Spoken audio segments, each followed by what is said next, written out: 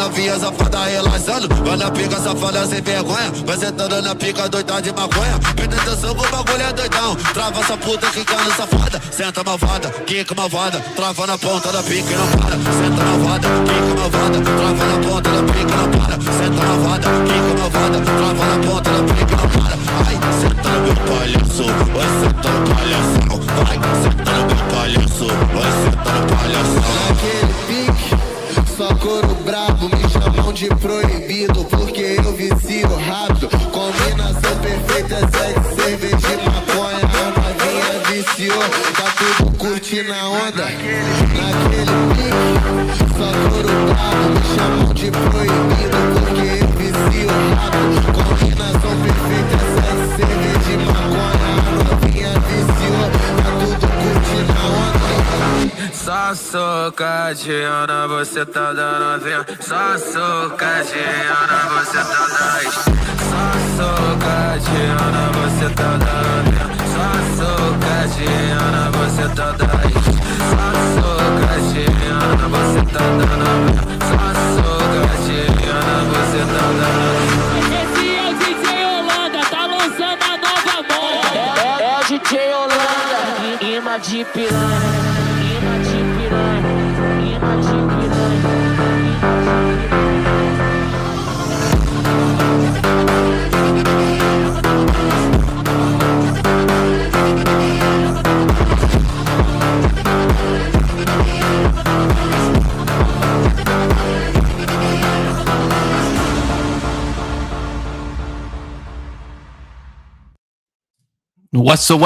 What's up? Welcome to ConTheories of Conspiracies, I think is what it's called. Is that right, Big Soda? We were talking about MK Ultra, okay? It's going to be a fun time. Yeah. This is going to be a wild one, okay? Just some fast facts, okay? These are off the dome, okay? So, I mean, I looked them up earlier today, but I don't have them in front of me, okay? Just to wet your guys' whistle, okay? MK Ultra, right? Famous mind control thing that the CIA was doing for ages, drugging people, doing a bunch of untoward stuff, electroconvulsive therapy. They ran a project called Project Midnight Climax, I think it's called. That's a real thing where they would get sex workers and they had a one-way mirror and they would get Johns and then dose the Johns with like LSD and see how they react and like film it all and shit. Richard Helms, the director of the CIA back in the day, after Watergate, ordered all of the MK Ultra documents to be destroyed. So we have like almost nothing. What we do have is insane. At least a couple people have been tied to the death of it. And no one really knows the full scope. So that's what we're going to be going into it. If you want to join the panel, I see two people in the back. I'll let you up in a second. You guys can hit the link that's pinned at the top of the chat. It's also in the description. If you think about it, Andrew Bus, good to see you streaming here, my ever faithful hosting platform service. Good to see you, me, my ever faithful hosting myself. Good to see you, Big Soda, back from his vacation. Good to see you, Big Soda again. Good to see you, Big Soda, for a third time. Good to see you, Seth. Already talking about the conspiracy theories. We love it. Something about Labubu's. I don't know. Is Katy Perry afraid of Labubu's? We're probably going to Google that at some point. Yeah, if you want to join, you can click the panel, open panel, okay? Unless you're unknown to the Confluence panel because we're still on threat level midnight. But we know this guy. His name is Tyler. And we know this guy. Oh, he's a little shy after his vacation. Come on up, Big Soda. Don't be shy. Get on up here. There we go. How's it going, you two? Welcome back, Big Soda. I will hit you with that bubba. It's been a very Big Soda-less week, okay? It's been very, it's been hard. It's been hard, frankly. No, I heard y'all had fun. The funnest was me and Testy's debate, I would say. That was good. Very impromptu. I don't know how much that you caught, Big Soda. I know you're there for part of it. But that was very enjoyable. I probably watched about 35, 40 minutes before I fell asleep. We tried to go for only 30 minutes before opening it up, and then it ended up like 2 hours. But I should plan more stuff like that. That was enjoyable. It was enjoyable. How's it going, Tyler? Tyler's gone. MK Ultra got to him. Okay, if anyone's been MK Ultra, it's probably Tyler. If you think about it, you know, because he's so like pro government and stuff, you know. He's like one of the newer models. Yeah. It's like the 2.0. Whose room is Tyler in? Have we ever figured this out? It's Hinata's room. The government almost got me. Sorry, I'm back though. Oh, that checks out. Don't let your beeper go off, Tyler. Okay. Her name is Hinata. I heard Israel's trading, kind of going against Trump. You know, so. I was talking about that yesterday. I think that has to happen publicly, just because both of their bases are calling the leader of the party a base of the bitch of the other country. So they have to have a public breakup to some degree. Do you want to see what Big Soda sent me today? Speaking of Israel, I don't know. I didn't fact check this. I didn't fact check it either. I just. So we're about to read something that could be fake news. Oh, we got Keelan in the back. Keelan will love this because it's anti-Israel. Keelan's most hated country. Almost makes me want to not read it, but I'll read it anyway. So I don't know who this guy is. I mean that's Hebrew. Oh, it's Ben Gvir. Oh my! I didn't even fucking read it. It's Ben Gvir. Holy shit. Okay. Well, is that his Twitter name? Yeah. Ben Gvir. Okay. So Gvir, remember he had the guy who did the Cave of the Patriarchs Massacre, his portrait on his wall for like fucking 20 years, and then only brought it down like 15 years ago. So the guy is a psycho. He's a known psycho.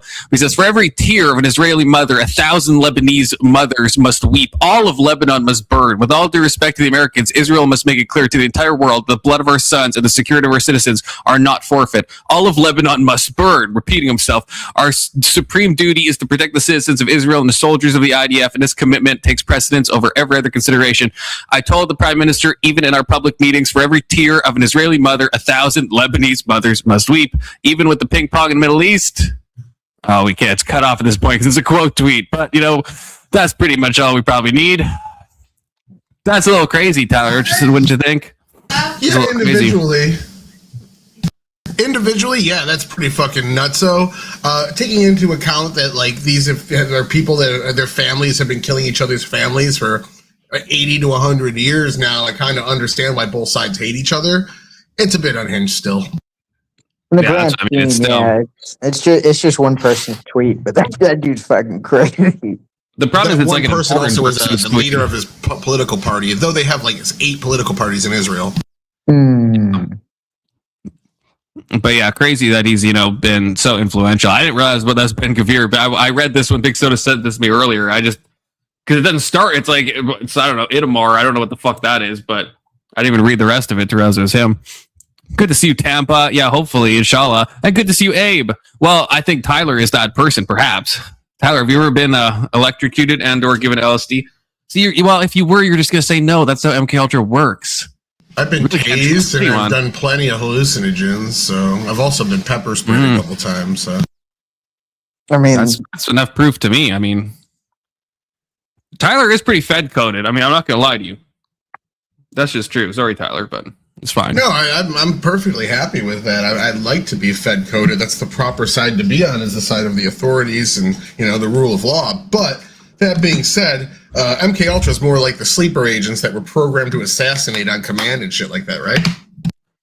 Well, no, I mean that's maybe the conspiracy side of things. The true side of things is that the CIA was working on mind control. They did burn all the records after Watergate. They did, give unwitting people, LSD and see how they'd react, like just random people. Hospitals were involved, universities were involved. Ted Kaczynski, as we talked about, was a part of MK Ultra. Some guy died because of it. He was ruled as a suicide, but he jumped out his window after being unwittingly dosed LSD. So they were definitely trying to make sleeper agents. Now, whether they succeeded, I guess that would be the conspiratorial part.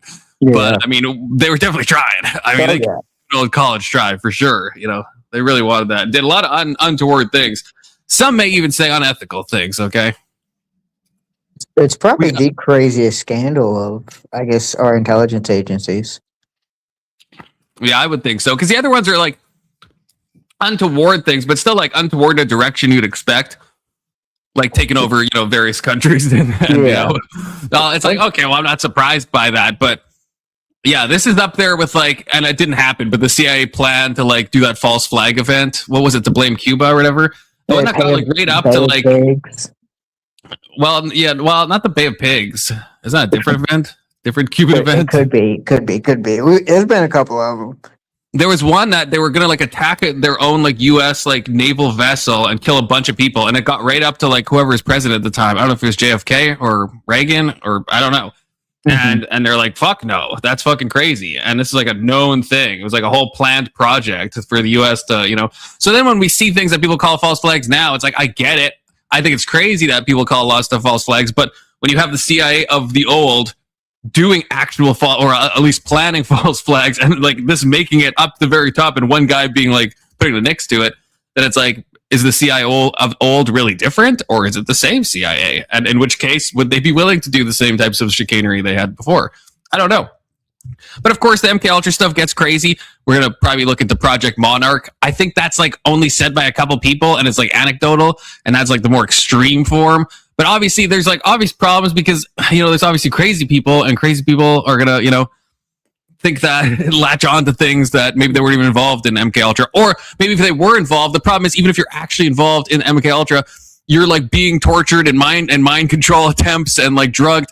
So your recounting of events might be inaccurate, but that's kind of fair, because you're like fucking being given acid, right? So it's like a lot of these people, it's like, yeah, their stories sound fantastical, but it's like, can you really blame them? They're fucking like higher to their gourd, Oh, yeah.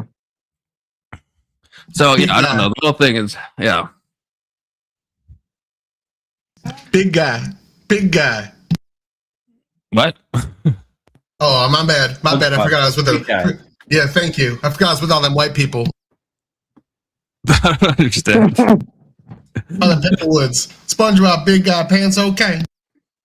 No idea what that big is. Guy, pants okay. Big guy. And Keelan Is this knows. a meme? Is this some meme I do not know? I thought Tyler's mind control was being activated for a second. Oh, Those are my now, code words. this is a bad time to mention this, perhaps, because this is not, this is an irrelevant conspiracy theory, but I just remembered one when I was thinking about crazy people. Gang stalking. We got to look into that at some point. You guys ever hear of gang stalking?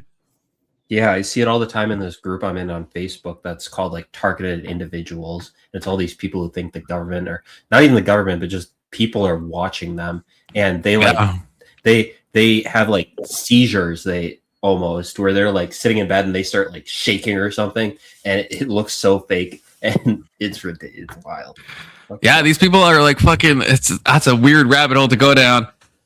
It's probably just like people's schizophrenia and stuff. But yeah, the people will like, and I used to think that maybe it was like some people were like memeing and stuff, and I'm sure some people are.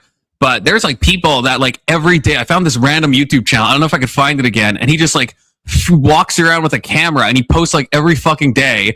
And like someone will just like turn their head and he's holding a camera and he'll be like, that guy, he's looking at me. Why is he looking at me? And he's wearing a brown shirt. And he'll like go up to the guy and be like, what are you doing here? Why are you looking at me? Who sent you? And he like does this every fucking day. And he thinks like it's this mass targeted thing. He's just looking for signs of anyone watching him or spying on him. The car pulls out in front of him and he's like, oh my God, they're gang stalkers. Back at it again. So people legit think that just like thousands of people are employed to just like mildly inconvenience them / surveil them, because nothing really bad happens. It's just like, I see the same red van every day, or some guy walked in front of me. It's always like, it's never like direct harm. It's just like mild inconvenience. But yeah, that's a conversation for a different day, perhaps. I did not want to know that your shoulders were hairy, to be honest. My whole body's hairy, Keelan. I think how hairy my balls are, brother. Check your DMs. He's in Canada, so he has to grow extra hair to stay warm. It's evolution, Keelan. It's nature. It's like, people in areas with more sunlight tend to develop more melanin. You want me to shave my shoulders, Keelan? That feels kind of gay. That's the problem. I don't That does feel kind of gay. Don't have your sweatshirt like on all like you shouldn't wear wife beaters. It looks like he's wearing a fucking sweatshirt. He's got the guns out. Yeah, I got the guns out. You can't have the guns on YouTube. Be forever. I had to wear my only gains, okay? Yeah, he took the only gains. He took the right to bear arms a little too literally. This is the only wife beater I own, for the record, okay? I had to buy it, okay? It's merch from Dom. I don't know if any of you know who Dom is. It's so funny because, like, they're not called wife beaters. They're supposed to be called white beaters, and it's the white ones of them that are called white beaters. Otherwise, they're, what are they, just tank tops or something? Yeah, they're undershirts, tank tops. And it's ironic that, the least likely demographic to hit their wife gets jokes about hitting their wife. That's true. Tyler, it's true. Tyler, it's called white beater because it's like a white shirt that's a beater. It's not actually about like beating your wife. I know, but it still inspires don't say me. I know. That's not true. It's not called a white beater. Don't let him gaslight you like that. Is It's it not really? called a wife beater. It's called a wife beater. No, it's not. It's called a white beater. No, it's not. It's called a wife beater. Keelan, are you? I can't tell if you're making a joke or if you're intentionally trying to gaslight me. If you go look on Amazon, they're called white beaters. They're called the shirt. Maybe people call them white beaters now. They're called wife beaters. Okay, that's what they're called. It's because I think that's the joke. I think you took the joke literally. No, okay. Now you're both saying it. Now I'm going to look it up. Okay. Like other people do it, I won't deny that, but they're called white beaters.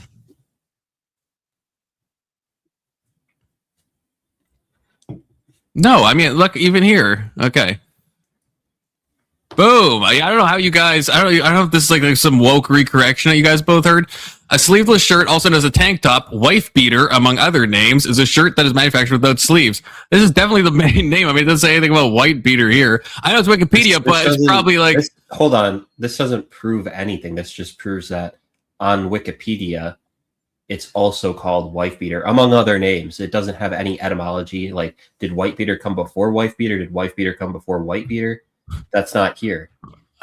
Do you really think Wikipedia is going to have this? Oh, fuck, I can't use ChatGPT on my thing without logging in. Oh, I got it.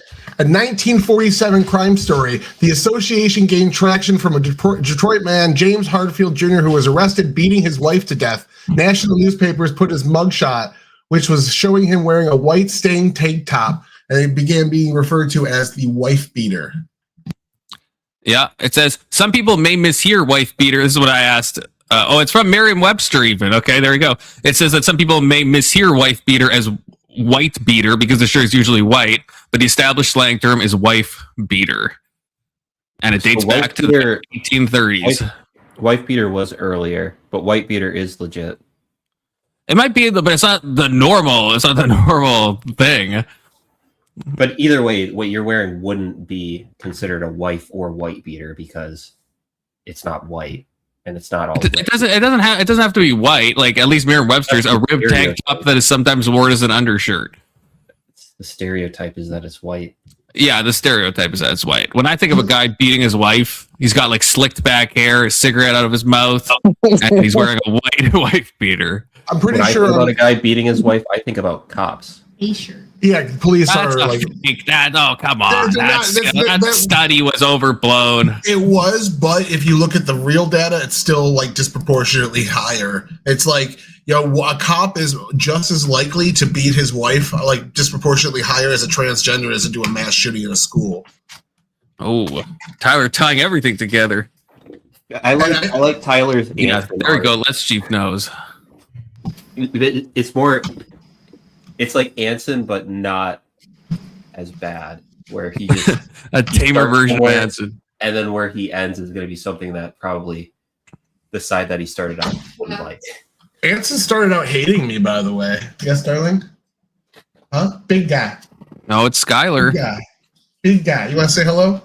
Come on, you're dressed and you look nice. She's so scared to go on the panel. Sky, come on the panel. Yeah, I want you. You said you wanted to do like a night where you like talk to her and interview her and stuff. So I mean, if you set that up, I will force her. Yeah, I will put my wife beater on. Yeah, hell yeah, brother. Not that I need to wear a shirt to smack her around a little.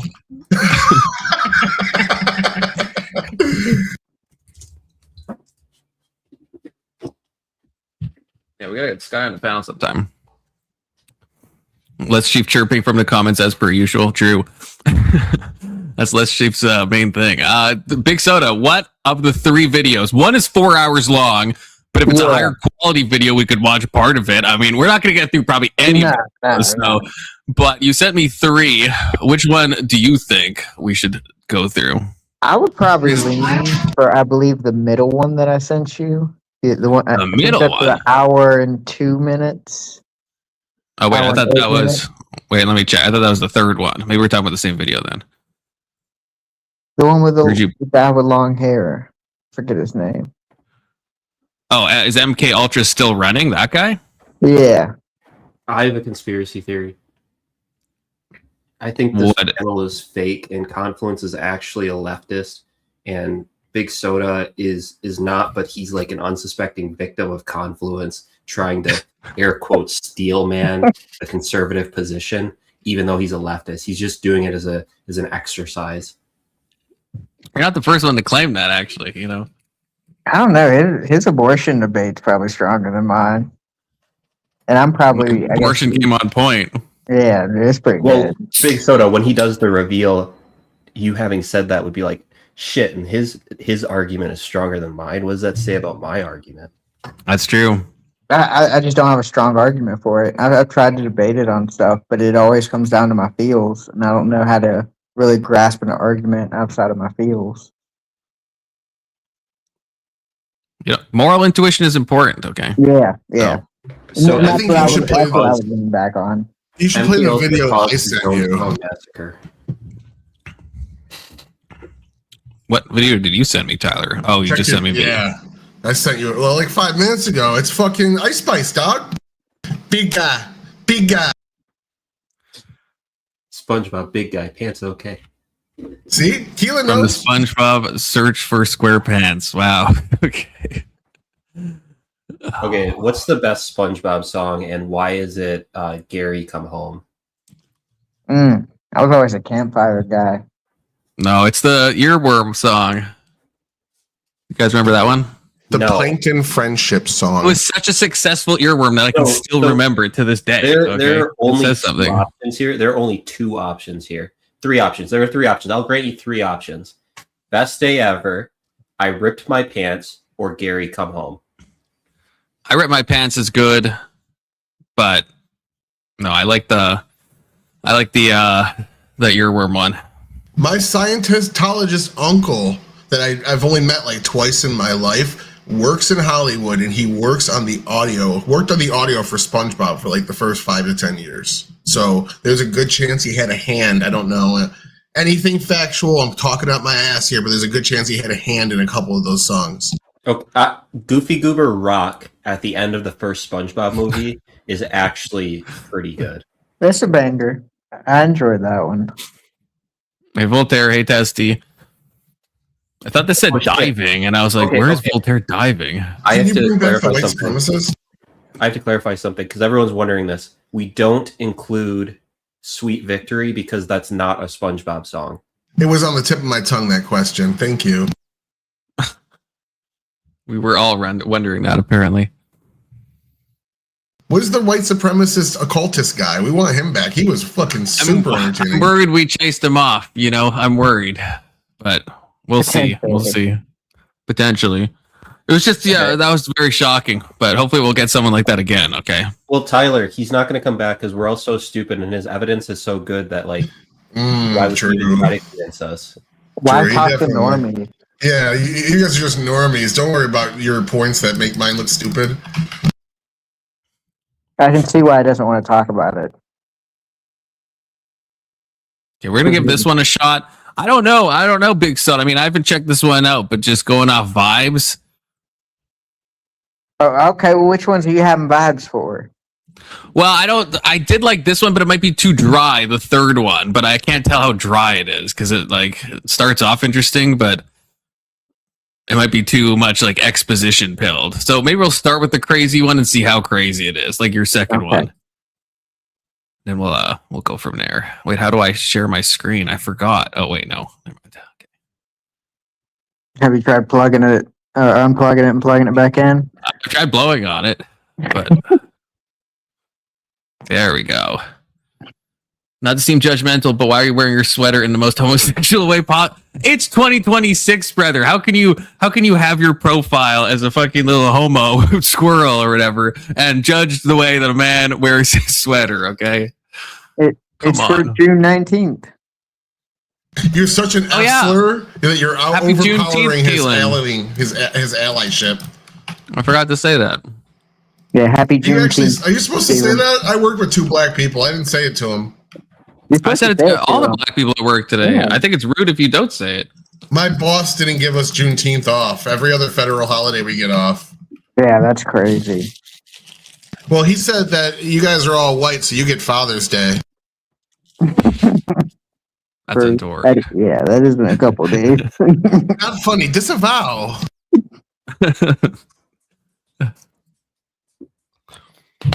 Well, the conspiracy. Well, no. Okay, the conspiracy would be stuff like Project Monarch, which like is said to be a subset, but only comes from like a few people, and the degree of MK Ultra. Because freaking, what did I say his name was? Richard Helms, the CIA director. After Watergate happened, he like just ordered like all the documents to be destroyed. So then, of course, people come up with like, well, what we know about MK Ultra is crazy. But then there's like what's the stuff that we don't know, or the stuff we don't know that we don't know, and that can give way to conspiracy theories like the sleeper agents, or like the degree of the mind control, or the degree of the operation, or how many people died because of it. So there's like the facts of MK Ultra, and then there's is it still going on today, just under a different name? What was the degree of it? What exactly were they doing? There's a lot of like unknown factors, Honestly, if they would have named it MK Ultra, I accept your apology. They brought so much attention to it by calling it MK Ultra. Like, you got to play it down, like MK mediocre. Nobody would notice. Well, I know they called the sex one Operation Midnight Climax. It's like, why? Why'd you name it that? That's a fucking good name. Oh yeah, there we go. Yeah, Operation Midnight Climax. See, Gruner's booked up on his conspiracies, so. Khan practically 2.5 years late on his Juneteenth message, which is actually on. What does that mean? What does that mean? Practically 2.5? I don't know what that means. I'll get the joke. That's fine, though. You should be covering the Tuskegee experiments in honor of June 19th or Juneteenth. Yeah, that was the black people syphilis one, right? I don't believe that one. Yeah, that one's fake news. Okay. They would never do that. The U.S. would never treat its black population in such a way. That's crazy. It would never happen.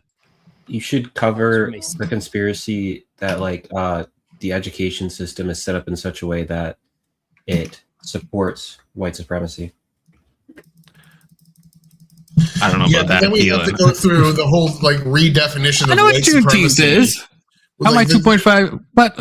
That argument comes from a definition of white supremacy to be any system where white people prosper more than another group, and then like you start to get into like that Smithsonian, the Black Smithsonian poster that went up in like 2014, saying that like showing up on time and working hard are white culture and things like that. It was fucking crazy shit.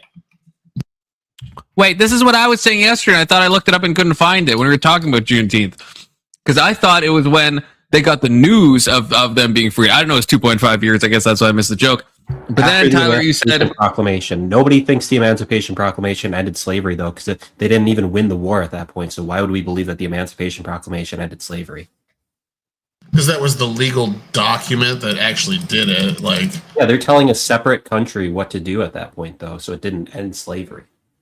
Yeah, that's have true. You celebrated Obamacare because not 100% of people don't have health insurance, Like, what was the goal of it? Like, the goal of it and passing the legislation to be enacted are two different things. Like, you can be proud of both. I thought the goal was to try to cause, like, a slave uprising in the Confederate States to try to win the war. I don't know the intent of it. You may be The goal right, was to take away states' rights, okay? That was the goal. No bullshit, they did. That's true. That's just facts, okay? The 14th Amendment was probably the largest, like, power grab from the federal government, I think, maybe in U.S. history. That's crazy that they just imposed all the amendments on states like that. Yeah, I mean, it is similar to what Keelan's saying. It's similar to like when like Ireland will declare like Palestine an independent state. It's like you don't really have the authority, And so, yeah, at that point, when the states are not all connected, then it's like, yeah, just because this happens. I mean, if they didn't win the war, would the Emancipation Proclamation mean anything? Probably not. I'm assuming. Honestly, we should put the Palestinians in Ireland, and that would like solve everyone's problems. That's true. They could take out each other, Yeah, exactly. And then the troubles wouldn't happen again because then England could just go in and take over what they rightfully own. Even I think the French should take England over again. Oh, who? The French? Tried for like 100 years. I think colonization, like real, not neo-colonial, like real colonialism should come back because, like Africa was so much better when it was ruled by a different group, sure. you know, like way less murder, way less poverty, all that, you know, it was so much better. Less murder. Yeah. If you define murder as citizens murdering other citizens of that country, that's probably true. Yeah, the fucking like, the life expectancy would be so much higher if the colonials were still there, because they'd have all the modern technologies of the colonies and things like that. Like it would have been so much better. Hey, Testy sends this photo for us. Okay, of the Congo under the rule of Leopold II. That's I hear what you said. I'm not like an expert on this. So if you start pulling out facts, I'm going to fold like a lawn chair. I was just trying to make the parallel. What the Belgian government did in the Congo was on par with what they did to the Jews in the Holocaust, if not worse. It was actually probably worse. But were those citizens killing citizens? And if that's how we're defining murder, then was it murder in the legal sense? Murder.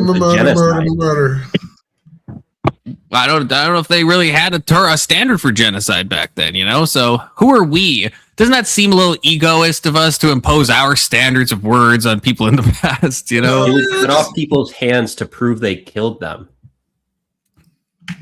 Yeah, kill, sure. Murder, I don't know. I mean, that's a legal term, okay, sometimes. You know, there was some backwards shit back in the day. You used to throw women in the lake to see if they were a witch, and if they floated, they were a witch, and if they sank, they were a witch. That was probably... But I don't know if that was backwards. I don't know, man. I don't know. Well, maybe I agree. They were probably witches. In a lot of cases, they probably were witches. Okay, I'm not saying they had 100% success rate, but it's hard to determine. The thing I don't get is with this is a bit of a distraction. But if you throw a witch, if she floats, she's a witch, right? But if she sinks, isn't she just dead? Like, I feel like I must be missing something with this, right? Because if she just sinks, then you're just like, oh shit, I guess that wasn't the witch. If she floats, then you kill her anyway. Right, but I feel like I must be missing something about what the experiment was or what they were exactly doing, because I feel like that doesn't make much sense. I don't think they were that dumb back then that they would just be like, well, if they sink, then I guess, oops, we fucked up. I mean, maybe it was a proven method. Yeah, maybe it just always worked and they always floated. I don't know. They're putting leeches on their skin at one point then, so... But you could just do that with everybody, I guess. You know, well, then they must have been witches. I mean, I guess you're heaven maxing and witch minning at the same time, and I guess that's good in either direction, right? You want to minimize the number of witches, maximize the number of people going to heaven. The occult had its dirty tendrils into all the Lifetime movies, and then all the women were compromised. I mean, have you guys ever seen the movie The Witch? Okay, that's a very accurate demonstration of how people become witches. Unironically, okay? I'm 10 toes down on that. You guys should watch that movie. It's a great fucking movie. But it's, very accurate. True to life. Okay, back to MK Ultra. Secret 1955 I'm not sure. project explain just how the CIA was secretly dosing the American... Wait, is this the right video? No, this is the wrong video. Wait, no, that's the right video. Never mind. Various drugs, using spiked drinks, sex workers, and legitimate psychiatric hospitals, and then studying them. All of it done in secret, and all of it without the subjects even knowing. And in May of 2026, the agency walked into the Director of National Intelligence's office and reclaimed 40 boxes of undisclosed documents. The documents that were allegedly seized are just labeled like this: MK Ultra. The same MK Ultra the CIA attempted to destroy all the evidence for over 50 years ago. The very same MK Ultra they swore up and down to Congress no longer existed. And today, we're laying it all out. The origin, the drugs, the bodies, the hospitals, and the shredder. The leak pages that they didn't realize survived, and the decades of disclosure that keep making the story worse and worse. And of course, we get into the question that every new document keeps forcing back onto the table. What was MK Ultra really trying to discover, and did it ever really stop? Well, today we're going to get into it. So sit back, relax, and welcome to camp. I am ready to relax. Let's fucking go. What's up, people, and welcome back to camp. My name is Mark Gagnon, and thank you for joining me in my tent, where every single week we explore the most interesting, fascinating, controversial stories from around the world, from all time, forever. Yes. And oh boy, this week we have a fascinating one. Let me just begin before we start this episode and dive deeply into all things MK Ultra. I want to say thank you to you. That's what I heard. To you. That's what I heard. I feel like that's a little harsh. Some of the women have been saying that they do listen. That is true. So what's it? Gals? Ladies? Camper girl? See, how rambly is this? I already ramble enough. And if I listen to somebody else who's rambling in a podcast style format, it's just going to be so much rambling. You know, like, how much have you seen of this Big Soda? The intro started off strong. I haven't seen any of them. I pulled them like 30 seconds after I figured you didn't pull nothing together. Okay, I can't complain. I don't play it. We're going to skip to Operation Paperclip, okay? We're going to see how succinct we're going to talk about today that I didn't know prior to doing research on this. And also shout out to Sophia and Zach for also helping me out with the research. I had never fully This guy's like me. He didn't do any research either. Understood What the fuck? The timeline of MK Ultra and how it sort of conflates with many other things that have happened in American politics, which we'll get into. If you guys probably saw last week, there was an allegation that members of the CIA, basically the Central Intelligence Agency, maybe it was another government body, I forget exactly which one, seized a bunch of files relating to JFK and MK Ultra from Tulsi Gabbard's office. That was the allegation. What? Is that true? Was this true, Big Soda? Tyler? Keelan? Yeah, I think this was that thing that was in the news. I don't know if I ever heard this. Said she had missing files from her desk. What? That's crazy. I was going to say, it should still be in the news if you look it up. The CIA steal files from Tulsi Gabbard. Okay, let's see this. We're in our first rabbit hole. Tulsi Gabbard's office denies Florida lawmakers claim CIA raid stealing JFK MK Ultra. Well, probably. They probably have to. I heard it was something about Paulina Luna. I don't know. She sounds like a lunatic. Okay, who is this person? Her ex is pretty fucking wild. Like she's probably the most attractive congressperson to at least I know of that's ever lived. Let's just look her up just for like research purposes. Science. She looks like fucking Christy Nome, a younger Christy Nome. Yeah, but she doesn't have all Republican women have that fucking same energy, eh? It's crazy. It's like a little trope. They got to be crazy. We need fighters. I mean, she's what's the one I like? Trump's press secretary. Oh no, yeah. Carolyn Leavitt. I think, yeah. That's like a hard 6, bro. McElhaney, though. Oh boy. Wait, am I thinking of the right person? That's the press secretary, right? Caroline Leavitt's the current press secretary. Kayleigh McElhaney was the one for the latter half of Trump's first term. Oh no, she's a cutie. Come on. Oh, I'm not sharing it. Show the other one. It does depend on the photo. I mean, I'll agree with you. It depends on the photo. But no, she's cool. She's awful, yeah, but compared to fucking Kayleigh McElhaney, she's mid. Kayleigh Macaroni? What? Macanini? Kayleigh McElhaney. Yeah, I'm gonna do this in I don't want to type in random stuff on images live. Kayleigh. Oh, there. Okay, I have to just type in K. Google's got my back. Okay, yeah, no, okay, yeah, I agree with you. You should have kept her. Why didn't you keep her? Why do you replace her? She went to Fox. She's got the eyes. She's got the eyes that are too far apart. Tyler, you and me have a type. I think I do. Yeah, I think I have a too far apart eye type. Based red pilled. I like my fish women. The one that played the woke race swapped Ariel. I thought she was fucking banging, and everyone was like, "Oh, look at her! She looked like." They said she looked like a fucking flounder fish, the one that has like one eye and lays flat on the ground. Like the little, like the black Little Mermaid? Is that what we're talking about? Yeah, I thought she was banging. I don't know. Really? That's crazy. Same thing with the chick that plays Helena Troy, whose name I can't pronounce. You got to really try hard to find bad looking pictures of her, and people did. She's fucking smoking. See, it's not a Confluence panelist. We're Googling various Congress people and judging their attractive levels. Lauren Boebert. No, get out of here. Get out of here. No, Lauren Boebert. That's crazy. Would you take her to a movie, though? Oh, she's the one. Oh, yeah. She's that person. That was a good video. At least one movie. I'd take her to a movie. Yeah, sure. It'd be my first time getting kicked out of the movies. You just gotta sit. She's sitting in the fucking aisle. You know, you gotta sit in the back without people around. It can't be a popular movie. Yeah, I forgot how crazy Lauren Boebert is. Almost like bitches who look like Sid from Ice Age. Well, yeah, that's kind of true. So I can't click this image. You got to send it to me on, is it just Sid? It just is Sid, isn't it? I can't click it on StreamYard, okay? Because she's hiding behind her fucking turban, you can't tell, but Ilhan Omar is actually fucking banging too. Oh, get out of here. This is Tyler's libtardedness showing. That's fucking crazy, brother. Take a look at her. There's nothing wrong with her. She looks all right. I can't. It's like the Sniper Wolf effect. It's like the Sniper Wolf effect. It's like Sniper Wolf, if you didn't know her, I don't know, you guys know who Sniper Wolf is? Yeah. You would say she's attractive, but then like you start to know her at all, even just from watching her videos, and then she just becomes like so ugly. And that's like Ilhan Omar. It's like maybe if I saw her and I didn't know who she was, possibly, but I can't separate the two, you know? Yeah, I watched the Legendary series, so I got you. I know who she is.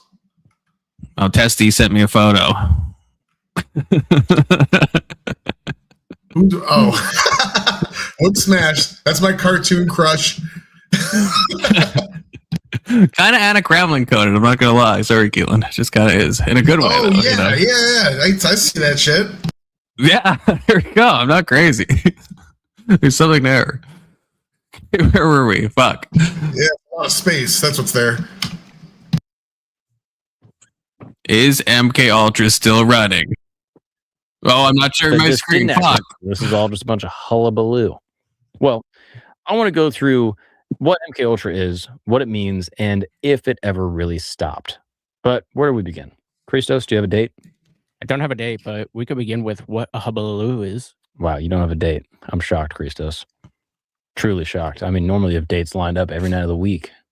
That's not true. That is true. I've seen you talking. You're gonna get me in trouble. All right. Why is that guy sound like Jeremy Hambley? What happens in 1940? Because it is secretly. The Second World War is over. The Allies rolled into the camps and they see what the Nazis are doing. And namely, their science experiments that they're performing. If only on Hostel was here and they've also for this. He could give us the real truth. From these concentration camps. We're talking detailed records of medical experiments. I mean, brutal, like awful, horrendous things. Hypothermia studies. I mean, twin studies, if you're familiar with, that whole thing.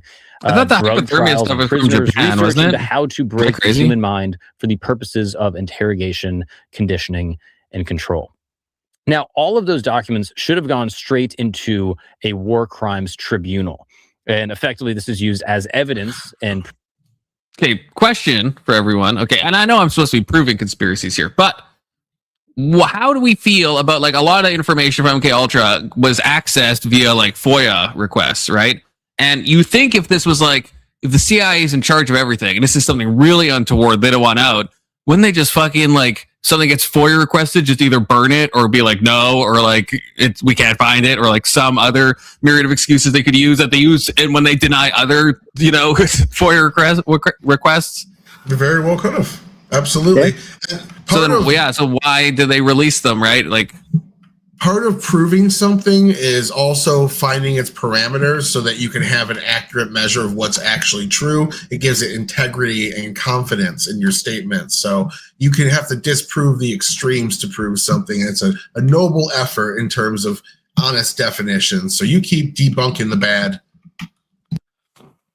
At the same time, I guess in some ways to even counter what I was saying, because I think I don't know if you're meaning to say this or if it just inspired this thought, but it's like my David Icke theory, and it's probably not just my own David Icke theory, but David Icke, the crazy like British guy or whatever, or Australian, I can't remember, who like he's the guy that popularized like reptilians, and he's like the insane, like he's like Alex Jones, if he's the Alex Jones of Alex Jones, is and it's like I've always said that guy's like a plant. That guy's definitely a plant, because like that's what you'd want to do if you want to like dismiss all conspiracies, because then this guy, David Icke, who believes in, let's say, that 9/11 is an inside job, well, he also thinks that, that the Queen Elizabeth is secretly a lizard that shapeshifts. And so then they get tied together. It's like the Pizzagate effect that we talked about last time, where Pizzagate has a lot of real stuff to it, but then because it got associated with like there's all these tunnels and there's all these like this like secret, and it got like so like grandiose, right, with this like secret like child sex trafficking stuff, which I mean, but you know, in general there was a lot of stuff that was like fake. But now if you talk about anything related to that stuff, it's like, oh, you're like a Pizzagate conspiracy theorist, and it gets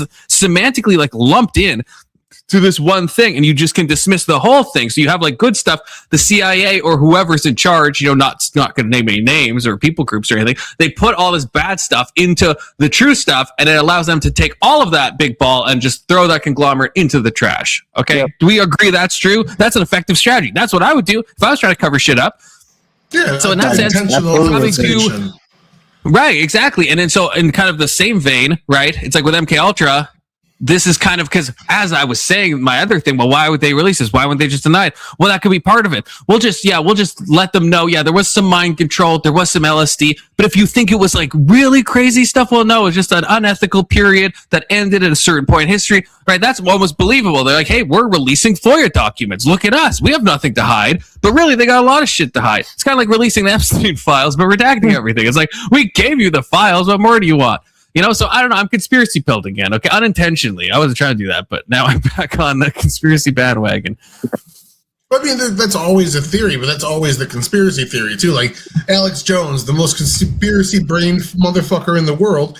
People used to sit in his chat and say things like, "You're a fed plant put here to make conspiracy theories look bad," and it's like, no, he's just nuts. Like, there's not everything's a psyop of the fucking deep state trying to trick you. Yeah. But yeah, that is true. Every single one, like all of these people, I have personally heard somebody, either like a panelist or a chatter or someone in real life, like say that person is like a plant. Like all of the crazy people, like Candace Owens or Nick Fuentes or Alex Jones, right? Like or Richard Spencer, almost anyone who's either like any type of fringe.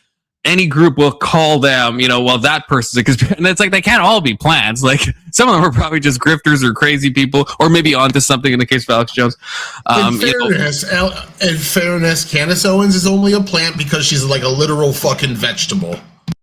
That's true. She's like more of a definitional plant. That's what I should have talked about when Testy said he was going to be nice to me yesterday. I should have talked about Alex Jones again. That's me and Testy's, I think, probably biggest disagreement. Probably our biggest one is Alex Jones. Conspiracy theory. Systemic racism should be the next conspiracy theory. Oh God, would I have to prove systemic racism? Because we're supposed to be steel manning these conspiracies.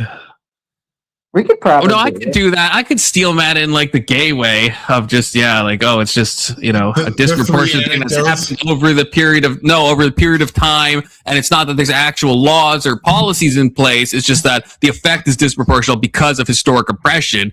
That's the route. You're essentially going to make the America's a white supremacist nation argument without saying those words. Basically, I would like soft it in like a convincing way with better rhetoric. That's fair. All right. I'll take strategy, okay. Yeah, it's pretty good. Proof of war crimes. Also, Testy, are you doing anything today? Join the panel, okay? Fight with me about Alex Jones, okay? Do it. Do it. I dare you. I'll rip your balls off, Testy. And you fucking know I will. You know I will. You can imagine in a massive scale war and the type of ethnic cleansing we saw in World War II. And conspiracy theorists is that they want the world to be a lot more interesting than it actually is. That's fair. That's fair. I'm not gonna lie to you. That's fair. See, it's interesting. I've said it's weird, Keelan, because you and me are similar in that way, but we come at it in completely different ways. Because this is one reason why, like, I've historically, and I've kind of come around, but I don't like sci-fi and like fantasy and stuff. Because I'm like, in my mind, I'm like, these people are fucking like bypassing. They want the world to be interesting, and instead of like seeking out spirituality, they turn to like magic in like Lord of the Rings instead of magic in real life, or they'll turn to like sci-fi and like all this fantastical nonsense instead of turning to the fantastical God and the fantastical angelic realm and all this stuff. And so I've always seen that as the bypass for the real spirituality. But you could, I guess, to your credit, you could equally see that same thing happening and saying, hey, there's just nothing that interesting and we're just all making stuff up or finding little things to be interested in. You're reading the wrong sci-fi. You're reading the wrong sci-fi. This is why I was like saying to Avery that he wouldn't like Foundation, is that the really good sci-fis are so fucking boring. I agree. I mean, like, when I say that, I don't mean like I hate like Arthur C. Clarke or whatever. I mean, like, I don't like Star Wars. I don't like Star Trek. I don't like, and even like Lord, I've read Lord of the Rings and stuff, but as I got older, I was like, I just started thinking that this is like what people do because they want things to be interesting and they can't put any effort to do like a spiritual path. So they're like, I'll just like go into my fantasy realm and like where there's hobbits and elves and dwarves. Oh my. And I've always thought like, just do it in real life, man. This is why I say to Testy that he should be an actual Satanist instead of a meme Satanist. Cause at least he's fucking doing something, real. Speaking of that, I don't know. If we all join hands and start chanting, will we summon your fucking occult teacher, Himmler? Look, okay, Himmler was, he was a little into that stuff. I won't deny it. Your boy is Himmler. The Nazi occult stuff is overblown, okay? It was, now you're not saying otherwise, but it was like basically just him that was trying to like shoehorn all this stuff in. Everyone else was doing it for the aesthetics, and Himmler was the only guy doing it for real, okay? Okay, there's black people in Lord of the Rings. I want Ghostgate to prove that the world is more interesting than I think it is, because I don't think Ghostgate can. Ghostgate, get on panel. Ghostgate's fucking based. Okay, I don't know if you're talking Ghostgate. He's fucking based. It's really not more interesting. Nothing ever happens. It's not. No, in the spiritual realm, Tyler. Is the thing. See, no one puts effort into this stuff, and then they're like, "Oh, the world's so boring. There's nothing mystical happening." But I'm not going to put any time into mysticism or any spiritual practice. It's like, well, no wonder. This stuff takes effort. This is why people turn to Harry Potter. Big guy. SpongeBob, big guy, pants okay. Big guy. Big guy. Don't let him do that to you, Confluence. No, he's fucking me. You're right, Big Soda. He's trying to cuck me on my own panel. Not today. I'm wearing the wife beater, Keelan. Not you. Well, you could be. I can't see you, but probably not. No, Keelan, if you were my freaking wife, Keelan, holy shit, it would be freaking GG no re. Okay. According to Keelan's theory, they're called white beaters, which means what you're wearing is a black beater, so you're a black beater. Oh, that sounds worse. That sounds worse. My type. What? Oh, come on. I'd be such a good husband. Okay. But never mind. I'd be an okay husband. How about that?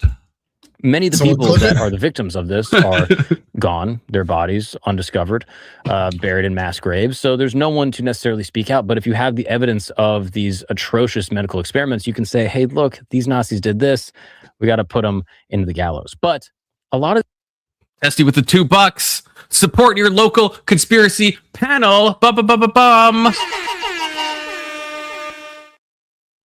Now I gotta try to figure out how to click this link because it is a super chat, and now I gotta wait. Is this? Oh, you sent it to me in DMs already. You fucking. Because I can't use that. Request money. What? Can we request money? What do you mean? Like, can we super chat by requesting money? Well, I'm not sure. I don't. What does that mean? Can we super chat by requesting money? What does that mean? Do you mean like you want to put your Cash App? You can plug your Cash App if you want, Keelan, if that's what he's saying, that you can pay to talk to him. Oh, no. Somebody tried that. Who was that? Somebody wanted that one time. I can't remember who that was. Maybe it was you, Keelan, actually. I'm not sure. Yeah, that is like what I don't know what you're talking about, the spirit realm, but like a government organization doing things and rich people paying people is pretty fucking boring. Well, the spirit realm is where the Serite is. Here we go. Okay. Yeah. Wow. Live, love, stream. Okay, $5, and I have a pin. I have a gay pin that I'll put on. Okay, and it's a funny gay pin. I have it ironically, but I'll put it on. $5. Okay, that's the super chat goal. Okay, for the outfit, $5. As above, so below. See, that's why it's so based. That's why Ghost is fucking based. Absolutely. See, you guys probably don't even know what that means. That's the crazy thing. Absolutely crazy. Oh, I ended the screen share. Fuck me. Take your sunglasses off. No, now it's fucking back to gay confluence. Fuck, that's not the right one. That's not the right one. Check Discord and you'll see wife beater confluence. We quietly launched something called Operation Paperclip. Now, I always want to be clear on the show. There are certain things that are conspiratorial, shall I say, a little more on the books. Okay. And this is one of those things that you can go ahead and look up. Paperclip was the Nazi one, right? Where they brought all the Nazis over. Oh, no. That's when they got an AI and they told it to make as many paperclips as it can. and it It's like the paperclip machine thing with the AI. You know, the thought experiment. I'd have done it for 20. Fuck. Should have went higher. Okay. 1 second. Talk amongst yourselves. Undersold your morals. So Tyler, how are you doing? I'm doing pretty well. I'm stressed. I got a lot of stressful things going on in life, so I took a break from like real political debates. I'm just here hanging out as one of the boys with the boys. You know, no prep, no pressure or anything like that. Trying to move up in work, so I've been teaching myself AI programming. Ryan Mullally and a little bit Dylan Burns have been working with me on an app I'm going to be building. It's going to be an AI-centric app where you can use your AI APIs will all be linked to it. You can pick your AI. You can pick your news story based on a bunch of pre-selected news sites and then have it write a script for you, either emulating a specific person that you tell it to, or you can feed it all of your social media so it can learn your like speaking styles and whatnot, generate a script, and then it'll let you take that script to another AI to fact check it, and then work with another AI to edit it more to what you actually want to say so that you can have a YouTube video ready to go just on the ride home from work. All right, here we go. Boom. Now you will never misgender me again. Can you see that? What does it say? It says he, him, my fucking pronouns. That's right. I got a pronoun badge. Someone gifted it to me, okay? And so now it's on me. See, I would have never known. I don't even think Ghost and I disagree. Except for the... Yeah, I don't think we disagree. Symbols will always be more exciting than their physical world counterparts. I don't disagree with that. Confluence, I sent you another video, and this one doesn't have to be played now, but would you ever be interested in having a stream reviewing something like that? Because I would fucking talk like that's something I'm super interested in. I watch tons of video on. Absolutely not. Absolutely not. No, you don't want to. Not. It's a the Lord of the. Oh wait, no, this isn't. Oh, I thought it was the Lord of the Rings. Oh, it's the Elden Ring. Oh, I didn't look at close enough. It's an Elden Ring theory based on where Shadow of the Erd Tree actually exists in the world map as a shadow of it. The problem is Elden Ring is like one of my favorite games of all time, and I thought the DLC was incredible. But the problem is I'm just like so... I like vibes based all my like FromSoft games. So like that's why like I know what ending, but if we did do the ending debate of which one's the best, I'd have to get like so booked up. You guys don't fucking know the lore. I don't know the lore well at all. Well, this is how you get a good start. Is start watching these fucking hardcore lore videos that go super fucking in depth with shit, and there's so much already accepted. You might have to do a little bit of Googling to like figure out what theory is he talking about. But generally, you get a pretty good speed course on it. We were supposed to do a seamless co-op playthrough. Right, yeah. Well, then fucking Teo fucking, I don't know. Teo fucking, I don't know if Teo hates me now. I'm not sure. I think about this stuff too much. Because you left the chat, me and Teo were in Keelan, and then Teo fucking left it. I'm like, I wasn't going to talk to you, Teo. You don't have to leave. When someone leaves, it like gives you a message that they left. So I'm like, is Teo mad at me? Because why did he leave this chat that no one was looking at? That seems a little untoward. So we're supposed to do it with Teo. I don't know if Teo's like mad at me or what, but no, he just I'm paranoid. Yeah, he just left because I left. It's not like I was going to start. First of all, I could just DM him. It's not like I was going to like talk to him in our old group chat we had. So I'm like, so to leave is an intentional act to be like, I'm leaving the group chat. Maybe I'm reading too much into it. Just feels odd to me because why would you? I would never leave a group chat where only two people are like, that's just a normal DM at that point. Why would you go out of your way to leave that? Just delete it or just ignore it or whatever. I don't know. You're reading too much into it. Possibly, but it alerted me. It's like I get a Discord notification and it's like, Teo has left your two-person group chat. I'm like, oh, thanks, Teo. Go fucking choke on your fucking yo-yo, Teo. Okay? That's what I thought. So, just kidding. I love you, Teo. Unless you don't like me, in which case I hate you. Okay? Because I'm petty like that. With you, I think he hates Anson. Anson's, well, I was going to ask, it was here yesterday, I guess, but Anson hasn't said anything unhinged. He comes, he'll eat like marmalade or I don't know, he does like weird stuff on panel. He'll like eat an omelet or ice his knee, and then he just pieces out. Anson's living his best life. He is actually becoming an exceptional white. Based on our text messages, Anson's actually unironically becoming an exceptional white. So that's great for him. We love that for Anson, but we miss him at the same time. Anson, we miss you. Because Teo is loyal. Yeah, maybe. I guess if me and Keelan are in a blood feud, obviously Teo's gonna pick Keelan's side. They're gonna fuck some Belgian hooker together, or whatever. I'm not saying your friend is a hooker. I'm saying like at a brothel, to be clear. So I get it. I get it. But still. Teo also left the server. Fuck Teo. No, Teo apologized. Well, he didn't apologize, but never mind. It doesn't matter. Teo's fine. Teo's not watching this anyway, so whatever. The video. Times like this, I miss Stacy. Yeah, Stacy. Yeah, look, it's not. Yeah, he's not Stacy. He's not of the dude. The dude, I'm still a little chapped at. Stacy, I'm definitely still chapped at. Okay, well, I'm not really chapped at either of them. I don't know what I'm saying. I'm a little chapped at all of them. Maybe is what I'm saying. Never mind. Fuck me. This was effectively a program to bring Nazi scientists, including some who have been identified as normal fucking at Nuremberg, normal shorts into American military and intelligence work. They're pretty long. I mean, we did a whole episode on Werner von Braun, shorts. who you would fucking wear those in Nazi Germany. Who came over and helped. I fucking would. God. I fucking would. Over the next several years, more than 700 German scientists, engineers, technical specialists were given. You know what the real reason is? Because I'm not like 5'11 and a half. So like I'm like 6'2", like actually over 6'2" and stuff. So I need like long shorts. Otherwise my knees show. And I think it's really gay when people wear shorts where their knees show. So I need kind of long, frisky shorts with a cool pattern on them. How fucking tall you are if you get seasonal allergies. I don't get seasonal allergies. What the fuck? I don't have seasonal allergies. Like you look like you do. How fucking dare you, Keelan? How fucking dare you? If I saw you in person, Keelan, as a kid. I never have had pink eye. I've never had pink eye. Never had allergies. Never had any of those. With the eye patch on one eye. Oh my god. Never did that either. Never did. In fact, I've had these aviators since I was 6 years old, and I would go to school and I'd wear these fucking aviators. Okay. Man, you must have had a fucking massive head. I did, yeah. Well, where do you think I have all my fucking big brains? That's why I was such a fucking smart, precocious child, Keelan. Okay, I'm just saying, like when I see you, I see a bro. You look like a pedophile, top and short shorts. What the fuck? Well, maybe the short. Yeah, I guess with the short shorts. You know what? I bet you're allergic to fucking peanut butter. I am not. I'm not allergic to shit.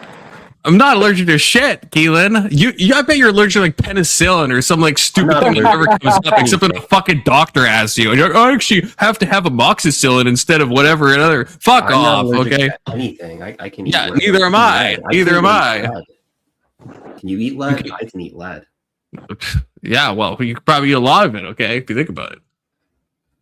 Okay, cockwise, dickwise, does Confluence look like he'd have seasonal allergies? That's fucking. There's no way. No one's ever said that to me before. That's crazy. Maybe Confluence seems like a peeping Tom.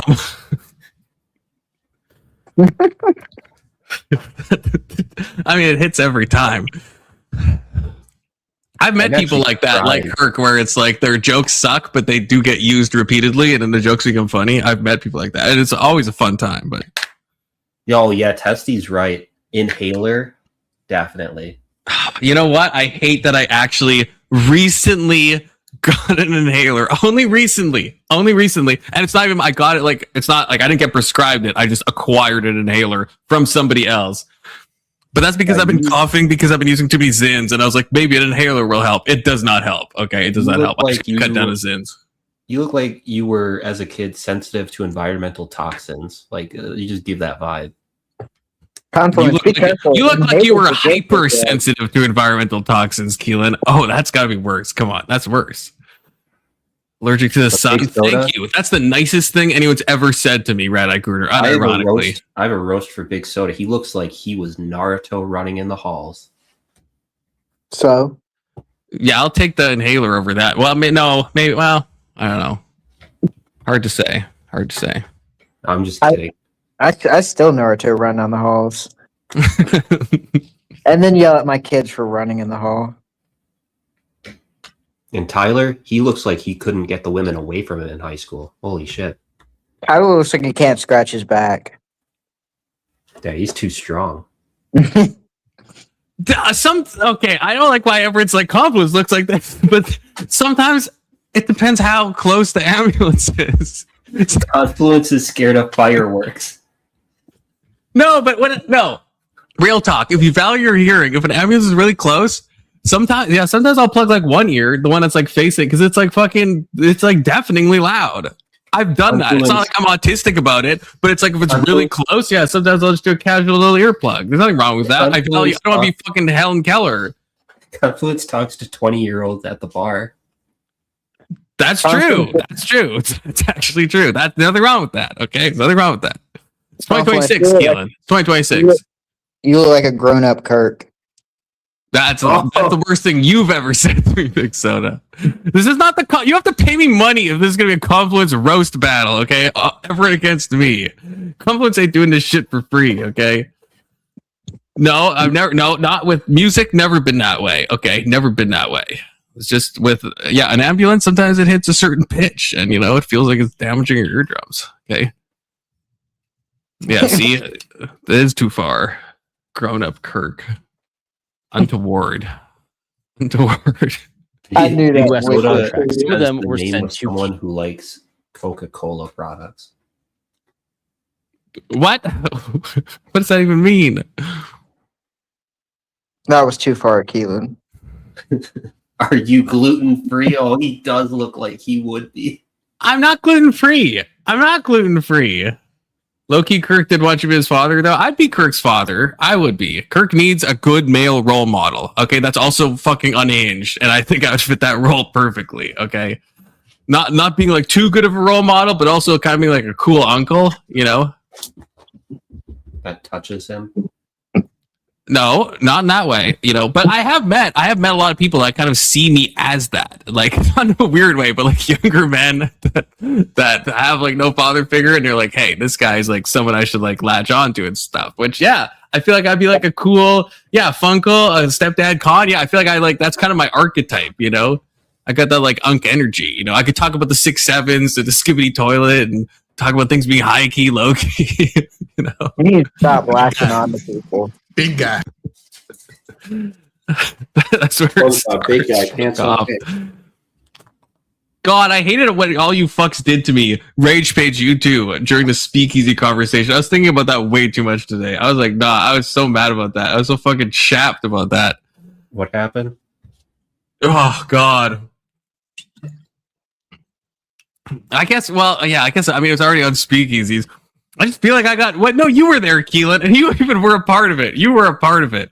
Where I was saying normal stuff, and everyone was like acting like I was saying weird stuff. And I was like, this is like, I'm just saying normal things right now with the Thorpe conversation.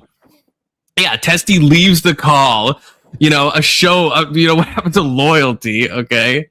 Yeah, well, this is low-key. I was playing FIFA during most of that conversation, so I wasn't really paying attention. It was the thing about the smacking of the kids' butts. That's what it was. And I thought about it, and I'm like, no, I'm 10 toes down on that. Big Soda, I don't know your thoughts on this. I think if you're an adult and you're smacking your young kid's butt in a just a playful way, I think there's nothing wrong with that. And I think I wasn't. See, remember, I'm on your side. I'm on your side. Good. Yeah, okay. Yeah. Because everyone was like acting like this was a sus thing to say, and I was thinking about it. I was like, I should have been more 10 toes down. I think that's fucked up that people think that's not okay. Like, if you have a kid, unless people had said, well, Rage Page has a kid, so that's the weird thing. I feel like you're telling me you have like a 3-year-old kid that's your biological kid, and you never like smack their butt in a playful way, not in any kind of weird way at all. Like that's like not. I don't know. That's okay. Crazy. You're okay. Big Soda. He was saying this in the context of the Thorpes. No, okay. Well, no. Let me recap. I'll recap what happened. I'll recap it fairly. I'll at least try to. So they're asking about when Ben smacked Chris's butt on stream, which did happen, right? And then Speakeasy made the comparison. He's like, if this is always wrong, well, rape is always wrong, and so that's an analogy that I'm using to say that like this was some analogy he was pointing out. He's like, it doesn't matter what the intention is because it's always wrong. And then Alex was fighting with them, being like, well, that's not a good analogy. You can't compare those two things because the smacking of the butt is not always wrong. And then I chimed in. I'm like, no, yeah, that's not it's always, rape is always wrong in like every context. But it's like the smacking of the butt, you could give an example where a father is smacking your daughter's butt. And that's why I gave the example of like, if the daughter's 3 and you're doing it in a playful way and like you're not making anything weird by it, a daughter's not taking anything weird by it, that's fine. right? And everyone was acting like I was saying something sus. So that's the sus thing, is the adult daughter. That's the sus thing, and I agree about that. But that's not. I felt like everyone was acting like weird when I said my comment about, well, if the kid's like 3 or 4 and you're the parent, I don't think that's that weird. And everyone's like, whoa. Yeah, I'm saying in a playful way. I'm not saying it even a punishing way. I'm saying just like the thing. I think if you're a parent and a Big Soda, tell me if I'm crazy. I think like if you're doing something like that, what the two things that are important is what's your intention? Because obviously, if you're doing it in like a fucking weird way, then that makes it wrong, obviously. And if the kid is like old enough that they're taking it in a weird way, then that's wrong too. But it's like, if those two things, if you're just doing some normal thing, like if you're tickling your kid and the kid's taking it a good way, you're taking it a good way, that's fine. If you're bathing your kid, your intentions matter. If your intentions are wholesome and your kid's not taking it a bad way, that's fine. If you're Joe Biden, with the daughter and he's bathing her, well, then his intentions might be fine. That could be true, but she took it in a bad way according to her journals. That's not okay anymore. But as long as those two criteria are met, where your intentions are fine and the kid is not taking it a bad way, then I don't see in what world this would be a bad thing. You know what I mean? Does that make sense? Do you agree with that? I absolutely agree. I can think of a quick example, like probably not yesterday, but the day before. We went to the alligator farm. I was holding my daughter, and she was singing, and I was patting on her butt, mimicking the sound of the song. Right? Yeah, that's what I'm talking about. That's what. There's nothing wrong with that. Like, that'd be crazy to say something wrong with that in my mind. And that's what I was trying to express. Maybe it was because it was on the back of the Grace Thorpe thing, but I was just trying to bring up that this is not a thing that's universally wrong in the way that grape is wrong. Like, that's all I was trying to point out. Why did you have to say that? Oh, it's Ghost. Well, because Alex was fighting with Speakeasy about this, and Speakeasy was saying, no, this is a fine example. You would have to find the symmetry breaker, and so then I was like, well, the symmetry breaker would be that smacking, if from a father to a daughter, there is context where you could smack them on the butt. He's like, you're going to talk about discipline. And I was like, no, I think you could do it in like a playful way, and I think I could be fine if they're like young, And that's how this got brought up, because I just thought the rape comparison was like untoward, because that's something that's just like always wrong. I don't know. Maybe not. But I just felt maybe I just didn't express myself. I just felt like a lot of people were like acted like I said something fucking crazy, and I'm like, I don't think this is that crazy. I mean, I don't have kids, but I didn't think that was that crazy. I disagree with the premise that all grape is wrong. Sometimes that's another position to take. And see, my bipartite system works perfectly, right? How old do you stop bathing your kid? Again, the two things that matter: your intention and how the kid's going to take it. So if your kid's like mentally retarded and needs someone to bathe them, you could do it forever, right? As long as your good intention is good, kid's taking it fine. But at a certain point, if your kid's like 13 or something, your kids might not take it in a good way, and then you should probably stop before they take it in a weird way, right? AKA Joe Biden. So those are two things. I think I can't imagine a situation where both of those criteria are met, and it's a bad thing to do. It's kind of a touch and go thing, because you don't really know. Ooh, we use a different term. Literally a touch and go thing. Yeah. Yeah, my bad. It's kind of one of those things that just happen one day. You get to a point to where you feel your child's old enough to bathe, and so you just stop bathing them. And at a certain point, eventually that comes around, because like I think my 8-year-old, I think he was like 5 or 6 by the time he could bathe himself, and then you would just go in there and check on him, and then when he was finished, you pulled him out. Yeah, and it's like, I think it's probably a natural thing that just starts happening. But I don't know, like I remember I saw a YouTube video like a few weeks back. I don't know why, but it was like some 10-year-old girl, and she was like cuddling up with her dad. And I was like, yeah, that's fine. Like if the daughter is not thinking anything weird, the dad's not thinking anything weird. Like I think as a society, if we make that weird, that's like fucked up on us to make that thing weird. Like I think we make stuff with like our own kids fucking weird sometimes, where it's like, yeah, if you're cuddling with your fucking kids, it's your kids. Like, I don't know. Why do we got to make stuff fucking all creepy and shit? I don't know. Because a lot of the comments are like, oh, this is odd. Why is he like, and it wasn't like a Ben Thorpe thing, to be clear, at least it didn't look like that. It looked like it was just like a healthy family, like this is like, what's wrong with this? When you start kissing your parents on the mouth. Well, I don't know if I would qualify the Thorpes as a healthy family. My interaction with them was judging a 1v1 debate on grids. where they were debating whether or not. I did not say they're a healthy family. I did not say that. They were arguing about arranged marriages by parents, and they did that by using a proxy of a situation where the dad tried to get the daughter Grace to marry a guy who had like mental illness and was going to die soon, and he just kept saying, "Just suck his dick a few times and you'll be rich." And she was like, "That's disgusting, and please stop talking like that." And I was like, okay, I don't want to ever be around these people again. Yeah, I mean, even just the stuff they said on my, like even new stuff that Ben has said on my panel, that he was like talking to Grace about if she likes like gangbang porn. And it's like, even that alone is like, in what world would you like ask your daughter? Like, that's like, that on its own. It's like, I do realize that it's like, because they're the Thorpes, I feel like I accept stuff that I wouldn't accept from anyone else. Like, if fucking any panelist came on, it was like, I asked my daughter this, I'd be like, what the fuck did you just say? Like, why the fuck? And I like fucking, but because it's like so much insane stuff piling up, it's just like, I guess that's just the Thorpes being Thorpes. I guess that's just how it works. And they probably just like play too it up much for the insanity. grift. They play it up for the grift to some degree as well. So right, and that's the thing I was talking to Speakeasy yesterday about, because like, as even I think Rage Page mentioned in chat, it's like when Ben came on the first couple times, it was like, yeah, insanity constantly. But then when Ben came on like the third and fourth time, he was just like talking normally, and it was like 5 hours of a completely normal discussion with him and Grace where like nothing weird was said. And it's almost like they kind of dropped the act and were just like talking normally. And then it was like totally normal. And you wouldn't think these people are like strange at all. So it's like, I mean, the argument is like, even if you're doing that as an act, well, why would you do that as an act? That's fucking a weird thing to do as an act. But yeah, a lot of it I think is played up for just the grift and the hustle. And, you know, it's a weird thing to bait, but. I don't know. Yeah, they're a weird group of individuals that I just don't want that around me. No bad things against them, but nope. Yeah, I mean, that's fair.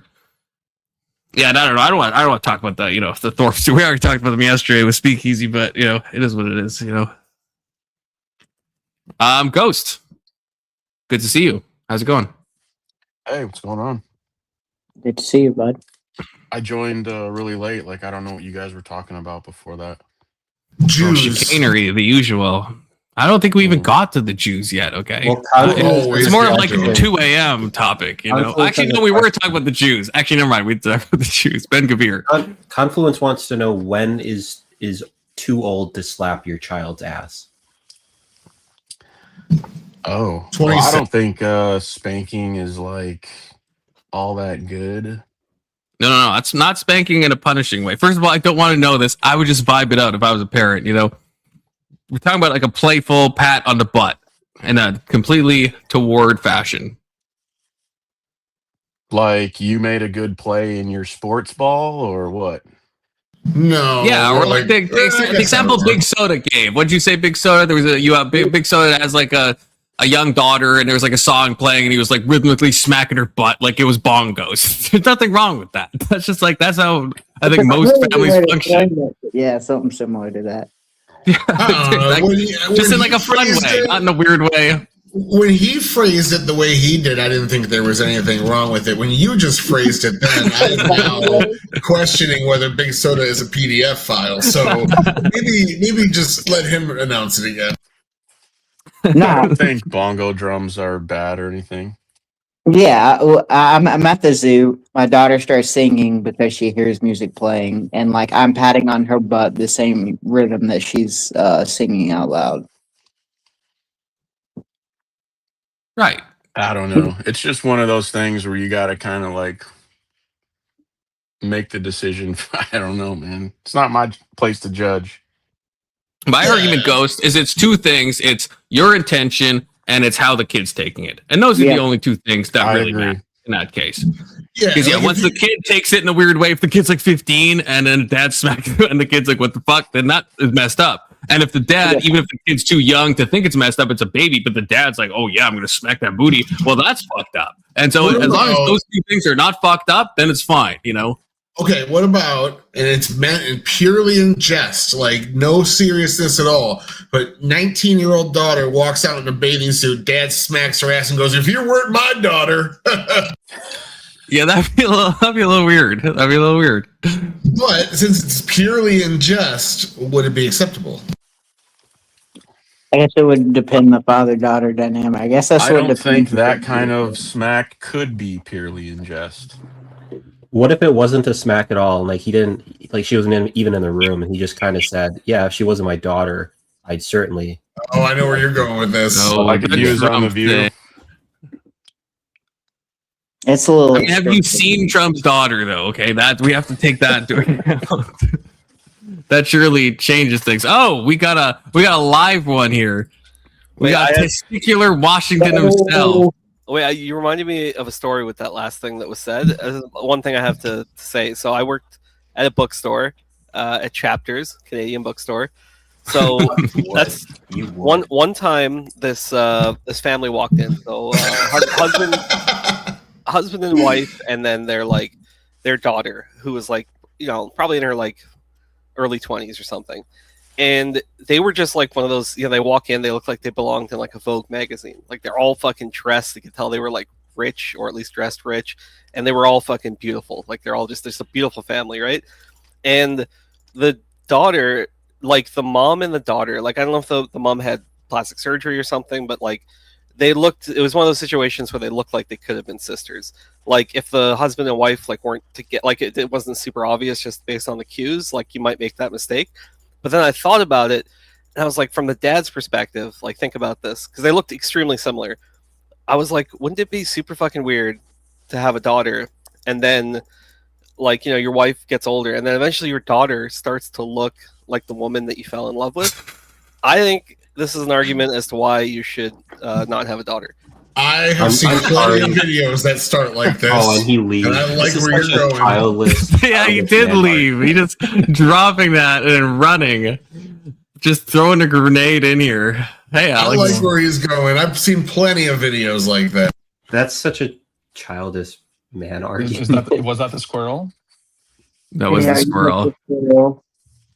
I just think your mind code stuff I think it's the same reason that you're like not attracted to like a step sibling that you've been with since birth. Your mind codes something as like you're, and stuff can go wrong, obviously. I was kind of Baby Soda. Speaking of Baby Soda, Baby Alex. That was Baby Alex. Shut up, Baby Alex. So many people in the world who look really similar, almost alike. Like, and you don't. If you find one of them attractive and then you find someone else that looks similar to them, you won't necessarily find that person attractive. There are other things that you find attractive about the person that you're attracted to than just what they look like. Sure, but we're talking about the dynamic. Like when I watched the first 7 seasons of Game of Thrones, like you kind of watch Arya Stark grow up. And then the 8th season, the last episode where she's fucking, it is incredibly uncomfortable and almost jarring because it's not like that's my daughter, but it's like that's a kid that you watch go from like a little girl, right? That's true. Yeah. There are shows like that where in the early seasons they're like your mind is like, oh, that's a kid, but then it's like 8 seasons and they're like 23 by the end of the series, and it's like fucking weird. Yeah, that's true. Yeah, well, yeah, you watching someone grow up like that, I think that pretty much makes it impossible to. Or at least it should. Made it hotter for me, but I suppose there's always some of us that maybe I'm too young to understand this, because like most people shows I watch were like around the same age as me or older. Because it's happened a lot since then to me, but that was the first time I noticed, maybe I'm getting old and seeing things differently. I think, and this is gonna sound weird, but I don't think it's that weird. I think the reverse is odd, where it's like, do you have a show that you watched when you were a kid and you had a crush on the person in the show, but you're 11, and so the person you have a crush on is also 11, and then you watch the show as an adult and you're like, how did I have a crush on that? That's like a child, but you were a child as well, so that makes sense. But it just feels weird that I'm the same person, but now when I see this person, it's like I don't even understand what I was thinking, Mine aged well. I was Will Smith's girlfriend in Fresh Prince, the chick with the short hair. No, I mean looking back at the same season. I'm saying like I used to watch Two of a Kind, the show with Mary Kate and Ashley, and I was like obsessed with like Mary Kate and Ashley in that show. But now like seeing it, they're like fucking 10 in the show. And it's like that's so weird because like in my mind, when I think back to being 10, I was like, oh yeah, those girls are so cute. But obviously now it's like, oh, they're like actual like fucking 10-year-olds. That's what I'm talking about. Like that weird, like you're the same person, but they're also the same age. Well, they were. Yeah, you're watching like an older image of them. Right. It's the same thing. Like when I think back to like being in elementary school, there was like all the big kids. Like if I'm in like grade 3, there was like the grade 6ers, and they were like scary, right? And it's like I remember like certain like fights breaking out, and it's like, oh, these people are like so. And when I think of them now in my memory, it's like they almost look like they're like 16, 17, but they weren't. They would have been like 10 or 11, and so like my memory is like fucked because when I think of this, it's like I imagine these looming teenagers, but it's like they haven't gone through puberty yet. So it's like but your memory like fucks with you because you're like, well, they were intimidating to me, and so it's like your mind is like almost in a memory. It's like, well, they must be intimidating now, but then you see 10-year-olds, you're like, well, that's impossible. Something's wrong here. Why would I be intimidated by fucking grade 5-year-olds? You know? Well, because it's a like a reference thing, right? You were that small, so to you they were. It's like, but that makes sense, but it's like the memory, like when I actually imagine like the scenes of like, you know, them on like a soccer field or like two kids fighting, it's like in my memory it's like they're teenagers, but that's impossible because I was in elementary school and they were like 10 years old, right? So it's like my memory is actually like shifted where when I go back in my mind, I'm picturing like 17-year-olds fighting, but you don't actually remember. Have you like pictured fighting? I don't know. I mean, I've seen 17-year-olds fight, right? So it's like, and in my memory, they're kind of like the same thing. When I picture fights in elementary school and then fights when I was in high school and seeing them both, my memory is coded them. And I know, yeah, what Keelan's saying, we don't, you know, we remember the memory and it's like a fucking copy and everything gets like cucked, but it's weird to actually like see that massive stark difference of like my memory feels like these people are like 17 or like a bully. Like if you ever had a bully, I had a fucking black kid bully me when I was like 8 years old, and he was like, he failed 2 grades, so he was like 2 years older, but he still would have only been, if I was 8, he would have been 10. But in my mind, he's like this hulking, you know, fucking terrifying beast of a man. You're not in like a racist way, but just in the sense that he was like 2 years older. So that's like he was 10 years old, but not in a racist way. I am so glad that I'm not 34 right now because, like, you would hate yourself. Because what, Keelan? He's 41. You know, maybe it's because you moved away from like the places you grew up in, so that your memories aren't as good as they could be. No, because so part of my elementary was in Canada. And I've revisited one time at night. I was like, I don't know, I was drunk or high or something when I was like in my like late 20s. And I went back at night to just like go, which is probably illegal. I don't know if you go to school grounds at night, but I fucking did. I was just walking and I was like, oh, it's my old elementary school. And it was such a it was a trip. If you've never done that, everyone should. You feel like a giant because like when you picture like the soccer field or like the school itself, right? Because you were small. I mean, it sounds obvious when you say it, but it's a trip to experience it, right? It would take you so long to like walk across a field. But now, and that was I never went back to my elementary school until I was like 28 or something. And so when I did, it was like, I felt like I just, like the whole place had like shrunk. Like I was like a giant walking around like a miniature fucking place, like some microcosm. It's just like it felt so surreal. Like it didn't feel like real life. I mean, I was also like drunk at the time, but it didn't feel like real life at all. It was just fucking weird, man. Wait, so I've been back to these places. You were 28 and drunk, and you were where? On a school ground. On a school ground. It was nighttime. It's not like there's kids there. It's the middle of the night. It was like 3 a.m.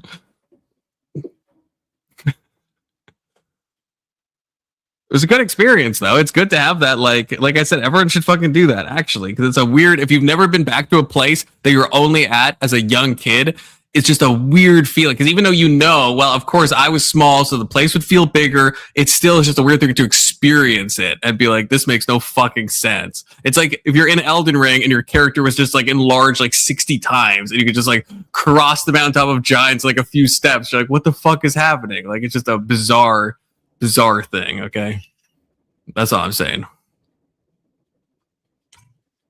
Honey, I Shrunk the Elden Ring. I want to go back to this black bully and now why you like to watch cuck porn. It was I had a brief stint at a Catholic school. Okay, it was one semester. Okay, and there was this fucking black kid named RJ. Okay, I'll fucking say his name. But you know what? I saw him when I was older, and no wonder I was afraid of him. He's like, when I saw him when I was like 20 and he was like 22, because again, he failed 2 grades. When he was 22, he was like fucking ripped to shreds. He was like 6'6", and I was like, no wonder. I mean, he probably didn't look like that, obviously, when he was like 10 years old. But this guy was like fucking absolutely massive. I was like, I was afraid of him seeing him. I was like, holy shit, man. So I mean, it kind of checks out. Paraguay scored a goal in the first 2 minutes, just like Morocco. Like, what the hell is going on? Man, I saw some fucking immigrants today, Keelan. I was buying furniture at a furniture store, and these immigrants were like sitting on some random couch, and they were like screaming at the World Cup, like going ape shit. And then even one of the employees, as I walked by, I didn't make any gestures. I was just like keeping my thoughts to myself. And an employee was like, he's like, yeah, it's like their first time they've ever seen the fucking World Cup. And I was like, yeah, apparently they're just going fucking bananas. Okay, I don't even know if anything exciting happened. This would have been like, I don't know, like 5 hours ago. So unless something crazy happened, Keelan, I don't watch the World Cup, then this story is very funny. If something crazy happened 5 hours ago, maybe they're right. Today was kind of wild because the U.S. beat Australia 2-0, and then in Morocco versus Scotland, Morocco scored in the first 2 minutes. Okay, maybe. I mean, if this happened 5 hours ago, the timeline checks out. Maybe they had some reason to. Yeah, okay. Morocco would have been 5 hours ago. Like it started at 5 p.m. So okay, but why are you watching the World Cup in a furniture store? I mean, that's a weird thing to do. Okay, that's fine. It's hype. But, it's hype. World Cup is hype. I guess so. I'm not into sports enough. Perhaps it's like 15 minutes away from me. I couldn't care less. Yeah, I've never watched a full. Well, even I don't know. Probably the most soccer I've watched is like in 30-second segments. You know, someone does something absolutely crazy, I'll watch it. Okay, it's actually hype. I wasn't a soccer fan before, but it's hype. I don't like any like spectator sports. That's so I don't know if soccer would win me over, but I saw a women's field hockey thing once live. I mean, that was kind of hype. It's always better to be there in person, I suppose, but you don't like any sports. I don't like watching. I like playing. I mean, there's very few sports I like playing. I like playing volleyball. You know, that's like one of the few. Pickleball and volleyball. The fucking person I've ever met. I have a volleyball team that I play on Mondays. Like wait, you're the same, Alex? Yeah, I'm the fucking same. Yeah, I can't do it. The closest I can come is like if someone made me watch sports, I can watch hockey if I have to. I don't want to. I would never willingly. But like that's at least something that I at least can like get kind of like almost in an ironic way where I could be like, oh yeah, let's go. I can watch it and be like, okay. But anything else, like I can't even. Yeah. Your parents needed to get you into sports when you were a youth. Sport is my dad's obsessed with hockey. My dad's fucking obsessed with hockey. Sports when I was a kid. Yeah, I played all kinds of stuff. I played all kinds of sports. You know, I don't like watching. I don't watch football anymore because the Cowboys fucking suck. That's the only reason. Tyler, you know, you mentioned. Hold on, Tyler. When did you watch sports when the Cowboys were good? Well, when I was a kid, when they won the 2 Super Bowls. Buffalo. I know where this goes. I was a kid when Buffalo lost 2 Super Bowls back to back, but I was in like 3rd grade, I think, when the Cowboys beat the Steelers, and that was I've seen Keelan before. This is Keelan at his worst when he'll just like talk about the Packers and all this fucking nonsense, and it's just it's awful. It's I don't awful. have to talk about the Packers. I don't know much. Talk about how the Cowboys haven't won anything in 30 years. It's awful. No one cares about the Super Bowl. Literally no one, besides a bunch of fucking people that care about it. I think people most watched watch event it in the more country. for the mid whatever the hell it's called than they do anything else. I became based testy. That's why my dad is into fixing cars. You know, he's into sports. You know, he's into all sorts of chicanery. I know. I just adopted. God damn. Well, I think that's why I think my Taiwanese parents are probably my biological parents. You know, because I I would love how check you that. pounced on that, Keelan. That I said the actually Cowboys makes sense, suck, and you're like, but when were they ever good? You hate them that yeah, much? don't take that It is a true question. So Tyler, I will.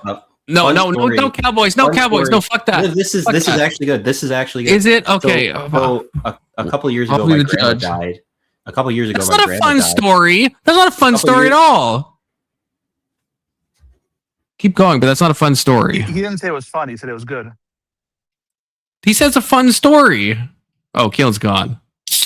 Wait, did he leave? Because I said I said it's not a fun story. That's not a fun story. Okay, if your grandma dies. You're a monster. He was trying to open up about his fucking death in his family, and you're like, shut up. He said, unless I misheard, he said this is a fun story. Okay, am I crazy? I feel like that's what happened. Maybe his grandma died like mountain biking with Troy Aikman or something. I don't know. He said his grandma died and you shut him down. Unbelievable. I feel like that's not how. Maybe I'm gonna have to maybe I have to go back. You know, like I went back to my elementary school, revisit this moment. You know, and see if it's different. You know. I think you felt like a giant and you stepped on Keelan. I think so. Yeah, this is like the Anson thing when I talk about the addicts. You know, not one of the 20-year addicts. Terrible times. Terrible times. Oh, we need Ghost back here and Keelan, so I can apologize if I did something. I'm not sure. I don't know. Keelan fucks with me sometimes. It makes me think I've done bad things, and I don't know if I've actually done bad things. So it's unironically hard to say. But Tyler, would you not say, you were talking about cuckoldry earlier, okay? Is not watching sports and not playing them, is that not sport cuckoldry? That would be one, entertainment. Like some people like to watch experts in their field do their expertise, especially if it's sounds like designed for cuckoldry. entertainment. But I mean, vicariously, some people might enjoy watching their wife with a porn star, right? Experts in their fields, right? What you're getting at is living vicariously through others' like actions, and that is a little bit of cuckoldry. No, I watch it for the I like to I like to watch the entertainment value of it. Personally, I'm a big fucking stats person, so like the numbers. Entertainment in cuckoldry. Oh, good. More power to them. They're still a cuck. Well, I mean, if that's the only difference, then you're just saying that you can be a cuck to sports. No. What the equivalent would be is that you're taking bets as to who's going to be a cuck, or maybe how long it's going to last. Like, how long is he going to last inside my wife? That would be kind of an equivalent, but this is just like being into cuckoldry is different. Would that make you not a cuck then? No, I just think that would make you doing it for the. I don't know. If you're a cuck by happenstance because you're addicted to gambling, then are you actually a cuck, or are you just looking for new avenues to gamble? As far as I know, the thing that defines you a cuck or not is whether you enjoy whether you watch your wife. Like, what if you just couldn't turn down a bet? I don't think the reason matters. Yeah, what if you just couldn't turn? No, I think it does. I mean, to some degree, I think it does. Like, if you get an enema, you're not gay, like have stuff up your ass isn't always gay. You probably are. Maybe. But still, I think that like if you just couldn't turn down a bet because you love gambling and somebody's like, bro, I'll bet you I could last 20 minutes inside of your wife's asshole. You're like, nah. And that's how you got there. I wouldn't call you a cuck. I mean, maybe if I was making fun of you, but like literally defining, nah. I don't know. That's like the Sneeko argument, Tyler, you know about Sneeko? What if saying bet to you that you couldn't you couldn't make a guy get off in like 10 minutes, right? Yeah, would you be okay taking that then because it's a bet? I wouldn't do it because I'm not a homo, but I wouldn't say the guy is technically a homo. You're doing it to win your poly market, Tyler. So I have no addiction. It would make you homo. I don't know, because You like can't that's be like, that's well, that was for a bet, man. That's not the same, okay? on some level, because words do work on different levels based on context. On some level, it would make you a homo, but if you're not doing it because you sexually So then on aroused some by level, men, watching then the so then on some level, technical watching sports can make you a cuck. and some level, but the technical, and that's the being technically right's the best kind of right. You know, like you wouldn't be gay if you were doing it for only because you're technically defining it as not sports. Well, yeah. Ghost, let's bring Ghost in on this. Ghost, what do you think about this conversation? Ghost is you know, our gay expert. Ghost. Sorry about that. I had some technical difficulties. What were you guys talking about? So if you, why are you gay? are you still a cock if you are getting cocked, but it's because of like some type of sports betting competition? You know, you're betting on, so your intent isn't to achieve sexual arousal over yourself getting cocked. It's more in like a betting context. So the intent is something different, but the cuckoldry is still happening. Does that make you an ontological cock? Is my steel man okay with that question? I don't know. I think the question's gay. So the question is definitely a little gay. Okay, the to be whole clear, thing is gay. Sports betting, that's gay. No, I love fantasy football. It's so much fun. I think if I love football, I'd probably love fantasy football. The only thing I think I would like participating in sports is cool, but like just watching it and like not doing anything. Alex, we got it's you, me, and Ghost. That's based. Yeah, doing sports, fun. Well, that's why the whole conversation jumped off. I said watching sports, isn't that kind of like cuckoldry? Where instead of you're not doing it, you're just like watching other people do the thing that you want to do. Yeah, it's a little too passive for me. I'm personally a big capitalist, and I believe in specialization. And I think when you have a bunch of experts in their field, sometimes it's entertaining to watch them do what they're best at, because we're not all created the same. Some people are good at something, some people are good at others. That's like, I want to taste a professional chef's food. Is it cuckoldry to go out to a fucking restaurant? No. So shut up. Yeah, but it might be. There were no professional sex actors, right? Yeah, but you go to a I don't know, because you go to I don't know, the chef's thing, because you're eating the food. You're eating the food. You're not going to like if you could make the same food, but you enjoy watching the chef make it, I might call you a cock. Right, you're not. If I go to a fancy restaurant, I want the eating. So that's like if someone like served me I can't do that. really good sex or something. That's not cuckoldry. But if you're watching a thing, you're not ingesting anything. You're just watching it, right? So yeah, if you just watch the chef, you're like, oh, he's cracking that egg so good. Yeah, that's a little weird, right? But like you eating the thing, you're ingesting. You want the eating, and that's what you do with food normally. You eat it. Listen, no, you're taking entertainment value, which is the product being sold by the entertainers, the football, the professional chef. What do you think cucks get off on? You think it's just there's no they're sexually aroused by it, but entertainment as an industry. Entertainment itself, yes. I think we're using entertainment broadly there. There's a bit of a sexual arousal going on. Entertainment is a general term, but hold on. Yeah, it is a general term. But what does it mean? Come on. Are you getting the cuck because you want to watch an expert fuck your wife? Or is it just because you want to watch another guy fuck your wife? And that's the real thing. Watching an expert work often is entertaining. Right, but your definition. Wait, I don't think either of those things are. Definition, yes, you're right. If you just have somebody do it because you enjoy just watching them do it, that's one thing. But if you have them do it and they're better at you, then you're no longer a cuck. Yeah, you're watching a specialist do what they're good at. Like, it's like going to school as a student, a cuck. You go to learn from somebody there. Like, watching an expert in their field do things is sometimes entertaining, and educational value exists. Watching a football player play is like, when I played football, I watched professional, and I'd zoom in and see like how they're moving and this and that. So like, pause. No, you zoom absolutely. in when you're watching. When you're watching your content? I was a defensive lineman, so I would watch, like, how are they swimming through the offensive line? Where are those holes? So you go like frame by frame on these cuckoldry videos. You're like, how exactly? Yeah. How does this, that makes sense. Yeah. It's just hard as a rock you're like the whole time. You're like, I need to see this. Enhance. I need all the angles, guys. All of them. You could crack wood with this fucking thing. I mean, I believe that. Yeah. See, I think, yeah, no, if you see, well, Ghostgate, you've told me that Ghostgate is on panel and also in chat. You told me you like FromSoft games, so that's not cuckoldry, because you're doing the thing, makes sense that you watch it. I play chess, I like watching chess. That checks out, right? The thing is, if you like are obsessed with watching football and you're like, you have all the stats and you know all the quarterbacks or whatever the fuck, I don't know how football works, but you're obsessed with it, right? But you don't play it. Right, and I think you would agree with me, right? That's different. Yeah, so you like watching. I play Dark Souls. You like Dark Souls. That makes sense. You play it yourself. You know.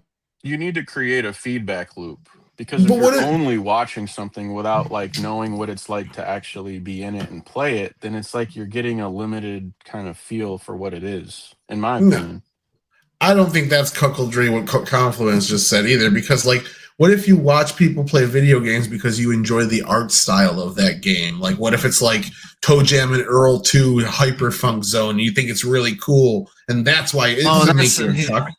Yeah, I do. Like, so I'm too, like, I can't really play horror games because I get too afraid of them. So, like, the new Resident Evil, I am watching Christopher Odd play the new Resident Evil because I'm too much of a little bitch to play it myself. So I'm watching someone else do it. But it's like, it's not that, I'm not getting some thrill off of watching him. I just want to experience the game from an outside perspective, because I don't want. Am I describing cuckoldry? I don't think that's cuckoldry. No. I think, especially if you build a little fort for yourself, so you'll be safe and get your biggest, strongest GI Joes to protect you, you'll be just fine. Right. I throw the controller. I've tried to play these games. I just yeet the controller. I can't do it. I actually can't do it. So it's the only way for me to. It's like kind of like if you watch like safari videos of someone like, I don't know, fucking going to like the Amazon fucking rainforest. It's like, I know I'm not going to do that, So it's like, this is my way to vicariously experience it. But with football, it's like, I guess that's the difference. You could go and play. Well, no, I don't know if that makes sense, because I could play Resident Evil, I guess. But you could go and play football, but you're choosing not to. But it's not like the football people are afraid of football. That's a different thing. I'm like, I don't think I have the constitutional ability to play some horror games. Like Five Nights at Freddy's. I used to watch a lot of Markiplier play Five Nights at Freddy's. I can't handle the jump scares. I can't do it. I can't play the game and also be hit with the jump scares. It's not in my nature. But I still want to like watch someone else to experience that. Is that cuckoldry? Is the question, I suppose. I think there's only one man that can get to the bottom of this. I think what makes it cuckoldry is getting emotional over it. How did it go, Emmett? Emmett, join my panel. Tell me how it went. Emmett was debating, which I will be reacting to, by the way. Okay, Emmett. I don't know. I said that aggressively, but I will be reacting to his debate with Witchy on if Christianity is witchcraft or not. So I only caught a little bit of it. Hosted by AVG, fucking goated channel, okay? And yeah, Emmett was just looking fucking nice in his suit, okay? So I had to point that out. I did have to point that out. Not in the gay way, just in the normal way. So I don't know how the debate went, but I will be reacting to it probably on Monday, okay? Probably on Monday, because tomorrow is going to be Mario. The next day is probably going to be Mario as well. I'm not going to lie to you. But Monday will be that. Anyway, sorry to derail. But what is cuckoldry? Yeah. What is cuckoldry? Do you enjoy it? Is it even a thing? Well, Tucker.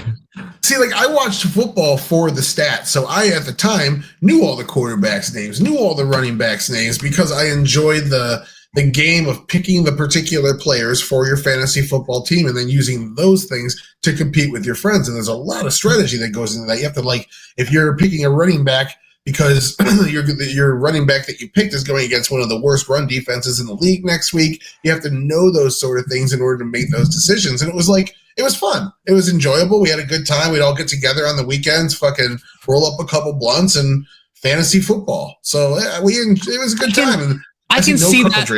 I don't know if I would say that's cuckoldry, because you're using this thing to then do your own thing, which is the fantasy football of your friends.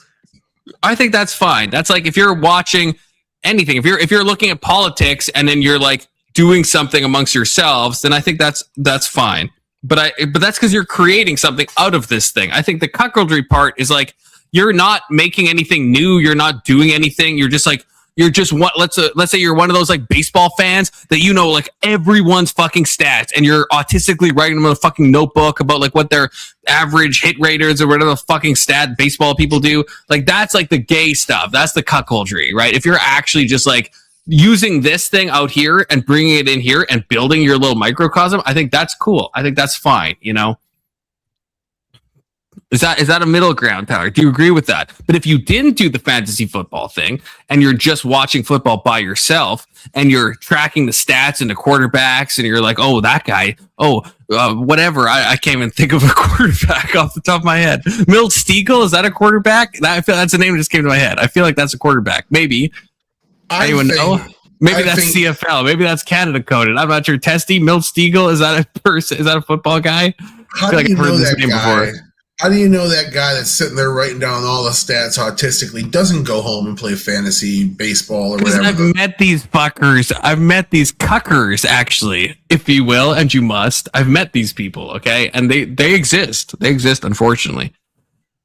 And I know it's 2026, but like, yeah, get involved. It has to be. I think this is what Ghost said, right? There's like it's the passive element is what makes it maybe cuckoldry. If you're turning some passive watching experience into some active thing, then it's fine. Okay, you're passively doing this, but you're actively bringing it into your own life. So maybe in a cucking example, let's say you're watching some fucking untoward nonsense, but you're doing it for some educational reason because you're gonna like bring it into like your own personal life. That's like, okay, at least you're acting on this knowledge. There's something here. Same with your student analogy. Actually, I think I'm on something, Tyler. Your student analogy. Why is the student watching a teacher? It's because they want to learn this and enact it in some way. There's some actionable role that's taking place, right? The cuckoldry is just a passive. You're just in the cuck chair. You're just watching football. You're just like, oh my God, fucking this guy. Oh, he got like a third down or I don't know, some football fucking thing, right? That's the gay shit.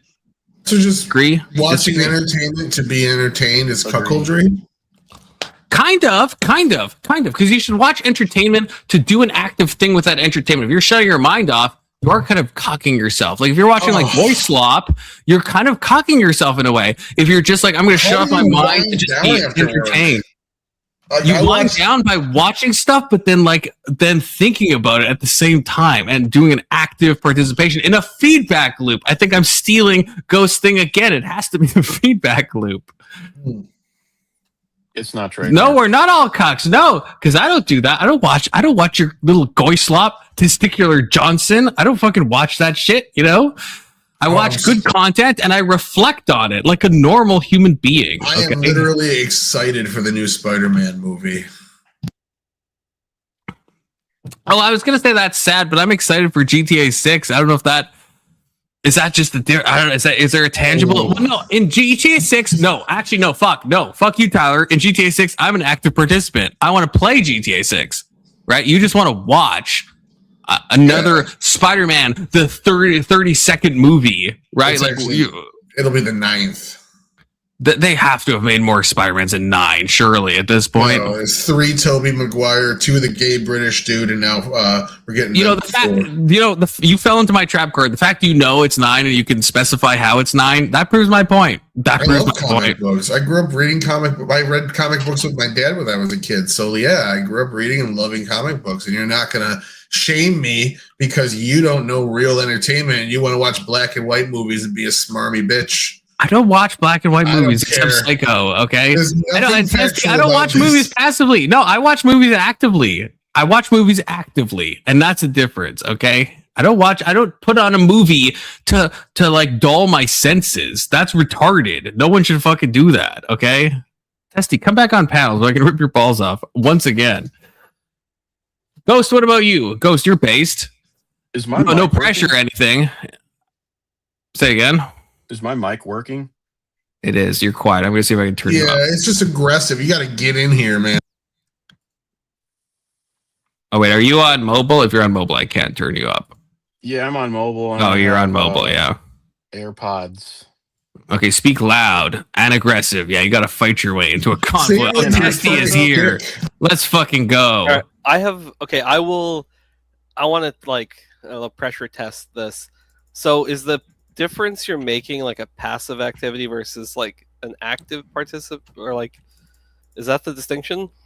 Yeah, but the active thing in the movie context can be you actively engaging with this thing. It could be still a mental thing, but it's not just like you're not sitting in a cuck chair metaphysically. Oh, I hear you. Sitting in a metaphysical cuck chair. Okay, all right. So here's my challenge then. So if you are sitting in the cuck chair, but you're fucking jerking off actively, then are you no longer a cuck?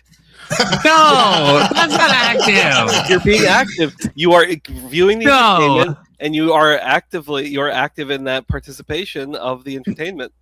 No, that's like if you're watching football and you're eating popcorn. It's like you're just like adding more brain dead. It's active in like a. It's active. Okay, let me verify it more. It's active in like a. No, it has to be. It has to be volitional in the truest sense of the word. If you're just like jerking off in the cuck chair, you're like not. You're not.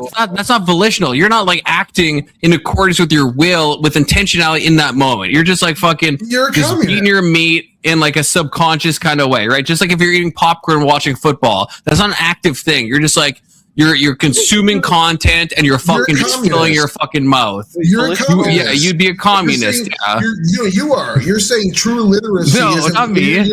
Paulo Freire. Your true literacy isn't just learning how to read; it's learning how to read with praxis. You're basically saying true watching movies isn't just watching a piece of entertainment that was made by experts and enjoying it. It's some sort of praxis that comes with it. You're Paulo Freire. You're a communist.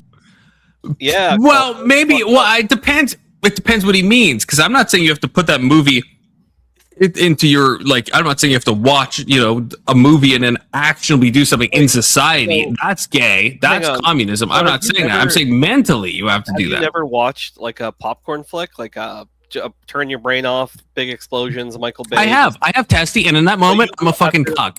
I'm a cuck in that moment. Yeah. Absolutely. What about listening to music? Every band that you listen to, do you actively participate and get some? Like, are you learning the revolution from Rage Against the Machine every time you listen to music, or is there like just I enjoy this song? I'm a cuck. Oh no, see, you're taking it. You're seeing. No, Tyler's fucking trying to cuck me right now, and I'm not sitting in the cuck chair. I'm gonna actively respond to what he's saying. Okay, so no, it's not. I'm not talking on an intellectual level. You have to like analyze the lyrics. But yeah, if you're listening to music, I mean. Maybe I'll give you, if you're like, let's say, Tyler, you're doing your AI job stuff, right? So you put on some like fucking 160 BPM stuff and you're just fucking working it out. Yeah, that's fine. Okay. Because that's not the point. The music is a stimulant at that point to fuel your active process over here. If you're just like listening to like, if you're just listening to like Katy Perry and it's just like noise to you and you're getting nothing out of it. I'm not saying it has to be intellectual, but yeah, should you spiritually experience the music you're listening to? Absolutely. Unless you're using it as fuel to do another task. 100%. What if the cuckoldry that's going on in front of you is spiritually inspiring you to masturbate? Yeah. That's not the case, though. If that was the case, then maybe you would got me, but that's not the case. That's never the case. It's not like the cucks say that. It's not like they say, oh, I'm getting, but if getting some spiritual gratitude out of this. Hold on. If it's ever the case for just one cuck, that cuck is a cuck without being a cuck by your definition of cuckoldry. Wait, what's that? Say it again, but slower. If that is the case for just one guy watching his wife, he's inspired and invigorated spiritually by his wife getting plowed by that black guy, that it invigorates him to masturbate. And if that's true for him, he is no longer a cuck by your definition of cuck. So the cuck is not a cuck because you defined cuck improperly. It's just that I would say, like, in a theoretical model, maybe, possibly, but I don't think that's ever the reality. But we're also talking about cuckoldry in like a metaphysical plane. You know what I mean? So like, is he a literal cuck? Yeah. Because anytime if you're like consenting to your wife getting plowed, you're a literal cuck. But we're expanding that to like the kind of like anagogical form of cuckoldry, if you will. And you fucking must, to be clear. And in that sense, then yeah, it's about what's actual over it's not, Just say that you don't like sports and, it's not for you. No, it's so much deeper than that. It's spiritual cuckoldry to like sports. It's so much deeper than that. Just like the Marvel movies. It's not just that I don't like them. It's that it's, in fact, morally wrong to like them. That's what I'm saying, if you think about it. Are there and of course, you have to. There are movies that would be on the line, right? Where it's like, it might be dumb, but it might be like thought provoking and deep to some other person, Well, right. Hey, I agree, but why are you watching it? You can watch, like I said this yesterday, right? When I watch, matters. When the intent, of course it does. When I'm watching John Zerka or Matan Evans or Andrew Tate, I'm not watching them like these fucking losers that are watching them. I'm watching this in like an elevated way. I understand that sounds egotistical, but it's true. I'm watching them. I know what's happening. I'm fucking above all the shit. I'm seeing through the matrix, if you will. You're in on the joke. You're not like I'm in on the joke. Yeah, exactly. Exactly. I mean, that's a real thing. That's a real thing, right? So I can so that is a higher level, right? So I'm trying to almost cuck myself and be like, oh, that is egotistical, but it's actually not. If you're in on a joke, you understand it. That actually is a higher level, unironically, right? It's totally not egotistical. You're supposed to smell your own farts and think they smell great. It's great. Yeah, it's perfectly normal. I'm just saying, if your farts do smell great, then it's not egotistical. It's just accurate, right? Paige asked in chat, where is it here? Is it cuckoldry to watch a woman from a cuck chair? Yeah. No, I would say no. And here's my steel man. Okay. Because you cannot, because like, so what you're watching is some lesbianic, union happening in front of you. You as a male, you cannot join in on this sapphic love fest, right? You don't have the ontological structure or the functional ability to enter that sapphic love fest, right? So you can't do that. But you could still. So if you're it's fine. Yes, because if you're like a paraplegic and you're watching football, then it's like, okay, you literally can't play football. I'm not going to judge you for this. It's not some type of spiritual bypass where you should be doing this and you can't, right? It's like my Harry Potter example where it's like you could be doing actual magic and instead you're reading Harry Potter because you're fucking lazy, right? So that would be the equivalent, right? So with the lesbian thing, you can't become a woman unless I understand it's 2026, but it's not 2027. You can't just become a woman and be a lesbian like that. So yeah, you're watching it, but yeah, it's not cuckoldry because you can't definitionally participate in this. Can you wave a stick and fix my fucking glasses? Can I wave a stick and fix your what? Yeah, can you wave a stick and fix my glasses? Because if you can't, that's not the same type of magic that happens in Harry Potter. Wait, I don't see no fucking dragons. It's not. That's why it's a spiritual bypass. They have to hyperbolize everything. You're saying that therefore it's okay if your wife sleeps with another woman. That's what you granted. That's what you just granted. In what world did I grant? You just said if it's two women, it's not cuckoldry. So you're in the clear. It's still be cheating though. It's still wrong. Yeah, it's not cuckoldry. It's just your blessing. You're like, yeah, I want you to sleep with another woman as long as it's not a dude. You just gave the green light on all of that. You described it sapphic. I did not give the no because union, you can't participate because of I wouldn't say to watch your wife with another woman. I wouldn't say that is cuckoldry. I wouldn't say that is. It's still wrong. It's wrong for other reasons, right? You're breaking your marital oaths. There's multiple reasons why things are wrong, right? There's multiple. The cuckoldry is just one of several reasons why some sexual act could be untoward. What if a lesbian? All right, I'll be right back. What if a lesbian watches her wife get fucked by another woman? Is that cuckoldry? Oh, yeah, it is. Absolutely. Yes. Because she could do the same thing. And this is the rage page thing. You could because I don't know if rage page you could because fucking her. I don't if this is meant to be like you could because you could be fucking her. Well, no, because that wouldn't be lesbianic anymore. That wouldn't be the sapphic love fest. So you cannot participate in that action. As if you participated, it would cease to be lesbianic anymore. So a paradox arises, if you will. And you must. But your wife is bisexual. She's attracted to women. You're a guy. You're saying, well, if it's three women involved, it can be cuckoldry. So that is the two women there. It's just you're saying the third person doesn't have the same part. But from your wife's perspective, is she cucking you by having sex with another woman? Well, I guess we'd have to go into her intentions. What is her reasons for doing this action? She wants to fuck him. I guess so. Or if her, I don't know. Do you need an intent? Is her intent? Well, I guess she knows it's. Yeah, I don't know. Oh God, yeah, that's a hard one. Like so Destiny and Melania. If Melania fucks somebody in front of Destiny, to use a real life example, she's cucking him in some way. But if he's consenting, he is being cucked. But is it? I think I would argue for some auto cuckoldry that Destiny in that example would be cucking himself. I don't know if Melania would be cucking him if he's consenting to this happening, right? It's like I feel like cuckoldry is if you're on the part of the spouse, if your spouse is doing it to you in like an untoward way. If you're okay with this, is she cucking you? I feel like in that sense, the intention would matter on behalf of the person doing the cucking. Your argument is essentially cuckoldry is in the brown eye of the beholder. I mean, yeah, a little bit, but not in like not in some postmodern, we have no meta narrative kind of way. In a real, we can discern this. It just takes intention into account. That I think that's on its face true. From all the examples we talked about, we have to accept that. But the details, they become muddied. To be clear, they become muddied. But the cucker and the cucky, are those words? Maybe, probably not. They're held to different standards.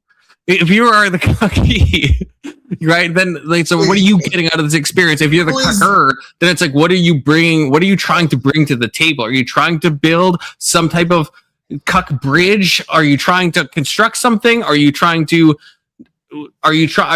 trying to fuck somebody else, but you're not even thinking about your husband? Then you're doing cucking, but not in an active way, Okay, hold on. Is the cucker the person fucking your wife, or the wife that wants to fuck the other person? Oh yeah, we probably need separate names. In my mind, the cucker would be the wife that's fucking someone else, and you're the husband. But what if she's just doing it because her husband wants to? What if she's just doing it for the husband that wants to get off, and she wasn't really down for it, but she's like, you know what, I love my husband. I'll let Latrell do this to me. That's a good point. Then I would say she's not cucking him. That's my thing with the Destiny and Melania. I would say she's not. She's kind of like she's in some kind of like cuck purgatory almost, or like Cuckdinger's box almost, where it's like she doesn't mean to be doing. She's like cucking by proxy. I don't. There's got to be some term there. I'm sure anthropologists have discussed this, but it's called mycoxis. Yeah. Are you boxed into a corner? No pun intended. No. I think if anything, I'm being forced to correctly articulate my point of views. I have an alternate question. It's like a little bit of a pivot, but just based on a conversation. So the problem from the Bible's perspective with, I guess, gay sex is specifically sodomy, right? No. Okay, sodomy is bad. No. Sodomy and reprocreation. No. The intent of marriage is reprocreation. Sodomy's not bad, according to the Bible, is what you're telling me. There's nothing in the Bible that says not to do sodomy. It's not the theme. The number one theme. This is you're doing some type of fallacy here. Okay, go on. So let me say this. Okay, so the word obviously the word that we have in Hebrew for sodomy, obviously we're making a massive leap to think that's what we mean in English when we say sodomy, because the official like dictionary definition of sodomy, right, is like any type of like sex that's not procreative, which would include oral sex. It's incredibly I guess some cultural bias, right, to think that word in English would mean the same thing as it meant in Hebrew, right? So it means any sex that's not for procreation. It doesn't mean that. It doesn't mean that. It's in the Bible. Then does it not use the word sodomy? Well, okay. We'll have to. Well, hey, it's conspiracy confluences of conspiracies or whatever the fuck the show is called. Which Big Soda left. Big Soda's supposed to be like fucking hosting this. I'm supposed to be the co-host. Big Soda's cucking me in a way, but not in the way I described, in like a totally unrelated way. In like the euphemistic kind of way. Okay, sodomy Bible verse, because I don't want to fucking mislead you, Testicker Johnson. Okay, I mean, if you're gonna, it's a very vague word. I know that much. Okay, Leviticus 18. I need a specific verse that talks about this gay shit. I know where I'm going with this, but okay. Well, sodomy is mainly okay. God, I'm too. Oh no, it's not that. No, my sighs are about trying to find, because the word sodomy doesn't exist in all translations. So I'm trying to find. It's probably in the King James where they use the term sodomy. I think. No, maybe while you're looking that up, verse says sodomy in it. While you're looking that up, I have definitely heard multiple times from religious people that the real egregiousness to them is that the intent of the man and the woman is for reprocreation. The idea of gay marriage offends them because it's like a sacrilege to what God intended for humans to do. I think sodomy is just... Sure, I can even grant that, but if I'm extrapolating, I would say that any act for sexual pleasure that is outside of the realm of procreation would qualify. That's not what the word means. That's not what the word means. That's why we have to freaking find It's this. fall under religious belief, regardless of what the word believes. Maybe they're linking the word to give it false authority, but that's still what they believe. No, I understand Sodom is a place. Okay, I get that that's where like the English word comes from. So like I'm willing to be, but I think that God would probably frown upon non-procreative sex, since that is the point, right? If that's your if you're saying hey man and woman because that's like the only way to make babies, and that's what God approves of, then would it not then stand to reason that sex for pleasure? But it's not. It's not that. It never says that, Tessie. This is why I'm trying to fucking get you at the beginning, because I know what you're gonna say, but it's not accurate. Do you know? Because I can't fucking find it. Do you know what verse? Because I'm trying to find a Bible verse about sodomy, and I just keep seeing the Bible verse about Sodom. But I don't know if it's the King James. I don't know what the fuck. So I ChatGPT'd it, and it said that sodomy is not really a Hebrew or Greek Bible word, which I think is kind of what you said. It's derived from the sin of Sodom, so I guess that's pretty far-reaching. Right. It says the Bible it's broader and messier. So Genesis 19, men of Sodom, the man. Okay, that's not going to be like when it talks about homosexual. Like you're talking about the word homosexual, or like. No, I know that it's like lie with man shall not lie. I know that it's more explicit on the gay stuff. All right, to be clear, I right. But I thought the main objection from maybe more in a modern context, I don't know. I thought the main objection was the butt sex, but I guess I could be wrong. No, this is my contention. I don't think it actually is. That's how that term is like used in the common vernacular, but even the dictionary obviously doesn't define it that way. I don't think the Bible talks about it that way. So there's men who have sex with men, homosexuals, male betters, and sometimes sodomites, depending on the translation. So it has gotten. I think sodomites. I think is always just like the Hebrew word for Sodom with whatever the fucking suffix is for being of Sodom, but I can't fucking find it right now. Right, and so modern. Okay, so then we're looking at the modern uses. This is like anal sex, oral, bestiality, anything that's unnatural or I guess against nature is the more broad modern okay, all right, that's fine. They just use the biblical word, and there's not really good grounding for it. So right, the grounding always, to me, because I'm more familiar with the Greek stuff, because the Old Testament's kind of, well, I was gonna say cringe. It's not cringe, but it's just the Greek is better in some ways. The New Testament, and not better. Fuck, you know what I mean. Whatever. I was. But it's more specific about men with men. That's the untoward thing. The untoward thing is not like oral sex. The untoward thing is not anal sex. The untoward thing is not whatever. The untoward thing is the men with men. Well, I think it's a bit untoward. Yeah, I was getting okay, maybe I was really hoping I could straw man or make a bad faith argument using the Bible, but I'll just make one in modern terms instead. I do think it's kind of fucked up. If you take the Catholic thing, what is it, like every sperm is sacred? It is kind of fucked up to, for your kids, your potential future children, to just deposit a load into your wife's butt. I think that is kind of against God's intention. I feel like. But why is that? Is that only if you're for me? I don't know. With the butt, the butt feels maybe untoward, and it has to be the butt, the mouth, that's okay. Right. Thing. Right, but I guess if you're making an intuitive argument, I don't think that intuitively I don't feel that at all. I don't think. Agree or you disagree? I don't think intuitively. It's not like when I see oral, I'm like, oh, that's intuitively strikes me as something untoward. So if you're using the Catholic, I'm not a Catholic. I don't agree with your stance. I don't think sex has to be procreative. But again, I guess more broadly, that is something that's cited, and I think Tyler even kind of mentioned this. But there's no Bible verse that says that, I guess is what I would say. Well, then, but is there anything? It says men lie with another men. Does that does it specify anywhere but sex? Because they're just, no, it doesn't. Oh, well then, who cares? Well, that's the thing. No one should care. I think that the Catholic Church is wrong on that. It's just that it's icky. Well, the two men is the thing that's specified, right? Romans specifically says this, that men gave up their natural desires for women and lusted after one another, and that is said in the New Testament to be a sin, right? So that's the most clearest passage in the New Testament. So you can't go with like, oh, it's Old Testament law. Plainly in Romans, in the New Testament, it says like that is wrong, and it's not about an act. It's about if you're doing some like you're having some lust toward another guy and you're doing some action, right, that would like be involved in that. So it doesn't matter, right? Because obviously if you're just like French kissing a man, that's obviously still gay and still wrong. You could do that with a woman, and the Catholic Church would be like, well, there's no sperm being like wasted, so it's fine. But obviously the Catholic Church is not going to also on the same page be like, you can French kiss another guy.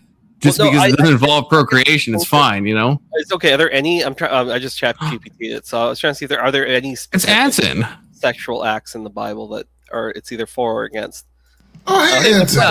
Bestiality, for example. Confluence was talking shit about you earlier.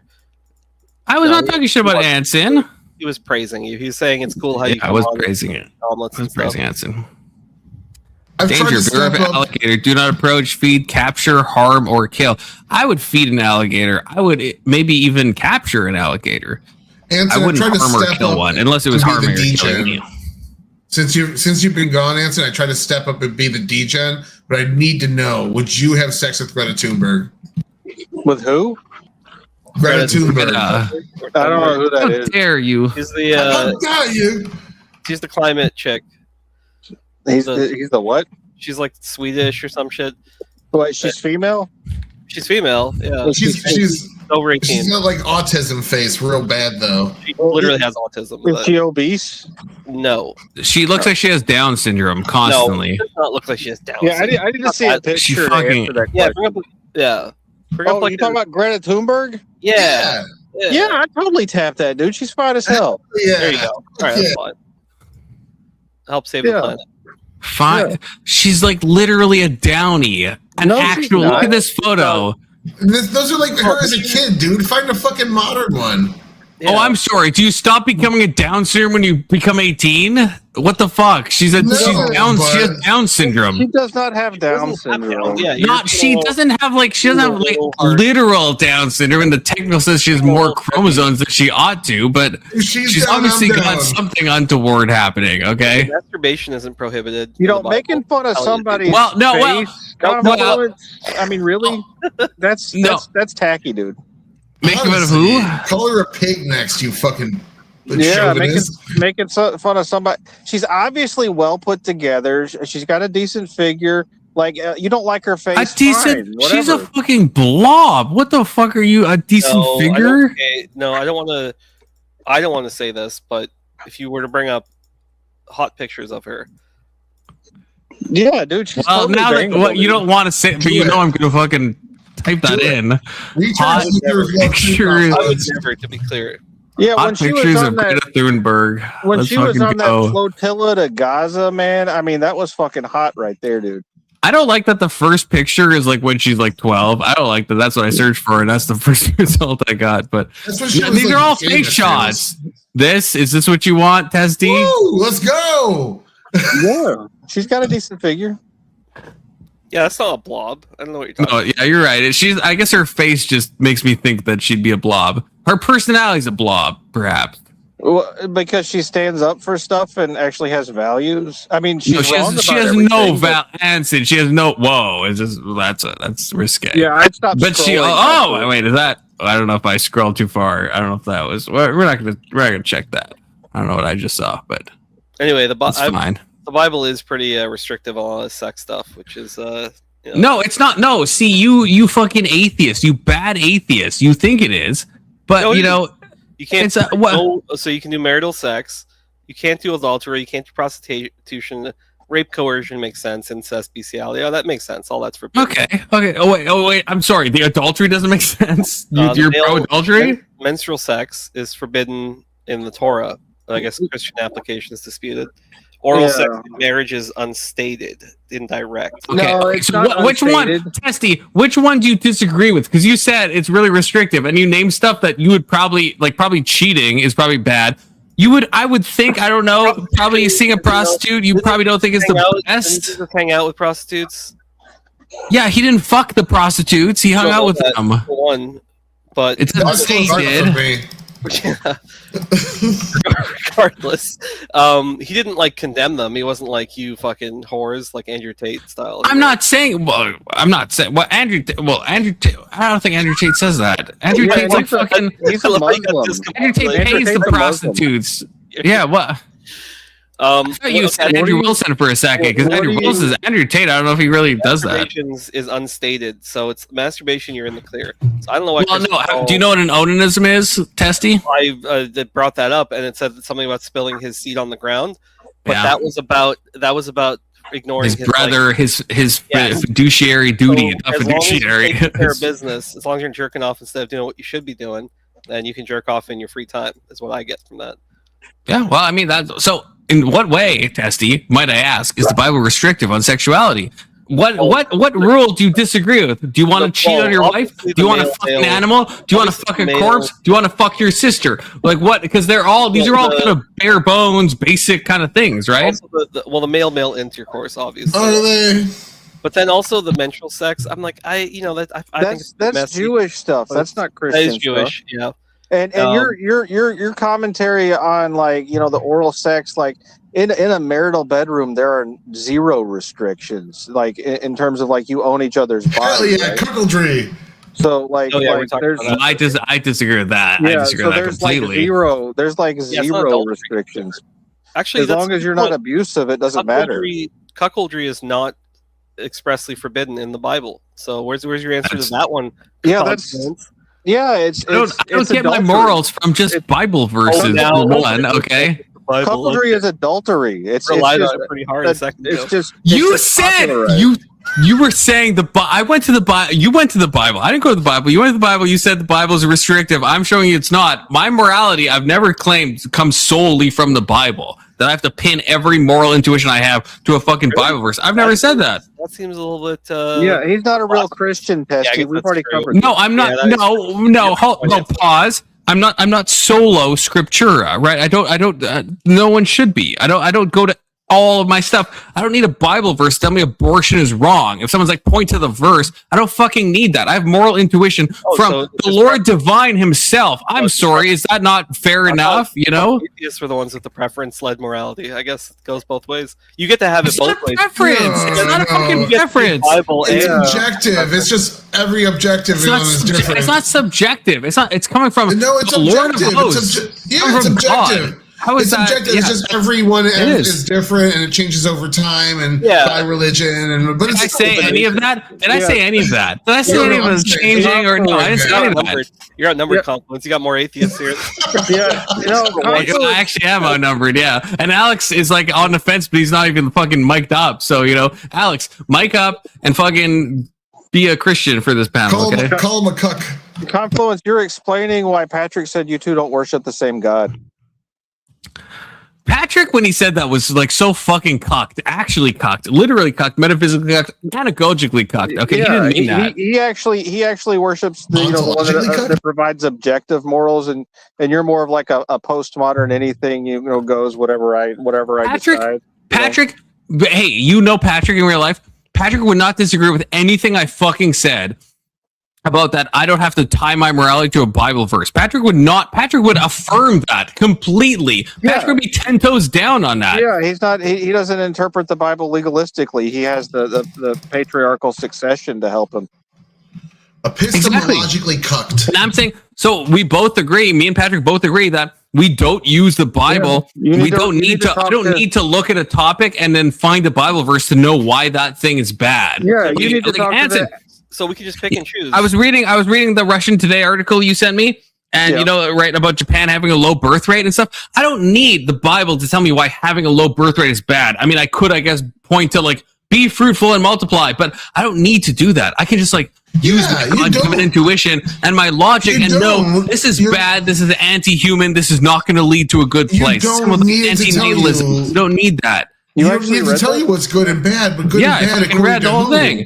You're saying good and bad according to you, not the Bible. And again, I understand we don't need the Bible to tell us what's morally good or bad. We can figure that out on our own as well. That's why, for an atheist point of view. No, but you need objective grounding, right? Which I would disagree with Anson. I have objective grounding. You need objective grounding. It's written in text. We're going back to the text. I'm not saying it's in text. I'm not saying the objective grounding is the Lord of hosts. That's what I'm saying is the objective grounding. The thing is that it's just through the divine, directly, God is just speaking into your brain to tell you what is moral. Then in those cases, that's part of it. That's part of it. It's that bullet is insane to me. That's not insane. God has gifted us with moral intuition. Testy, that's why you as a bad atheist and me as a good Christian, that's why we agree on so much. What's the common denominator? Oh, we're both created humans. We both have the Spirit of God within us. I mean, you to a very lesser extent, to be clear, but we both still, in a technical sense, have that, right? That's why we agree. Why do we Testy?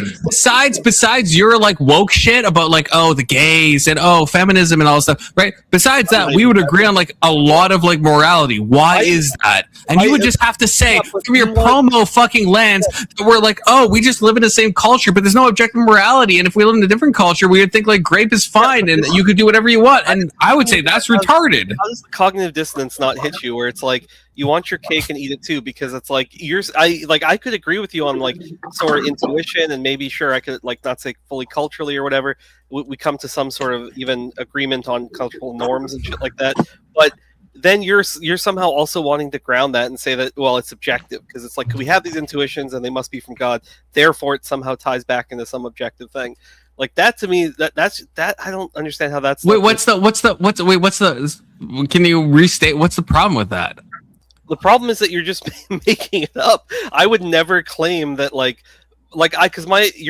even agree that your intuitions can be wrong. So in the instances where it's wrong, is it just I must have gotten it wrong because God could have gotten it wrong? Testy, are you denying the possibility of having an objective moral structure? No, I am not, to be clear. I think Confluence is describing his subjective portion of his morality and somehow tying it back to something objective, which there's... I can explain that. I've said this before. And so tell me how you disagree with this. I think I'm repeating myself from what I've said in previous streams, but I think morality is objective, right? God is objective, but I think the confusion or conflation that I think atheists make, like yourself, Testy, well, you're agnostic, whatever the fuck, same shit, different pile, okay? But so the conflation is between epistemology and ontology, right? So on an ontological level, right, I think God has all the morality. God is where we derive all truths. But now we are humans, and yes, we see through a glass darkly, as the Bible says, right? So there is going to be an epistemological gap, but that doesn't change the fact that there is something objective out there. It just says that our knowledge, we're talking in on different frames. It's how much can we as humans know and know with 100% certitude and what's actually true. And I think even I don't know, I think even a lot of Orthodox people would say this, a lot of Catholics I think would say this, where it's there is some difference between those things, where there's some things that we have confidence, different levels of certainty on. But it doesn't mean the foundation of reality is objective. The foundation of morality is objective, but the knowability of that changes. I can accept that for the sake of argument, but if something is, can you wait? No, don't cuck me like that. I want to. This is related. I don't. That's fine, but I don't like that you say you're accepted for the sake. Do you reject that? Well, do you reject that distinction I'm making? I don't believe in objective morality, but I accept the distinction within your framework. I know that's not satisfying, but this is why I say. Okay, but before we, I'm not trying to delay you, but I guess if you accept that there could be an objective morality, would you fully then accept that the epistemological gap could be different than the ontological thing above that? That's what I want to know. Wait, because if you're just going to say you grant that, then you don't understand what I'm saying. How do you deny an objective morality, Testy? That doesn't make any sense. I believe that morality is mind dependent. I don't believe in that. Like, well, it's like a yeah. well. Then, yeah, but what is your mind? Are you saying that your mind is just like an object, or your mind is an object and it has intangible qualities? Well, let me put it this way, and I've said this before: if all humans or all, I guess, moral actors just didn't exist, like we all just went extinct, there would be no such thing as morality. Whereas Confluence would say that there's some there is some objective thing of morality existing, just as like gravity would continue to exist. Okay, yeah, that's fine. Right. You're right, but why is that?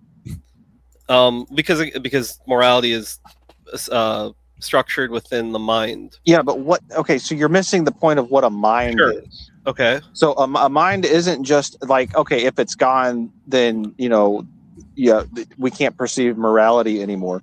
The important thing is that it's not gone, right? And it is present, and because it is present, it is both a material and an immaterial object joined together that's able to perceive the universe, and it is part of the universe also. So it's what the Christians call like being like part of like a creation or God, right?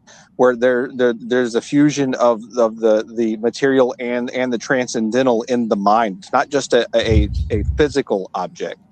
And so we have the ability to be the universe and actually perceive it at the same time. And we're the only known object capable of doing that.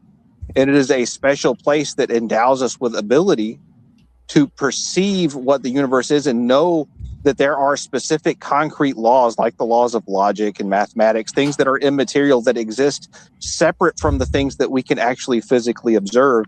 And therefore, we have a special place in that ability, using that logic to derive morality, right? And that's part of the reason why Christians put such an emphasis on seeking the truth and knowledge of the universe, because it is the pursuit of the knowledge of God and His creation. And atheists can also do that. They don't have to deify. I've heard this argument before. Atheists don't have to deify the infinite logos like the Christians do in order to obtain value from it and objective morals. See, the thing with like mathematics is you could take two sticks and put two sticks next to it and say 2 + 2 = 4, and that's true every time unless you start getting into like advanced numbers, like imaginary numbers. Whereas with morality, there's no two sticks you can put on the ground where it's completely moral to put a woman in a fucking hijab and treat her like a second-class citizen because that's what your culture dictates. So morality is deeply ingrained in what the humans of that particular area tend to think. And in my mind, it's always subjective. Yeah. And being the only known object capable of making that distinction gives you a special place in the universe, because you're actually able to observe the thing that created you, unlike everything else. I can resonate with that's human dignity. That provides you with a special duty to interpret the universe. You're obligated to understand what the Christians call creation. You're obligated to do what is in the best interest of that creation, right? And now I don't call it creation; that's what the Christians call it, but it's the same obligation. You have a duty to that. But if it was objective, why doesn't it agree? Yeah, but I resonated with some of that, and I guess the wall that I end up coming up against, and I've expressed this before, is that, and this is why I said, which I understand Confluence may object to, but if I'm saying I'm granting it for the sake of argument, what I mean is, if I'm I can hold open the possibility that objective morality exists, I think that due to like the subjective nature of the interpretation of morality, I don't think that it's knowable. So even if there is some objective standard, I don't think that humans have like perfect access to it where we can rely on that as like a basis for morality. And so you're just agreeing with me, Testy. You're agreeing with me. Let me land the plane. It behaves, therefore, as if it may as well be subjective. It behaves in a subjective way because our interpretation is subjective. So even if I grant that there could be some overarching like objective thing, I don't think humans are capable of accessing that in the way that you do. And that's because you make the same failure in vision that the Christians do when they view evolution. you're making a very narrow interpretation of what a mind is, and you're not viewing our ability to interpret the universe as something that's selected I'm for. relying on intuition, which is what like Confluence says so heavily, and this is where my intuition takes me. Yeah. So you would just say my intuition has led me astray, and then what stops me from just saying, well, some through like I don't know if divination is the right word, that might have a different meaning, but like through some divine like process, why is that where my intuition ends up? It's because that's just like that's my ending point. I can't get past that.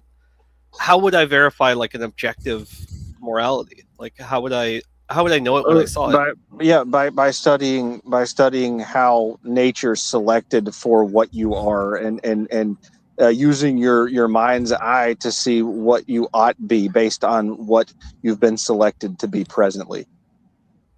And in other words, looking at what the Christians would call it is trying to understand God, to know His plan for you, right? Like that's how they like. Just because they have stupid ways of saying shit and mysticism doesn't mean that they're all wrong. I will think on it. I have to.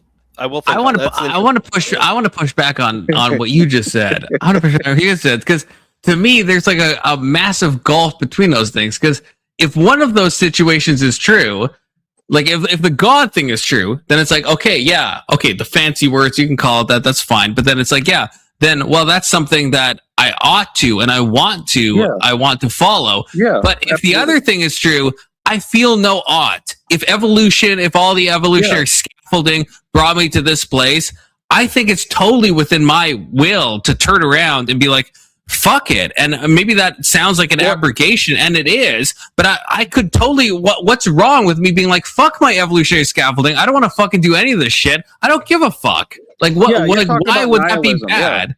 I'm talking about nihilism. I am. And that's because you're doing all or nothing thinking, and that's what most atheists fall into when they become atheists. They're like, oh well, if there's no God, fuck it, what's the point, right? But what you're doing is you're saying, well, all of the knowledge that came from the Greeks that the Christians stole in terms of creating a lot of their religious understanding is lost when you do that, right? And that has a value, right. And that's what I'm saying is that actually the proper way to view the universe is a mixture of like what I consider to be like Orthodox Christianity combined with atheism. Right, but I guess I don't. Okay, so I don't know. So I am going in a nihilistic way, but I guess I don't see, like why would I care about the Greeks and because in my real life, I care a lot about the Greeks and the Romans because I think there's some like teleology to all of it, right? So that's why I care. But if the teleology is just limited to just like chance and circumstance of what's happened with evolution, natural selection, sexual selection, all this stuff, then it's like then I feel like there's no one to judge me. There's no one to say I'm wrong if I turn around and say fuck my evolutionary scaffolding. I'm gonna fucking do. There isn't, but the order is like incidental or accidental or both. Like the order is not teleological. No, the order is just like what we ended up with. You can have a universe that is by a specific design without it being a deity that designed it. Keelan, you don't pick a fight you can't fucking win, Keelan. Okay, just to be clear, I am sorry about your grandma. I am sorry about that. Okay, but at the same time, don't pick a fight you can't win. Okay. What I'm saying is that the Christians have something right in that there is value in perceiving the way that the universe is constructed as having been designed. They get a lot of it wrong because they use a lot of mythology in the understanding, but when you totally reject the way that the universe is constructed and say, well, none of that's right, it's all by chance, you're looking at it the wrong way. The Christians look at it the correct way in thinking that it was designed. Square that circle for me though. It doesn't have to be. It doesn't have to be a god. It has to be something that terminates the infinite regress within the transcendental argument for God, and that doesn't necessarily have to be a deity. Okay, I know, but the problem is I would call that thing God, I guess. I know you would. And that's fine. I don't have a problem with that, right? Like if you could call it whatever the fuck you want. I know. I mean, I'm not like trying to like semantically distinguish these things, but I guess yeah, if we're talking about the same thing, then sure, we're gonna agree. But if we're not, if you're, and I know you, I know you're like not, I know you're not like the other atheists and stuff. I get that, but like from like a Dawkins point of view, you know, to use a fucking retard, right? Like that, like when I hear those atheists, right? It's then I would say that would lead me to just pure nihilism, and then I would feel no obligation to look back at the so-called pseudo teleology and like respect that. And you should know that if whatever belief structure you're using leads you to nihilism, then it's defective, because it's obvious by the outcome that if you as the object that can interpret the universe sees no point in your ability to interpret that universe as being something that was like given to you that's special, then you've basically lost all perspective of what a human is, and you have no respect for human dignity. Why am I not a nihilist then? Like why have I not fallen into nihilism? I'm curious. Like if that's for you, that's the logical conclusion. But like I don't know about Tyler. I don't think he's a nihilist. But like no, yeah, I don't know if I've met many atheists who aren't nihilists. I mean, they can be in denial about it, but I mean, denialists, if you will. Holy shit, denialists. Same time, bro. Damn. All right, I'll give it. I believe objective morality, what you attribute to God giving you something, is something that's inherent to human, and that's why we see it spawn up in some form. And what's different is the interpretation of what all humans feel: love for your spouse, for your neighbors, community. These things have popped up all over the place, and those are what I feel like grounds what we would see as an objective morality that's inherent to humanity. You attribute it to God. What I see. You're in your hold on. Let me finish it, Tyler. Let me finish. Let me finish. What you guys see as God giving you this morality, I see as just another man-made morality that's progressed and changed over time, and it's a good one. I'm not saying it's a bad set of rules to live by, but it's just another man-made theory, and you're just saying the paper says it's right, though. When at the end of the day, it's just as fucking wrong as all the rest. Yeah, I mean, you're right with the mythology and a lot of the stuff that they believe, but the stuff that they stole from the Greeks makes it valuable. I'm not saying it's not good. There's a lot of good. It's like a fundamental pillar of Western post-Enlightenment civilization. See, Tyler, you should be a nihilist. This is the thing. This is the paradox.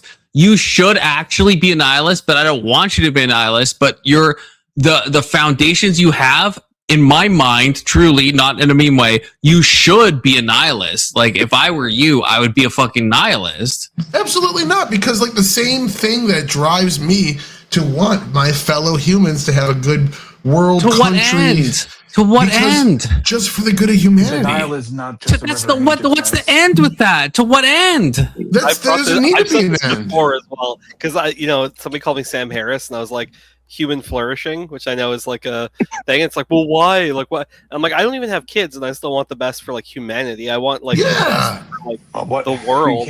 Just for feelings, just a vibes based kind of like. No, for the by virtue my human flourishing. It's deep down in my soul. Can you even define? By virtue of the fact that we are human and that we exist, we should want the best for our fellow man. Right, it doesn't have to be that's Testy. You have to, Testy. You know that's retarded though, because like a bacteria could want what's best for a bacteria. I mean, they probably have the cognitive function for that, but you know what I mean. Like that would be like you're just biased. Like how do you not see that then from your worldview? You want human flourishing because you're a human, but step outside that and then realize that the whole thing is fucking cocked, and then just like fucking gay man. But like, you know what I mean? Like what you're criticizing exactly. How is that cucked? Do you not think that humans are special? I think under my worldview they're special. But if I was Tyler or if I was Testy, I mean Testy maybe is more agnostic. I'm not sure, but like then I would say just be full, not like you're not you're denying your reality that your worldview enables. okay, just as an observer, as again by virtue of existing, I can observe like the complex relationships and emotions and all these other things and experience those things along with other people. So like I don't know, I can't remove myself from that. We discussed yesterday how we're different than animals, right? So like I don't understand how I can't see all of these like amazing things that I can see in other humans and like civilization and all these things around me. Why there has to be some like right, but testing. I got a question. Sure. If all of humanity could disappear tomorrow, would there be anything wrong with that? No, I mean animals would take over the planet. Like the Earth would be fine. Like so people are only valuable because they're alive, and their death means pain, right? Why is flourishing better than stagnation and decay? So, I feel that I do have like we have an obligation to Why? Yeah, from fucking who? Again, because from what? I am a human. There are people in my life that I love. There are experiences that I value. To me, that in and of itself is enough. So you're totally self-centered based on me. So you're a fucking Satanist then? Why don't you just call yourself a Satanist instead of an agnostic? I mean, I do. He kind of does, yeah. Of Satanism, I would never call myself a Satanist, but they are more based than Christians, so sure. Oh God! Now I haven't hit someone with this in a while.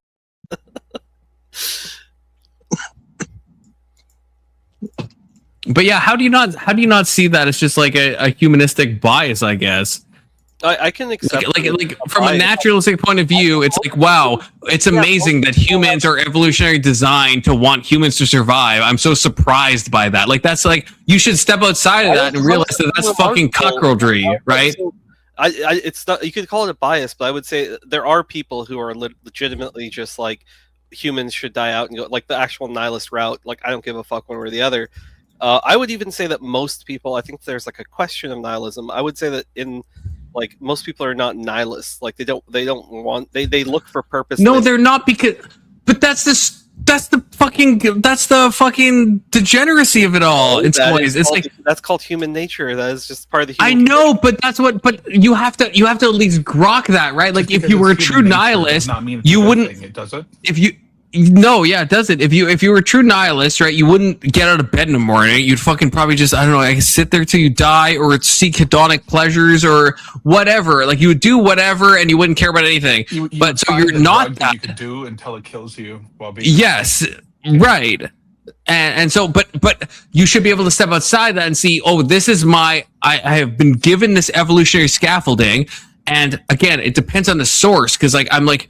On one hand, if me and Answer, it does because if me and Answer are talking about the same thing, then there is an actual teleology to that. There's a real thing that you need there to be this other thing. That's what it is. You can't imagine serving something that I can't imagine that. And if there wasn't that, then then you shouldn't give a fuck about pleasing some nonsense that came before. If it's all random nonsense, you shouldn't give a shit. Well, you shouldn't. Yeah, you ought not. You ought not. That's just not compelling. That sounds like a very conservative argument from you, Dusty. I'm sorry that I live as a contradiction to you. Like I don't know what conservative argument. You do live as a contradiction, and that's fine. That's fine. But you can have two illogical not non-compatible beliefs at the same time. I mean that's been a super popular thing ever since the Enlightenment, and you're obviously engrossed in Enlightenment thinking and think that if you just think something, it's true, right? So I mean, fuck it, anything's anything, right, Testy? Yeah, I mean, I'm not like a strict. There's a reason to live, even though everything's fucking random. Well, why do you accept that assertion by the Christians when they as an atheist, I find it actually offensive when a Christian says, "Well, if everything's random, then." Why have a fucking because like just because you're an atheist doesn't mean you have to accept that everything is random. I mean, Confluence is full of shit. He's full of shit because it's hard. Then you have to back it up though. How am I full of shit? Every explanation I've tried to give you, you're just telling me that's cucked and that's dumb, and I should just fucking give up on life. So I'm like, I don't know what the fuck. No, Tessie, you obviously should give up on life, but. Well, can you guys hear me? Yeah, you're quiet. Yeah. Well, that's the thing. That's a weird thing about running this argument. Is I think the actual intellectual truth is that if what you're saying is true, everyone should give up on life. But the paradox is, of course, I don't want anyone to give up on life because you're all fucking wrong and you're all fucking omnicucked by all of your fucking liberalism and bullshit. And maybe Anson's right about the Enlightenment. I'm not sure, but you're all cucked yourselves. And so if you are right, you should just game end. But you're not right, so you ought not game end. Because there is a purpose to this, right? There is a teleology that's ontologically valid, right? But I'm saying, if you believe what you believe, which I hope you don't, because if you did, you wouldn't be still alive. So I know you actually don't believe that. So I know you still have a hope. And so then why pretend that you believe something you don't actually believe in? I mean, again, there's no simpler way I can put it. And this just should be really relatable. Like, I have friends and family and people I love, and I want the best for them. Therefore, I feel like I want to make the conditions and like everything better around me to the best of my ability. Like, so if you didn't have family, then it just wouldn't be worth it anymore. I think for certain people, like if they have literally nobody in their life or they have zero human connections, then it's sort of like whether they are alive or not. Like, because there probably are people. So your God is human connection. I think that's a fundamental part of human existence. Hold on, Anton. What he's saying is because there's people who would miss you if you died, you should create more people so that the connection is ongoing after you die. Solely, but like, yeah, that's probably the most compelling thing for me, for sure. Yeah, I think that's logos. Creating so life. Your duty is basically to continue the connections that. Well, I am like on the left. I'm able to expand my empathy and say, beyond again immediate friends and family, like to me it just follows that I would want better for people in general. Like, but you could have like the last generation of people who suffer. What do you mean? Oh, utopia. No more kids, then eventually we all die, right? So yeah, the antinatalism pill. Well, here's the kicker. Here's the kicker. When I die, my opinion no longer matters. Like, shocker. So as long as humanity, I guess, doesn't go extinct in my lifetime. I mean, I don't know. Well, you'd be dead if it was extinct, and your opinion wouldn't matter. What makes you think your opinion matters now? That's fair. Fuck, I missed you. You're the only one that can really hold my feet to the fire, you know. Oh shit. I mean, okay, Testy, I think you lost me halfway through your thing. Because I think if I was to imagine, because if I'm to imagine myself as a nihilist, then it's like I do think I would do these things. But I think you're right in the sense that even if I knew there's no God, nothing matters, I still care about people in my life, and I still want them to be happy. I still want them to not suffer, in like from a baseline point of view, right? So I could still see myself, I guess, living life, even though I know there's no meaning, but wanting to still try to love people and help people and like want them to do good, even though I know everything's going to end at the end of time. But then you extend that to some like liberal thing about like even people I don't know. And I feel like you lose me there because I'm like, at least I get like from my existential point of view, I am like, if I just dropped into this life and I just know these people and I've come to like these people and I want the best for these people. But then you're expanding this into something about like, well, then I want to have empathy for the whole world and stuff. And it's like, that makes sense under my worldview. Sure, that doesn't make sense under your worldview, I guess. If you want to tie this to strictly an egoist position, which, you know, even Anson is like maybe correctly called out, then I could say that, like, let's just say voting on some sort of policy. If you know, or voting in my own interest or something. Collectively, if things get better for everyone around me, things will get better for me. And this isn't even like a liberal thing. This is like the Jordan Peterson argument. So like I resonate with that. That's kind of what he says. He's like, take care of yourself. Like you are. He does have like a very egoist like prescription. He's like, how can you take care of others if you don't take care of yourself? It's like, okay, that makes a lot of sense. And from that, you deal with your immediacy. So like your friends, your family. Why can't that extend to your community? Like you want people to check on if somebody's robbing your house. Like you want somebody to call if your house is on fire. Like you want to know your neighbors, know your community, be involved. That makes total sense. Like I just feel like you can just expand it in that fashion. I hate that. I fucking hate that. Fuck that gay shit for real. This is, I mean, take it up with JP. I do. Why, I mean, why is that JP, something that's so hard to grasp? Because like, no, it's a good thing to grasp. But this is where like people like Amit actually do shine. You need the foundation. Like everything JBP says makes sense with the foundation. If you strip the foundation, then you're fucking building on a house of fucking cards. That means nothing. And as soon as you realize that one of the cards, if it falls out, the whole fucking house collapses, then your whole fucking worldview is gone. I've heard this argument a million times. No, at the end of the day, how do we know anything is better than anything that's not written in the Bible? What you're saying is the grounding that's never what I've punted to. That's what the grounding is, though, is the objectiveness. That's not my grounding. Never said that. I'm not your fucking wet dream caricature of a Christian, Tyler, okay? What is your grounding of this argument? Believing that there's some objective teleology, some objective being that we would call God. I'm not even talking about scripture. I'm not talking about scripture at all. So I'm just saying, believing that it's not just subjective, it's not just random, it's not just evolutionary scaffolding. There's something at the base of that fucking pyramid. There's something at the base of the card house that's holding everything together. Hold on. What are you oh my goodnessing me on? Let him talk real quick. Okay, so I think the point is, if there's a creator that created us, then we have some sort of inherent value. Like life itself has inherent value. Yeah. And by that metric, ending a life or ending all of life would be an immoral thing to do. Yeah, okay, but so I'm not saying you're quoting scripture. Hold on, let me get my point out. I'm not saying you're quoting scripture. What I'm saying is you're saying objective morality exists because a deity made it so. That's all. That's all. I'm saying.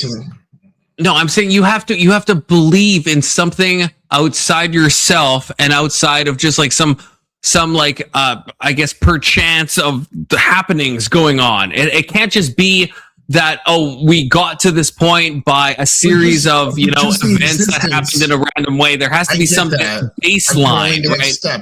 But just the existence of a pantheon is not enough to ground objective morality. Yes, it is. It is. It absolutely is. Zeus grounded objective morality for the Greeks.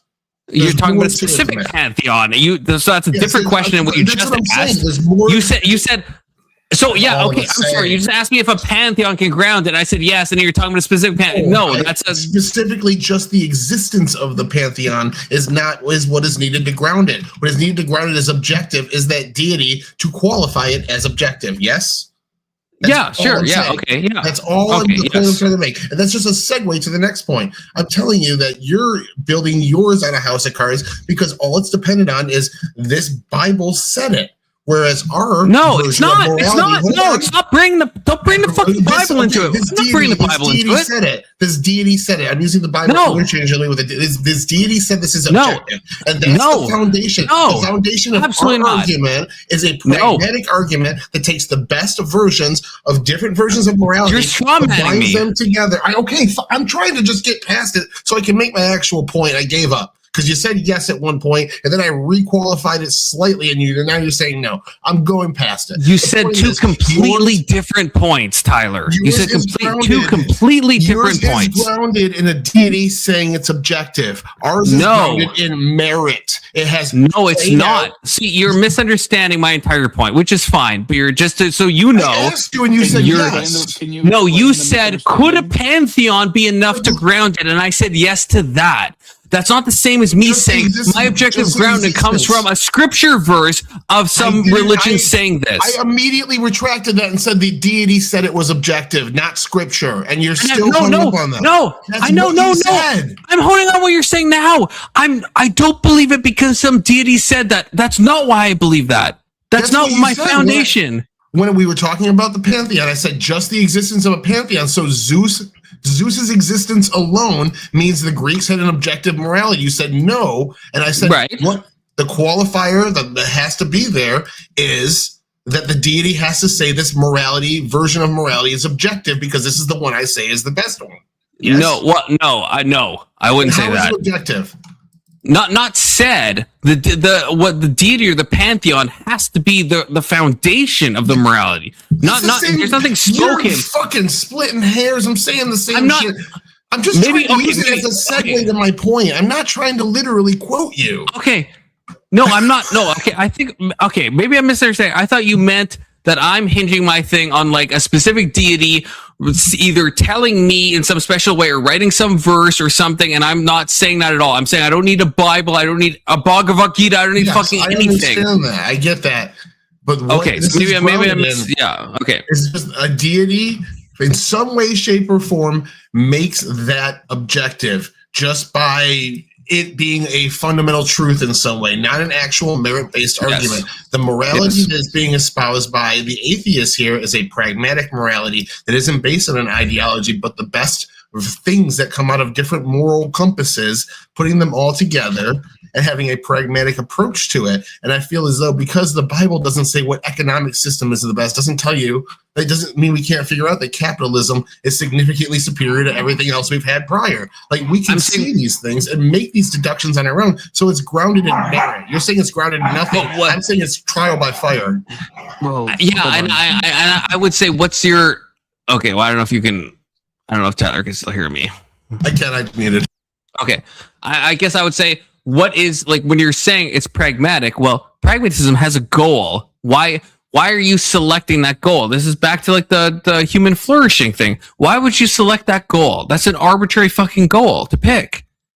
To have right, that's my argument. It's easy. The entire idea of individualism is you make, as Testy was talking about earlier, you make the best situation for you and the people around you, and it eventually builds up the community. The better community means a better situation for you. You need people to trade with in order to get things. Yeah, so it's just hedonism with extra. That's hedonism with extra steps. Call it whatever you want. It's the practical way the world works.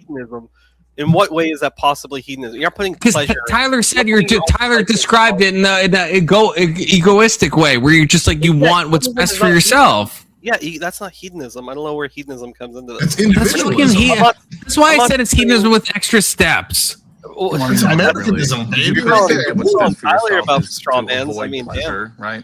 Sorry, go ahead. How is that a straw man? How is that not hedonism? How is egoism not hedonism with extra steps? And describe that. How am I wrong on that? Hedonism would be like, I'm going to fuck you could you not all day because it feels good. Do you know the concept from Plato of lower and higher pleasures? Like do you know why I said with extra steps? Do you know why? Do you know what that means? Why? Right? Like why? Because I'm not meaning it's like exactly the same as that. You're implying egoism with a lack of evidence. I'm saying it's de facto. I'm saying egoism is de facto hedonism.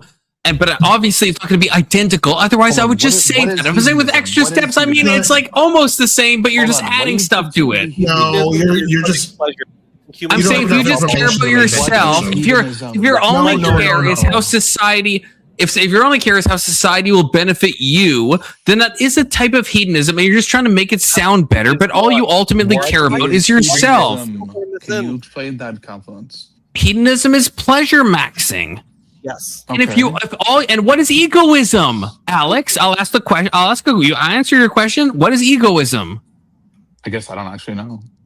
Okay, well, egoism, right, is everything, is every action you take is in your best self-interest. That's why I'm saying egoism is just hedonism with extra steps. Self-interest is like being fit, so you work out. Would that be hedonism with extra steps? Yes, with extra steps. Again, that point is relevant because obviously the extra steps makes it slightly different. But yeah, if your whole worldview is I'm doing what's best for me.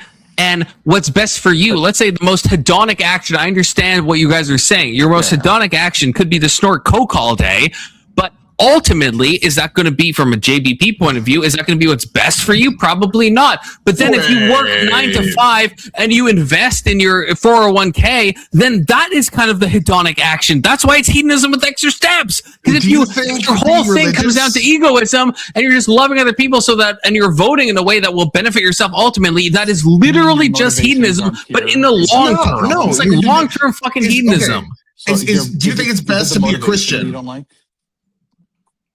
Yeah, like, do you think it's best for people to be a Christian? Would that be hedonism as well? I think you're like really overselling your conclusion here with not enough evidence, because the whole idea is if this is good for me, I'm going to make laws to set the society up for that. The idea that you want society to be set up in a way like that's retarded. If I'm accused of a crime, I want to be able to defend myself. No, you should. Build a You justice should not. system that I You can should do not that. set up society. No, that is hedonism. That is hedonism with extra. You shouldn't do that. Jesus The gave us the hedonism is golden. fantastic. Jesus gave us the golden rule because we're fucking retarded. That we can't have empathy. I mean, even the concept of empathy, we have to know what it's like for us to understand that. Oh, if I don't like being stabbed, then probably that guy doesn't like being stabbed. It's built on retardation. It's because Jesus knew we're fucking retards. That's why we're given the golden rule, right? You are Very undemocratic. You need this thing. Wait, do you know what enlightened egoism is? 'Cause that's kind of what we're talking about. Tell me. It's like, well, your long-term good. The reason why it's similar. I guess I don't know if virtue egoism is the same thing, but it's like you act in accordance with like good morals and you're honest, you're loyal, being generous with your time or whatever, because that does benefit you. And I brought up lower and higher pleasures from Plato. That's a simple example. It's like, again, you could jerk off all day and eat Cheetos. There's a certain level of pleasure or hedonistic pleasure that you're going to get from that act. There is also some inherent pleasure that you will get from helping an old woman cross the street. It's a different kind of fulfillment, but you can still say that that's an egoistic thing, that you want to feel good about yourself, and that's why you're going to help somebody else. So in a way, you could call it a selfish thing, but it is clearly not a selfish thing. It's still like a more of an altruistic act. So there is a distinction. So there is a distinction there. That's all I'm saying. It could be. It could be. Do you acknowledge, Testy, that you could be helping the old woman across the street from a purely hedonic basis? You could be doing it. You could be doing it because you're like, my highest good, the way that I'm going to live my best life, right, is that thinking I'm a good moral person. So I'm going to help this old bitch cross the street because that's going to make me feel the best. So that what would I call that? Hedonism with extra steps. But you could also be helping a woman with no design of how you're going to think of yourself. You are totally just thinking, hey, I want to help this person. Then I would not say that's egoistic. That's why I reject egoism. I think that's a cucked ideology. I don't think anyone should accept that. So I'm just saying, if you start with that basis, that is just hedonism with extra steps. So I like the JBP argument. He's trying to convince retarded atheists to do good, but that JBP's argument with that makes no fucking sense. If you actually have no God at your foundation, nothing there, then you shouldn't listen to that. I want you to, because I want a better society. But you shouldn't logically. Then you should say fuck that shit. You should carve your own way through this shit. You think that hedonism is the best way to live your life? Why is it not hedonism when you practice Christianity?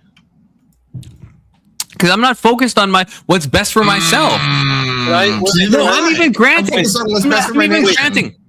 I'm not saying this is unique to me. I'm saying if Testy helped the old woman cross the street because he just purely cared about the old woman, I'm not calling that hedonism. I'm only calling that hedonism under an egoistic lens. I just want to draw like a very quick parallel. So like if, say, as a Christian, somebody is like, whatever, based on their hierarchy and like, this is the morally correct thing to do, we should help thy neighbor, whatever the fuck. They're like, I'm going to help this woman cross the street. This is kind of where I would say it doesn't really fucking matter in a consequentialist sense. It's like, it is still doing good for the world and good for society. So the action itself, like a good deed is its own reward type of thing. So for you, there needs to be this like underlying thing that justifies like this because of some, like, not from the outcome. Intention. All of morality is intention. Yeah, all of it. Is like a personal thing, right? Your intention what matters at the end of the day is the effects, like the practicality. No, that's not. The rubber meets the road. What are the effects on the world? Your actions. Nothing to do with morality. Your actions are more important than words. Do you agree with that? Do you agree that your actions are more important than words? Our actions are more important than words. From a moral point of view, absolutely not. From how society runs, then sure, but that's not morality. That is just not morality at all. You judge people based on their actions. You don't judge people based on their words. This is like that's not the word. No, I would judge if I could know everyone's intentions, I would only solely. I know, but I know, but I don't know. Or it depends on what they did. I'm saying, Tessie, you're not listening to me. I'm saying, so their words could be wrong. If their words were correct, I would judge them based on that. If I could judge you on your intention, then I wouldn't give a fuck about the consequences when I'm talking in a moral lens. If I want what's best for society, I agree. Consequentialism, sure. But on a moral framework, I care about the intentions. Absolutely. Morality is nothing if not intentions. I don't know what else you would fucking point to. I mean, we've talked about like moral luck. Like if you're like if you drink and drive once, right, and it doesn't kill anyone, well, you're just a guy who made a little mistake, right? But if you drink and drive and you kill someone, you're a moral monster. You fucking took a life. That's moral luck. So what's the intention? The intention matters more than anything else. It's the only thing that we mean when we say morality. Otherwise, we just care about the consequences of that. But that is completely distinct from the morality of the situation. I'm more interested in like applied ethics and not all this like, metaphysical theory of mind.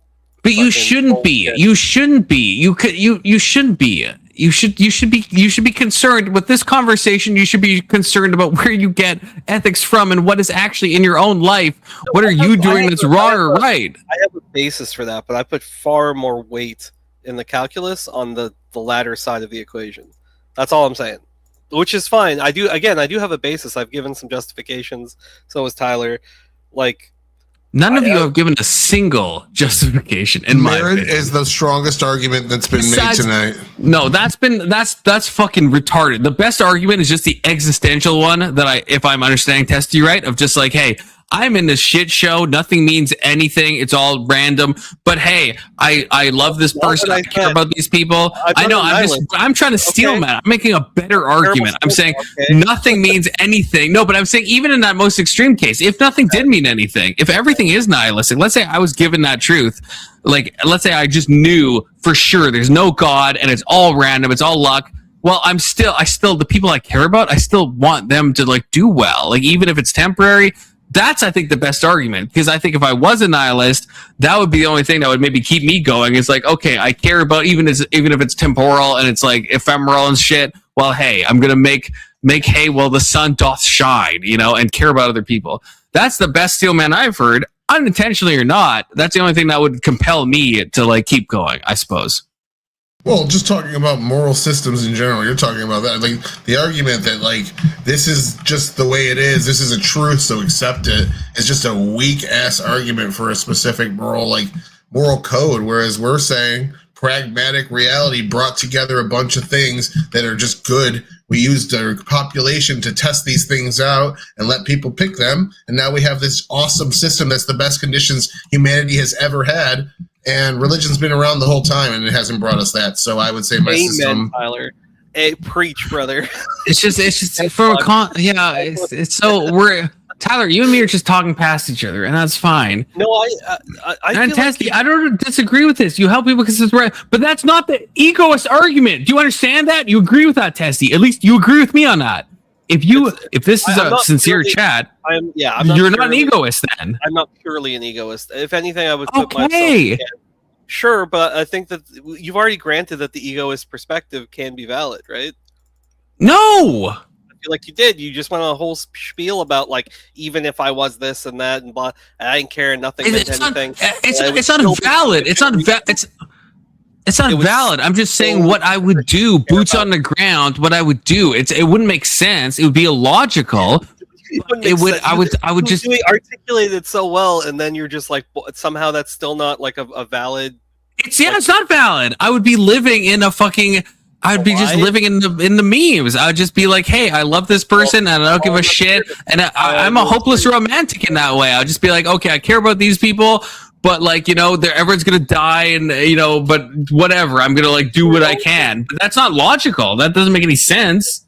It's just what I would do. There's a detailed like insecurity why you need there to be this base of the pyramid. Like, it's not insecurity. Well, it's not solely insecurity. You can't even fathom the fact that again, like Howard Tyler and I like living contradictions. Like in your mind, there's you're living contradictions because you literally just haven't actually developed? We just never thought about it. You've thought about it, but you haven't actually sunk into the depths of this stuff. I actually think that. I actually truly believe that. I actually do. Well, you've thought about it, but you've thought about it in on this sphere. You haven't thought about it down here. No, I know that's what I'm saying. So I was heavily influenced by the Nietzschean idea of moral autonomy, which is you construct your morality, and I also believe in you also are obligated therefore to follow that morality. You're not allowed to break your own moral ethical code, and if push comes to shove, you're still subject to the laws and everything else. So this is Fucking not like heel would have been nice. Oh, sorry. Yeah, I thought it was yeah. This isn't like a free reign, because a lot of people interpret that as like the Vosh thing, where it's like wholly subjective preference and the memes and all the shit that you guys love to run with. But like, I do believe that people need to hold themselves accountable for their own morality, and it takes a lot more effort and to like be able to construct things from the ground up and actually build reasons as to why things are good. Why do I have this? Why do I do this over this? All of that self-examination can still occur and can still take place within just like a secular world. Again, I think purely by observation and experience, we do this naturally. But yeah, I like, and I understand this is not a satisfying thing for you, because ultimately I could say, well, you know, yeah, I don't believe it. Like, what it's, I'm a moral, what is it? Not non-realist, moral anti-realist. Because as I've said, I think morality is like mind dependent. I don't think it does exist outside of like moral actors, like outside of humans, because it comes down to the applied side. If you cannot, if it doesn't manifest in the world in some sense, then it may as well not exist. So this is why I'm saying that even if I grant that this thing could exist, there is a situation where it's indistinguishable. Like, if no humans existed, what does morality mean? And I feel like that's something that you haven't quite grappled with on the other side of the fence, where you're saying like I don't know, I've never heard a satisfactory thing to that, because that's the wall that I end up hitting when trying to be convinced of this, of your side, I guess. Is what? Like, what would morality look like if no humans existed? If there were no moral agents, essentially. How can you claim that is objective in any meaningful way? Well, it's okay. So I don't know if I'm getting it right, but it's objective. But to be a moral actor, you have to possess some type of like volition, right? So if there's just like rocks on the ground, then it's like morality still exists, but you have to have an actor. You have to have God enter into his creation, and you can use God in any way you want. I don't fucking care, but you have to have something above that enter into this to have a moral agent to do this. If you have no moral agent, you have no morality. Right. Like, so is a rock hitting another rock wrong? Well, no, that would just be like laws of physics. How are you not like? How does morality not simply live in the mind? If you were to remove all of like the minds, again, humanity's extinct. There are no more moral agents, quote unquote. Wait, I would say it does. It lives in the mind of God. Like, I guess you're just saying like the minds of humans.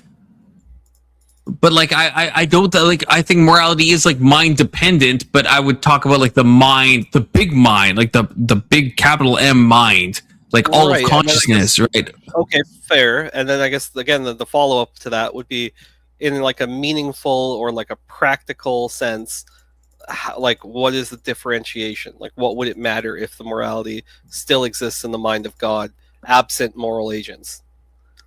Like, would it not just be like, you wouldn't be, there's no distinguishing factor between one or the other? Wait, in that reality, moral agency, is that what you said? Wait, can you repeat the question?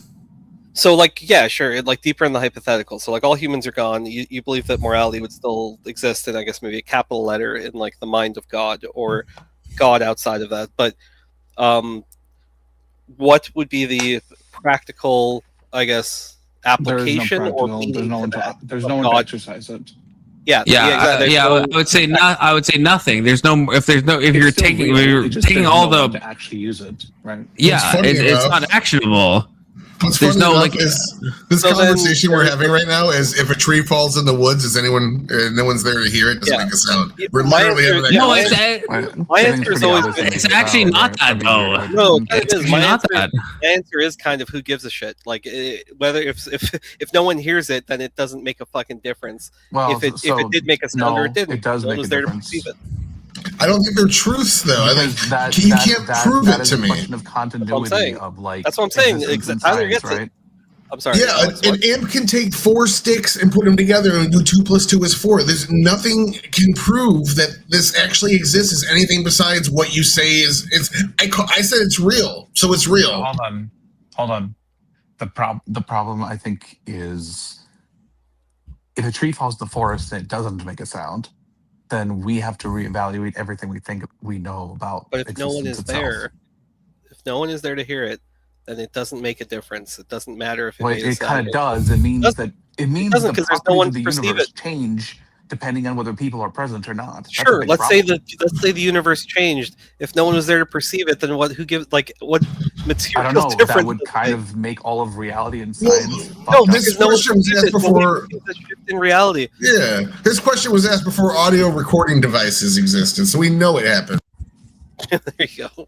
Oh, that's true. But my point is saying that like the universe doesn't have to follow the laws when no one's watching it is that saying that doesn't matter would be fucking crazy to me. Well, this is my central thesis. I think absent humans and absent being able to experience things, I think that it doesn't matter if gravity exists or if light. I could make the intuitive argument and say that, of course, like just because I'm dead, why do I have a reason to think that the sun would no longer exist or light would no longer exist, right? But to a dead person, the state of that is identical. Like whether or not, as soon as you would no longer exist, there's no state. You're null, right? You don't exist. It's a void. Right. There's no state to be spoken of. Sure, and absent all people. You said earlier that if all humanity disappeared, it wouldn't be a bad thing because humans or animals would occupy the world. But Earth now would you're be saying fine. without humans, those animals don't matter. I'm in the realm of morals, right? Because I'm talking about moral agents. So yeah, Sure. I don't think animals have morality. So. Well, no, but they matter, right? Sure. Yeah, Like light and gravity and all these things, water, all these things would still matter to living beings. Sure, I can grant like a physical objects. Sure. Okay, so then what you're saying is you just don't care when you're gone. I mean, like in a very like in theory. No, but in a very crude way, I can say yes, which might sound like crazy, but at the same time, that's Well, that almost sounds like you've accepted my argument of nihilism. No, Sorry, keep going. Truism. It's like a truism. Like you there's nothing left to care about. Like being dead is like being before you were born. As you said, it's just a null void state. So there is not even a concept of like caring in that. But if there's anything living left over, they will care, right? Sure, I care. That's why I combat climate change. But why would you care about them? Because you're dead. You can't. Right? Like if you knew that when your heart stopped, when you died, all of the world would die with you, it wouldn't really matter because you're already dead. I've given the argument as to like I think why it's important to like make the quote unquote material conditions good while you are alive. I've already sort of given an argument for that. I understand that. But that's only right. Once I'm dead, my watch has ended. There is nothing. It doesn't matter if I care. I understand, but that's only while you're alive because you only care about it while you're alive. Yes, because we only can care while we're alive. I understand that, but I can still care about how people are left over when I'm dead. Yeah, of course. I would want to like the best. Like this is why you'd have inheritance, or you'd want like you'd want to take care of. I can understand the concept of death enough to say that like yes, I would still want the best for these people or people I care about or the world more broadly. Like I would try to leave it in the best state possible. Like that makes sense. But it won't matter to you then. That's correct. It won't matter to you why either. Do you care about? Why do you care? Wait. It won't matter to you either. Correct. No, it won't matter to me. Dead? Maybe. No, when you die. It won't matter to me after I die, but it'll matter to the people I leave behind, those that I care about while I was alive. So you want to leave a legacy for you them. Wouldn't care about them anymore. I wouldn't be at that moment. But so this is the cuck shit. Until that point. Yeah, this is what the cuck culture is. Holy shit! And I want to leave something behind for my kids. I don't like. This is like there's some weird like wall that we're hitting here, where it's like, no, you wouldn't care after you die, would you? And it's like, well, neither would you because you physically can't care. There's no. I don't understand how we're saying. Yeah, but I can, Tessie. That's the difference between us, I suppose. They go to Six Flags in the sky. Hold on. Yeah, the exactly. wall is that sometimes when you speak about it, you say, well, who gives a shit? I'm dead. I can't care. But then when we ask you about what happens after you're dead to the people you leave behind, now you do kind of care, but you understand you won't care when you're dead. I've already pointed out I pointed out that like maybe where the lines were crossed is that in one sense, like the physical. So when I say like the tree falls in the woods and I'm like, who gives a shit or whatever, what I'm saying is that perception from somebody is what's important, and like I'm in a more fundamental sense, and I apply this also to morals. If we're talking about like physical processes and physical realities, I guess the rock or whatever, the confluence, like yeah, obviously those things will like continue to exist and mean something to the people that are left behind in like some ways. So like yeah, I guess I care in a sense, the example it stemmed from was that if no one is present, like we were talking in a scenario where there is no one there or able to perceive these things, then functionally to me that is identical. Functionally, like functionally. So I'm even granting okay, animal I see what thing, you're right? saying. To you, it really In the doesn't realm make of any morality difference because it doesn't matter Yeah, to you. to have morality, you have to have a moral agent. But that's Right. that's like asking like if 2 + 2 = 4 if there's no moral agent. It's like on some like technical level or on an ontological level it wouldn't matter does. if there's no moral But if there's no agent. human You to really have perceive to? it, does it have a functional level? Maybe not. I don't know. Well, this is the only reason I claim why I don't think it's like objective ultimately, because it's like it is dependent on the human mind, and you're saying, well, it can exist outside in this capital M moral way through like God's mind. But if Does But it, that's does the it depend on sound any thing, human Testy. mind, or is it With the- specifically yours? With the tree falling in the forest, obviously you would still say if a tree falls, it's creating vibrations in the air that's going. There's no human to hear it, but the vibration is still going. There's no like receiver, so the concept of sound is kind of like a null point because no humans exist. In the same way with morality, the concept, the receiver of morality is just not there. So yeah, that's why the question has value. If the tree falls, if something immoral happens, well, yeah, there's no perceivers in a situation. I feel like those situations are very like analogous. Like you have to have a moral agent, you have to have an experiencing agent in both cases. Right. That's kind of the point I'm driving at. If there's an experiential like factor of these things, then but the tree is still making real vibrations. If it falls, it's objectively making real sound vibrations. There's no one to perceive it. But that's the whole point of the question. You understand that, right? You understand that's why this question exists in the first place as like a philosophical. Like, no, the question exists. No, it doesn't. The tree falling. The question that's like an idealist. That's an idealist question. That's like purely, and you're not a fucking idealist, Testy. So like, I don't know why you're fucking going there. That's why that question exists. Because like that would be the thing, right? Like, does reality only exist because humans exist to perceive it? Are you saying that? I mean, if so, kind of based, to be honest with you, but I don't think you're saying that. Maybe like an idealist, yeah, maybe not in that context. But the whole point of the question, I chat GPT this, all right? So I'm not trying to sound smart. It says, basically, do things exist or have qualities when no mind perceives them? But the exact tree falling question is not actually in Berkeley's writing, blah, blah, blah. Okay. Fuck Berkeley. Okay, that's the idealism. It's talking about idealism. But you don't believe that, Testy. I don't, unless you're coming out as an idealist, which is fine. Again, that's based. That's not what I gathered from what he was saying. What I gathered, he was more that he was just specifically talking about morality. I'm saying that's what the question about the tree falling in the forest is an idealistic question. That's the only point of asking that fucking question. Okay. Otherwise, there's no reason to ask that. That's my argument. I mean, he's tying into an analogy of morality, which I think is fine. Now that we know the truth, that it does make that sound, then yeah, I think idealistic. I mean, maybe okay. So a realist would say the tree exists independently of anyone perceiving it, right? Yeah. Like I could intuitively agree. Like I know how I know how sound works. I've seen and heard trees fall before. Like all of my past experiences would imply that yes, it would make a sound. So. Yeah, well, so I don't. Maybe I am an idealist. I don't fucking know. So Berkeley. Well, the crux of that philosophical argument is sound. That the word you said. What does sound mean? A sound that means someone has to be able to experience a sound. That's the whole point of the question.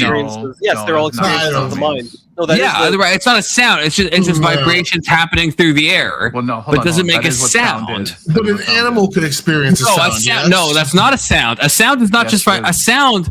No, a sound is something that someone can perceive.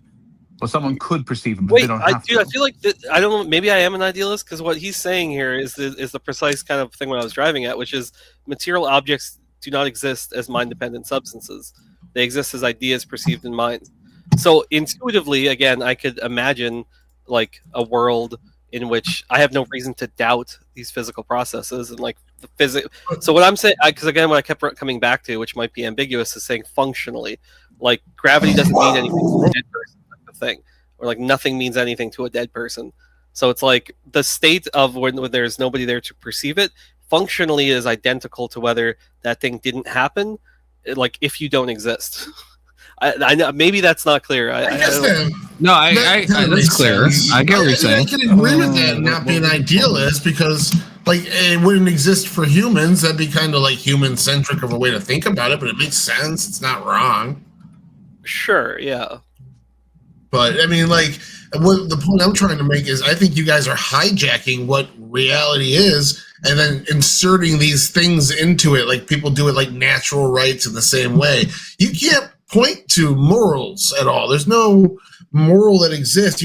It's cope to me that you say, oh, only humans can perceive it, and that's why we're special. We're special because we're sentient, we're smarter, we're better, we're at the top of the food chain. Merit, baby, all the way across the board. But like, I just don't see any backing to your argument besides you just say it is that way. It just, you keep telling us it is that way, it has to be that way, and you guys are wrong. I want your argument better described, not why my argument's not right.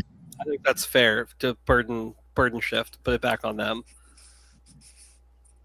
Because what Confluence said, and hopefully you can hear me, was this like mix between, well, you know, like I don't look to the Bible for like the ultimate authority on morality, and then he talks about intuition that is somehow this like direct thing that we all have access to that he uses. And for me, it's just he thinks intuition is like it comes from God. Right, but I mean, I've had this conversation with him before. Like, my intuition tells me that the next meal that I eat will not give me food poisoning. No amount of prior experience can tell me, like, can help me with that thing. And in my opinion, like, Confluence kind of uses like a private definition of no prior experience. Like, you're a given meal, like say chicken or whatever. You've had chicken. Yeah. There's nothing that indicates, unless it smells off or it's green or it has mold, like some very obvious signs that'll make you sick. Like you can have an intuition in that regard, but it could still make you sick. Like there could be nothing perceivably wrong with the chicken, but somehow it like maybe it has like some other like intuition can't help in that situation. Know what I mean by intuition? I know this. God damn it. All right, that's this. What you mean by intuition is completely different than what any other human being means by intuition. Not any other human being. I don't mean your gay ass. Oh, my gut feeling. I don't mean that. I kind of mean that. Intuition is a muscle that can be built. So yes, if you're using your intuition on just like a vibes base, like, oh, can I eat this meat? Then sure, yeah, that's like it's a lore form of it, you know. But yeah, and I'm not the only one to use intuition this way. I'm not the only person on earth. It is a lot of people misunderstand intuition. That's fair, but it's a muscle that can be built and exercised over time. And I would say, and Testy, this is what I'm saying. Like, even though I'm not saying all your moral scaffolding is wrong, I'm saying it's just incongruent and there's some foundation that doesn't mean anything. But I'm not saying everything you've built doesn't mean anything. And I would say the fact that you've built a similar scaffolding to myself, to a lot of people, I think that means something. There's some intuitive thing that we're all grasping at that is the real thing. And why are we all grasping at that? I agree, but I don't think that comes from a deity. That's inherent to humanity. From what? From evolution? From natural selection? Yes. That's the the group, from the community people that you're surrounded by, right? Yeah, I always say this. I would say morality evolved in spite people in of India religion. probably have very different morals than people. Because the Bible, yeah, exactly. Well, the Bible is unchanging. It's dogma, and I understand you're saying that all morality is you're deriving from the Bible. That's fine, but like in the case of dogma, that is unchanging, and yet we see massive cultural shifts in the changes of morality. So like to think that it's like originates from this thing and somehow morphs in these ways, like there's far more evidence to say that again morality is evolving in spite of religion rather than. So what is the morality? What are we punting to? So we both agree that we're moving to something, Testy. What are we moving to? Why are we moving to it? What does that mean? What is the morality that we're fucking moving to? Holy shit! I don't see it. Yeah, I don't see it. I don't see it as an upward trajectory to some like moral like higher. Really? No, I don't, because things can easily revert. Like we can, just as morality has evolved in these certain ways. You're cucking yourself. There can absolutely be a reversion like of morality, and people's attitudes can change over time again. No, there can only be. It's a 3 steps forward, 2 steps back thing. What is moral is just like will be the good, whatever you determine to be moral. Like, are you a relativist now, or what's going on? No, there's an objective good we're all punting to. That's my whole thing that I think you misunderstood and you didn't like when I said, oh, I didn't like that you granted that, because that's something that's just actually true that I felt like you weren't understanding. I'm separating the ontological from our grasp of knowing that thing. And I didn't think when you said I grant that means, because that shouldn't be something you grant. That's just like actually just true.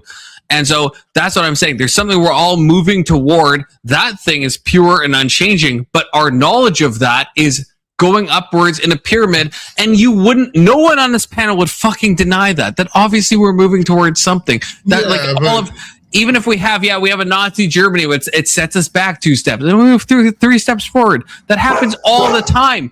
And then so that's what I'm talking about. That's the fucking pinnacle. That's the fucking apex.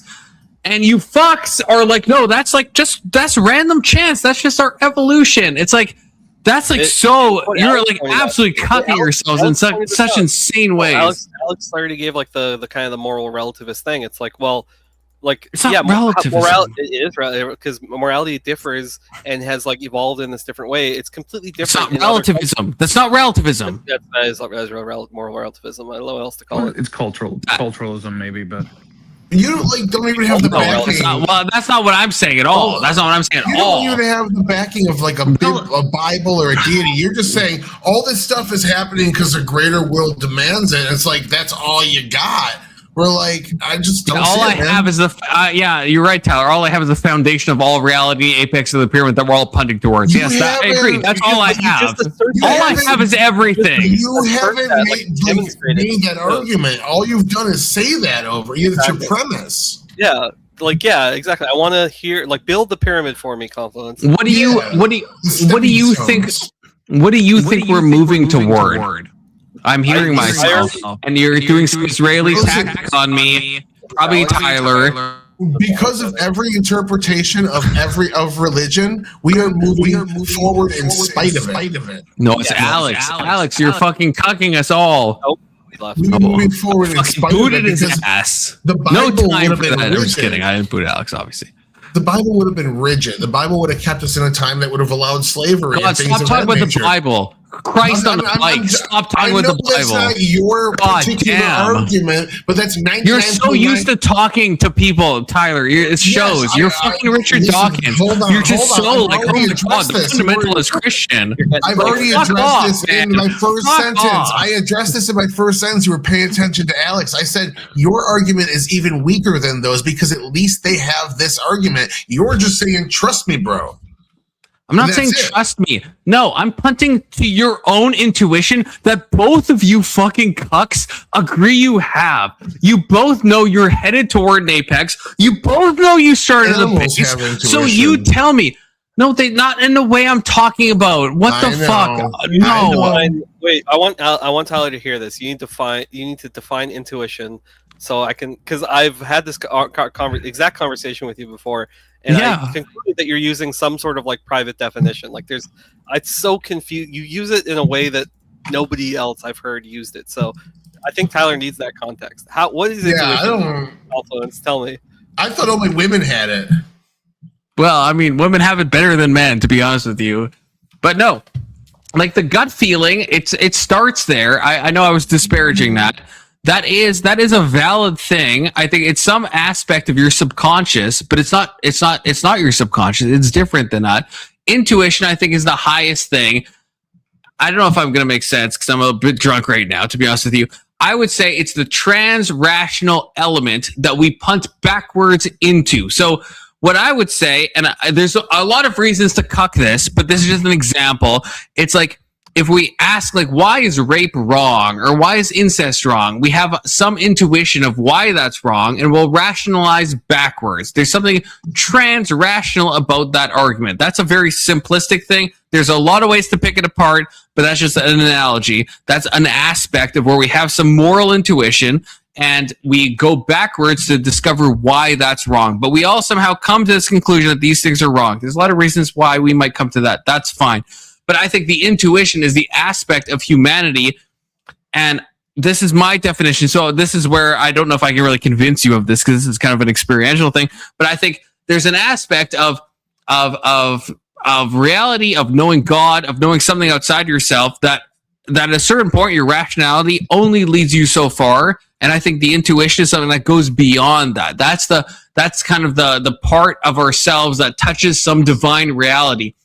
Even maybe for like a lower level example, you have like a dream you have that feels in a vibes based kind of way, that it's like super important. It feels meaningful. It feels above the rationality. You can't explain it exactly. And I guess I would even use, even with dreams themselves, right? There's aspects of dreams. You ever had a dream? I'm sorry, I'm being like very random here, but let me land my plane into the Twin Towers and then tell me if I'm retarded. Okay, so you have a dream, let's say, just this is to show an example of transrational, where it's like you were, let's say, working at your old job, but at the same time you're like also like a student, and you're also at the same time like you in your real life, and maybe there's like your boss is there, but she's an elephant, but you know it's your boss somehow, and it makes no sense at all, but there's some like intuitive aspect, there's some subconscious aspect that your boss is actually the elephant and the place you worked at is actually this, and like somehow you're connecting all of these things at once. In dreams we can do this very precisely because there's subconscious working. In our rational lives it's harder to do that, but there's something outside of ourselves that exceeds beyond the rational, that attempts to punt into God, that we can't necessarily explain. And so that is the highest form of knowing spiritual reality, and knowing God is beyond the rational, because intellectual arguments are going to end at a certain point. Agrippa's trilemma, they all come down to a certain thing. It all ends up being gay at the end. It's all fucking retarded. It means fucking nothing. It's straw. There's some experiential aspect of knowing. This is a fundamental fact that we have. And I appreciate you guys letting me talk. I do that. You're going to let me talk for a long time. I hope you're both listening, but there's we have a faculty. We have a faculty of intuition. I'll land the plane very quickly. We have a faculty of intuition. This is a unique thing that we have that I think animals don't have. We have a faculty of intuition. This is how we actually know things beyond a rational argument. That's my point. Yep. I know I meandered. Thank you both. I appreciate the time. Does all that make sense, Tyler? Pretty straightforward. I understood it would make sense if you believe that. Yeah, I don't know how drunk I don't know I meandered a lot. I don't know if that makes no. Can you guys steel man it at least? I know if you can't, that's fine. That was a very like all over the place explanation. I understand it.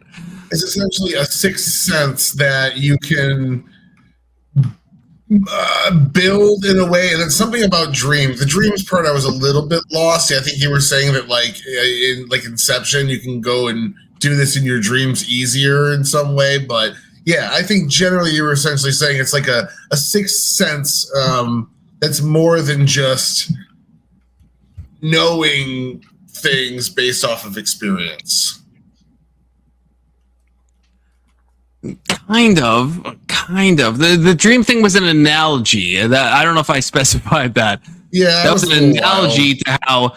But that is an analogy when you have a dream that you can, even if it doesn't make rational sense. That was to establish an existence of something that's like beyond the rational. You could have a dream where the bare bone facts wouldn't imply that, in my example, that your boss or whatever I said is an elephant, but you know that in a dream.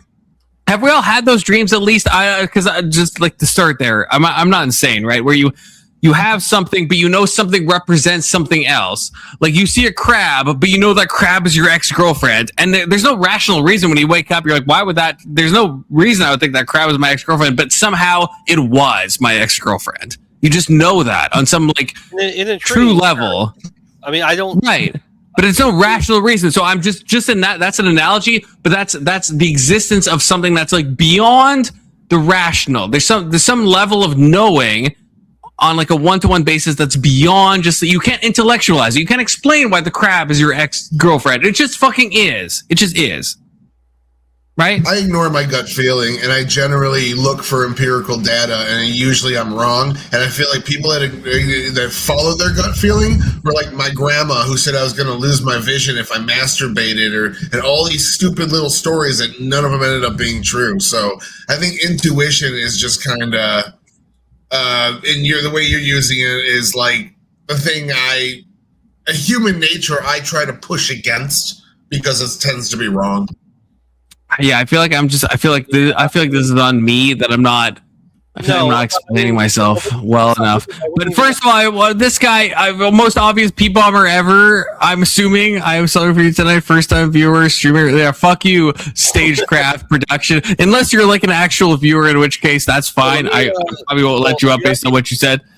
Wait, where is he? I have the ability. Oh, is he backstage? No, he just chatted this. I have it on screen. And I mean, that just sounds a little sus. That's just his message. I have something for you tonight. First time viewers, streamer link. Sounds a bit sus, right? What does he have for me? Some anal fisting? I don't want to see that again. I've seen that like 2 times already. But I mean, I feel like, okay, I want to give you guys credit because I think when I was speaking, Tampa gave me red flags and Ghost said that's extremely cringe, cultish even.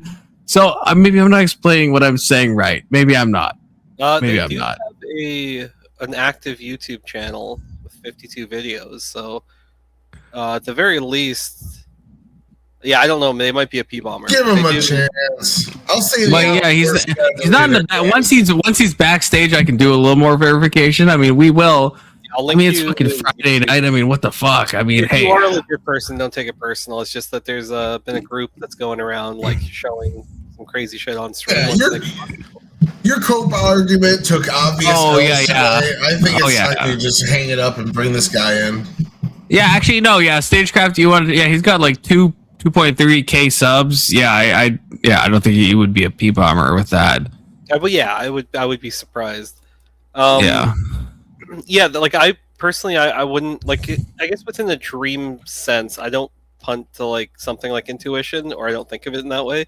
I do think of it more, I guess, in more of a traditional sense. So like, I understand kind of where you're driving at with it. I think intuition can be an incredibly powerful thing. I think but I can never escape boiling it down to like a gut feeling, because there is something to be said that like your gut feeling is often right. They say like trust your gut. If a situation feels a bit sketchy sometimes, like that is like a weird phenomenon. I just think that it's one of those things that it's sort of built from prior experiences and like other like cues that you pick up on either socially, like so it is kind of a muscle in that way. I think you can train it. Right. Okay. Yeah, I'm thinking that. I just think to me it is very limited because kind of what Tyler said. I think maybe not as often, but like your intuition can very easily be wrong. I actually see it as an extremely poor basis, as like something to rely on. More often than not. Yeah. Well, but I think that's fine. Well, sure. If you think it's fine though, then it kind of goes back to the original convo where it's like, how do you use that as a reliable thing when determining like morality, like in any sort of like, because it just feels weird to almost like you're talking out both sides of your mouth, where it's like it's both objective and subjective in some regard, because it's like I'm not saying intuition. I've never said that. I've never said it's subjective. I'm not saying that. I know you haven't, but this is so where how am I talking out of both sides of my mouth?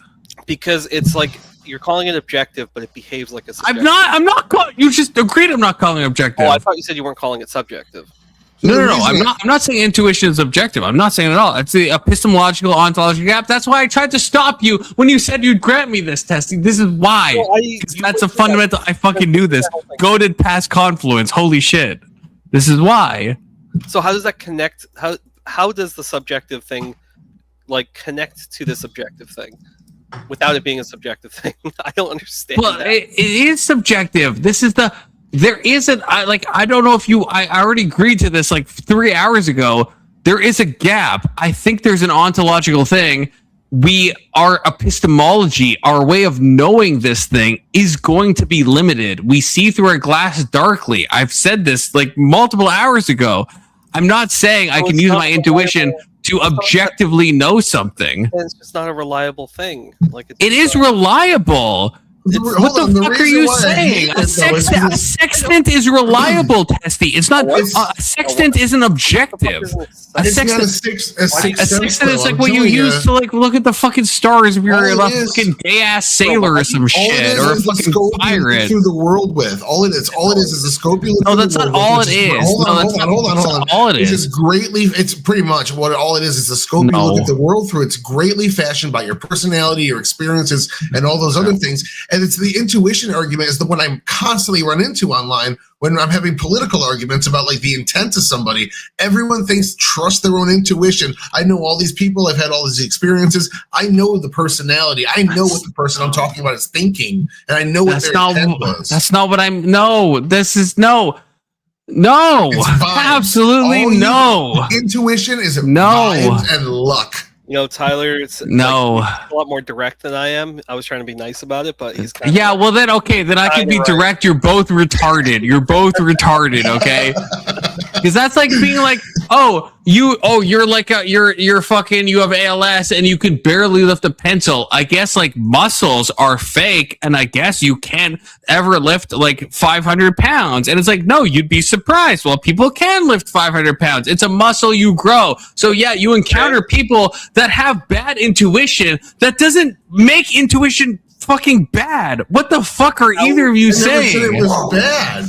Yeah. I know, but Tyler, you're saying, I talk to people that say I have a gut feeling. Yeah, no shit. If you don't train a muscle, the muscle's gonna atrophy. It's gonna be dog shit. That's most people you encounter. Nothing to do with my fucking argument. You're just saying my training is the right training. They all trust their intuition. No, that's not what I'm saying. No, that's not what I'm saying at all. That's never what I've said. That's never what I've said. Holy shit, that's never what I've said. We'll move the conversation hopefully forward, because if that's not what you're saying, then how do you develop this muscle? Like, you can develop it in many ways. It has to be an intentional way, though. There has to be some intentionality. So if you're just talking to someone that on StreamYards, that's like, my gut feeling tells me this, then yeah, they're going to be wrong most of the time. Just like some guy who's never trained in the gym and he's trying to like lift some weights, he's going to fucking fail. What do you mean in an intentional way? Like I'm trying to get to the bottom of this. Like what is a good way to develop this muscle? Any legitimate spiritual practice, if you're actually asking for a practical thing, any spiritual practice that has stood the test of time at all, even 100 years, fucking do it. Do that. That'll do it. That'll fucking get you where you need to go. That's what I'm saying. Meditation, fucking even that. What's that gay ass yoga that like they cost you a bunch of money to do? That all the celebrities do. Someone must know it. Yeah. No, not Pilates. No, I can't remember it. Not Pilates. Bikram's? I can't remember. Someone in chat, please say it. Otherwise, it's gonna be stuck in my head. Are you still there? They give you like secret mantras and stuff. I can't remember what the fuck it's called. They might feel a bit neglected. The Steel Man does a lot of yoga. Maybe he knows. But no, so yeah, Raja Yoga, the best type of yoga, the most base type. Again, anything. I don't give a fuck. That's why I tell Testy to be a real Satanist. Just do it. Just fucking do it. Just stop being a fucking stupid cuck and just fucking do something. Just experience something real. So I got Testy to look into the black mirror, okay? But he didn't stare into it long enough, okay? Apparently. But he should do it again. But I appreciate that he did it. I do like that. Why can't you just understand pragmatism? Why does everybody have to join an ideology? Why can't you just be a pragmatist? Because pragmatism is the most retarded, and it should lead you to actually gay man. It actually should. It actually should. Welcome to the best society humans have ever fucking had. Sorry about that. Wow. Who cares about society? Wow, you have no answer to that. You have no fucking answer. You have no answer. Why would I care? Why would I care what society cares? Why ought anyone do anything? Like you have none of you atheist cocks have any idea about anything that you're talking about. You just live in this fucking fantasy realm, and you think religious people live in a fantasy realm, which is crazy. Which is actually crazy. You're the occult Nazi telling us we're normies. You know, it's been fun. Always has been, Tyler. It's been really fun. I'm so used to being the person that's like outnumbered in these discussions, and for once, it's been really nice to be able to actually gang up on. I hope you're enjoying it, Testy. Yeah, it's great. And also, like, I'm surprised, like, no like none of your buddies jumped in to kind of like. I know. I was hoping I get fucked up, right? some type of backup, but apparently not. Okay, apparently not. Just me. I've had what I would consider close to spiritual experiences, but like one of them was drug induced. So I was like, I don't know if I might discount that because it could just be my brain been doing fucked up. You shouldn't discount that. You shouldn't discount that. That's crazy. I mean, I've done like acid. Like I've had some like extremely what I would thought were insightful things that even stuck with me to this day. Like I have had those types of experiences. I think those have been valuable to me overall. But like, don't discount those. I don't discount them. But like, I mean, somehow. I don't just to your chagrin. Somehow I'm able to like separate those things because for me, I'm like and you're gonna say this is like some egoist thing, and like Anson would probably say it's some materialistic thing, but like I would say that if you can come to like these insights about yourself, I think that's the power of like self-reflection, which you may call like even meditation. You might call that like a spiritual process. I've always been a little bit more introverted in general, but I like to think I'm self-reflective, and I do think like if I have I tend to like intellectualize my emotions a lot. So if I have like a negative, I'm feeling sad or I'm feeling some sort of negative thing, I will like dissect that, and I need to examine like why do I feel this way and try to get to like some sort of thing. It's a very methodical, like I've always been very like self-sufficient in that regard. So like I see that as like a good process. I do think that is something that you sort of have to practice. A lot of people are just fucking NPCs, I think, and not even self-aware. But like, I see that as just like a thing that you can learn. What? Okay, sorry. Go ahead. I was calling time out. What is that? Is that grape ginger ale? Wait, what? What are you drinking? Me? Yeah, that looked like some flavored ginger ale there. Drinking out of the bottle, dude. He's always been a savage. I'm drinking a fucking cider. It's a black cherry. Okay, from BC, from Testes County, from the Okanagan fucking Valley. I'd fuck with that. No tariffs, baby. They took all my rum chata away. Fuck the US for real. But I got some vodka sodas. I might have one. I have a couple of those. I have to go to bed. I have to take the wife to work in the morning. That's fair. I kind of am at the end of my discuss, but it's the weekend. I'm sure you want to stay up, or are you going to also bail Confluence? If you drink, I'll stay up and keep drinking. Well, I just checked. I only have 2 of them, so I don't even have enough to like get drunk. Unfortunately, you got 2 though. I mean, hey, 2 is better than 0 if you think about it. Yeah. Well, I could say it's. I mean, I could even still hit up the liquor store if I'm being honest. I called it. Steelman does yoga. I knew Steelman did yoga. I just felt it in my bones. That's fucking intuition right there. That's the easiest guess ever. And he didn't even say he does yoga because Steelman doesn't actually do yoga. That's the thing. Sorry, Steelman. I love you. But he doesn't. He just gets high off mushrooms. He doesn't do yoga. That's why he said a non-answer. True yoga comes to the second. Yeah, he doesn't fucking do yoga. What a surprise! Sure, I've done yoga. Does that count? No, you haven't. You've done hatha yoga, which I guess is. It's the yoga of the West. It's the yoga of the West where you like do stretches and you do cool poses and you're like, oh, I'm a fucking guppy mom. Like fuck that. It's in my DNA. Like yoga is an Indian practice. Oh, that's true. Actually, yeah, that's true. More in tune with myself. You should be in theory. But are you in praxis? That's the question, you know. Well, I know we've discussed this before. Everything I described, I think, is why I respond more to like the Eastern tradition, because it's the opposite of the West. The Western religious tradition or spiritual tradition is this like pyramid hierarchical thing that you describe, whereas in the Eastern tradition, it starts very much from the self, what you would call like, I don't know, egoist or hedonistic. Like it's not put in those terms, but every like truth is derived from the self, and then everything stems from that. Like it is, and then like even reaching nirvana, right? Like, or those concepts, it's like they all stem from the inwards, like outwards, versus this external thing that is, So the structure of it is almost inverse. It is, yeah. That's actually something that a lot of people have come to. A lot of people that do both the East and the West stuff, they have noted that it's inverted. I agree with that. I do want to clarify. I want to clarify one thing. I don't think I am not, when I say that the egoist point of view, That's not what I believe. I'm using that as a pejorative, just to be clear. I don't think that's what it stems from. I think that's a fucking retarded way to view things. I just want to make sure I'm not like that's. I don't think that starts from that. I don't think it is hedonic.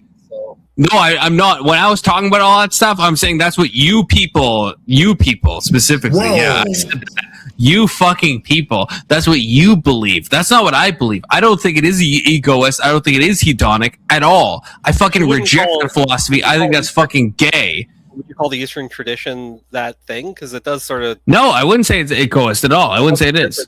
Difference then. We have an important update. Steelman not only does yoga, but he does the true yoga only while on mushrooms, because otherwise it's just stretching. So we're now fully informed. See, even Steelman, he thinks yoga is just hatha yoga. This is how the West cucks you, Steelman. Hatha yoga is the West. The West steals everything. That's fine. I mean, that's actually a good thing in a lot of cases, but we steal yoga and we turn it into stretching. That's not what yoga means, and you should know that, Steelman. I don't know why you're just saying it's just stretching. That's like that. You're just using the westernized definition of fucking yoga, which is so stupid. Emmett with the 5. This is the crazy thing because I donated $5 to Emmett, and now Emmett donated $5 to me, and so I guess we're even, but we have both lost money, and YouTube has taken a profit. Thank you. Even though you're a witch, it shows you were going to the gym. Yeah, well, I don't know if it's really showing too much, but need more exogenous tests, perhaps. But thank you, Emmett, for your super chat. That's you should join the Dutch channel. rudder, Think about it. As long as Tessie doesn't fucking do a stupid thing, I donate to you. I donate to Emmett. I donate to both of you. I donate. You don't even know. You don't even look. I donate to both of you because I love you both. I donate to AVG. Donate to you, Emmett. Help a brother and a sister out. Absolutely. Okay. Absolutely. Someone was saying something gay. One of you guys. It's so hard to tell you apart. It was not me. It definitely wasn't me. It was. We were talking about yoga or some shit. I can't remember. I'm so stoned I forgot at this point, but I do know. I'm fucking drunk, and Testy is refusing to crack his 2 beers and go to the fucking liquor store. So, Well, I'll drink them, but I'll go tomorrow and get more. But as the only sober one, I think my authority is superior. You should trust my intuition because I'm the most clear of mind or whatever. Nothing to do with intuition. See, that's how I know. You don't know about intuition, Okay, so first off, Confluence pigeonholing and gatekeeping yoga is it's racist and so Western, yeah. Yeah, it is. So really, it's anti-Western if you think about it. Okay, Steelman culturally appropriated yoga, recreated it in a modern fashion for modern audiences, and now we have a new thing called yoga, and you just don't understand how words work, bro. If you mention yoga and you mention stretching and you don't understand the irony you're producing, then you don't understand yoga. Okay, I'm sorry, Steelman. That's kind of shots fired. I love you, Steelman, but you just don't. You should stretch before yoga. I mean, that is important. No. What? No, absolutely. What the fuck? No. You're a yoga elitist, is what you are. That's what I mean. Everyone thinks yoga. When people hear the word yoga, they think, I'm going to join a yoga class. That's not what yoga is. Yoga is union. There's Bhakti yoga, which you don't move your body at all. There's Raja yoga, which again, surprise, you don't move your body at all. There is Hatha yoga, which yes, you move your body. That's like the one type of fucking yoga where you move your body. And that's the one thing that the West is like, oh, we can make some praxis out of this because it makes us stretch more. Fuck that. Fuck the West. That's retarded. My yoga flame from Dulcim on Street Fighter. How fucking dare you? Disavow. Everyone should do yoga. Tyler, you should do yoga. Testy, you should too, but not the gay ass yoga. Don't you should stretch maybe as well, but that's like less important. Fuck that. When I did like the the downward dog and shit, and like the yeah, that's gay. Someone's gonna fucking come up behind you, your yoga instructor. He's gonna fucking do some untoward shit to you. Yeah, don't do that. Flexibility. Well, because what I was doing, this was over the pandemic. Me and a couple of friends We started using Skype. It wasn't Skype, but it was like some video calling kind of app. And I worked out in my basement, and we worked out every single day of the week, and we just did a routine. Like some days it would be what do you call it, HIIT, high intensity cardio stuff. Sometimes it would just be yoga. Sometimes it would be the yoga was usually on the Friday because it was kind of the chill day. But just calisthenics, I guess you could say. We had some weights and what do you call it, tension bands and shit. But yeah, that's great. I'm big into calisthenics because I like the concept of not having to join a gym. It's incredible what you can do with just your own body weight. So I've always liked that, and it's also that concept of if you treat your body right, it will treat you right. And I think that people should be more conscious of their body and more active in general. They should. And to be clear, I don't hatha yoga is good yoga. And Tessie, what you described, that's good. That's fucking great. I fucking love that. What I don't like is people like Steelman who's just misunderstanding yoga. That's what I don't like. Hatha yoga is a legit path. I just want to say that. Yeah. The hatha yoga is the physical path of yoga. In the West, we just take that path. It's a fine path. It's good. You should do that. That's fine. We just separate that from everything else, and we think that by doing hatha yoga, we're somehow doing the other types of yoga. And when we hear yoga, we just think of stretching. That's my problem. And that's my problem with Steelman. Steelman, you're called out officially on the Confluence stream. If you're on Second Dust, you don't know what yoga is. I'm sorry, you were talking about stretching. So why don't you join the panel, Steelman? No, don't go. Can you tell me what yoga actually is? I got you, Steelman. What this dude is doing is he's definition cucked. And he's definition cucked because he doesn't understand what intuition is. Now, I know how fucking dare you. A God-based intuition that I've been honing and training. You do not. You don't see. You know you're lying. Life. Hold on. See, when I say that's true. Excuse me, reclaiming my time. I'm speaking, Kamala. I'll allow it.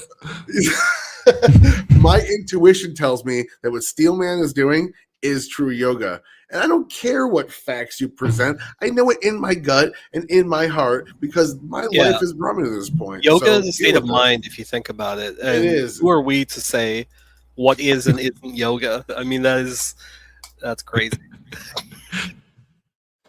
Absolutely not.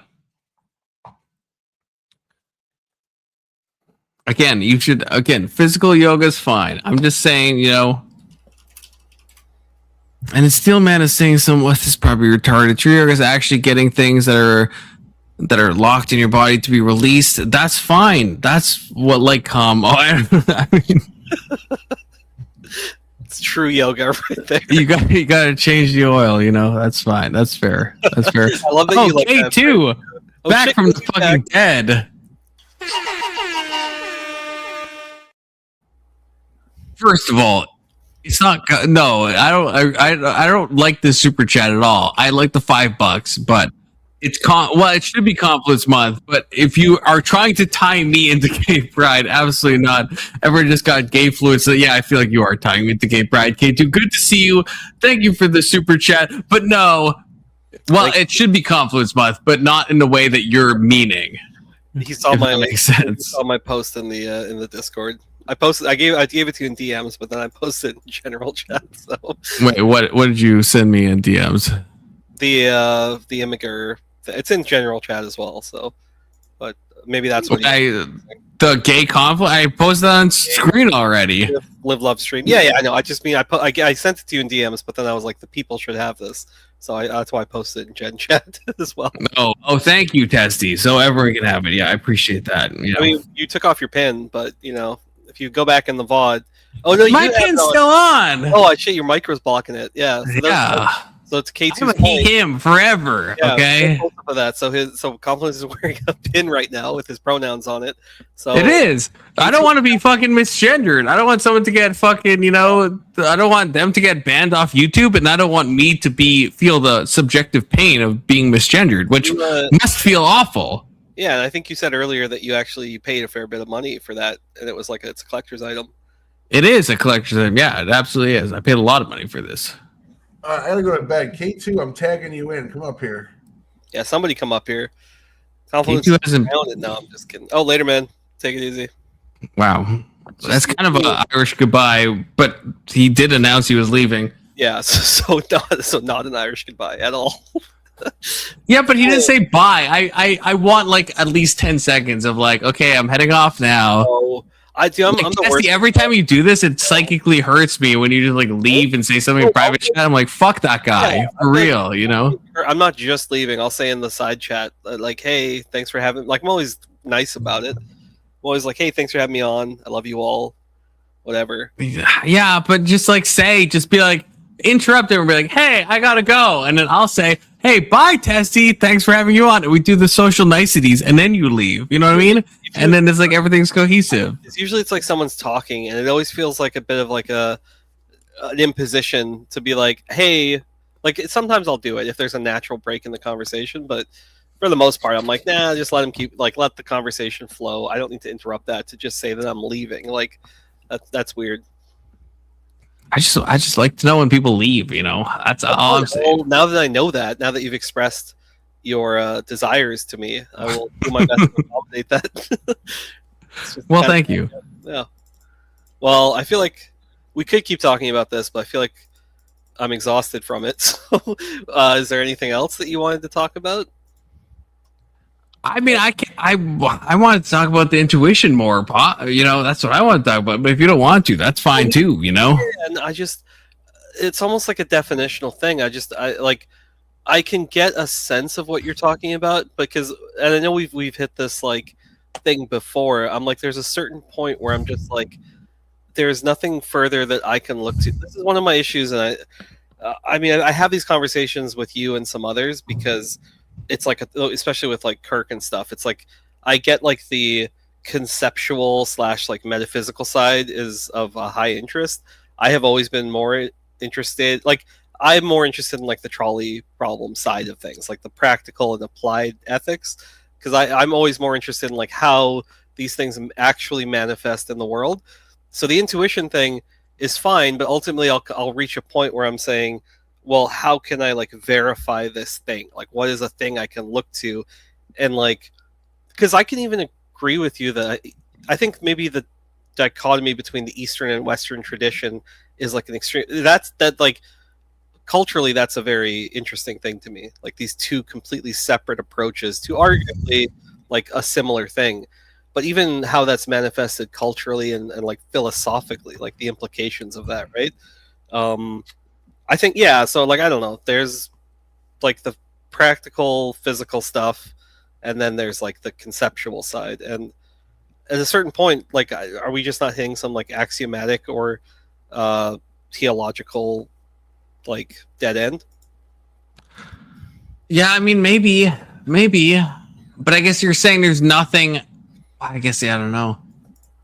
Because I guess my proposition is there is something you can do to know this. That's my whole grift, I guess, is that you can do something. Well, you know, it's like it's possible. You know, like the existentialist. I know Nietzsche was like sort of the whole God is dead thing, but like I do think that the question of like what do we do about nihilism is like a interesting one, because I think especially in modern society there is that looming thing. And you just recently watched BoJack Horseman, which I you're more familiar. I know like the broad strokes. Such a good show. Okay, K2's gonna fucking spurg at me. Yeah, he's gonna, and then someone's gonna react to it. Fucking whoever, Jared, gay, trans, furry fluence. There you go. Are you happy, K2? Are you happy? Fucking join the panel, okay? Join the fucking panel. Yeah, I'm just gonna ramble. BoJack Horseman. You want to save the conversation? Anybody come in and change the topic? Steelman, want to talk about mushrooms and yoga? I'm down. But I want you to finish BoJack Horseman. What? Name the amount of money that I'd have to pay you to finish BoJack Horseman, because it's so good, Testy. It's so good. It is good. It's just one of those shows that like, this is gonna sound gay. It takes like an emotional toll because there is. It does. That doesn't sound gay. It does. Well, but that's why you shouldn't watch it passively. That's my whole cuckoldry thing from like 5 hours ago. You should watch it actively, right? This is one of the reasons I told you the same thing with like Black Mirror, is because like those episodes would like stay with me for like a week, and I'm like, that's good though. You want that.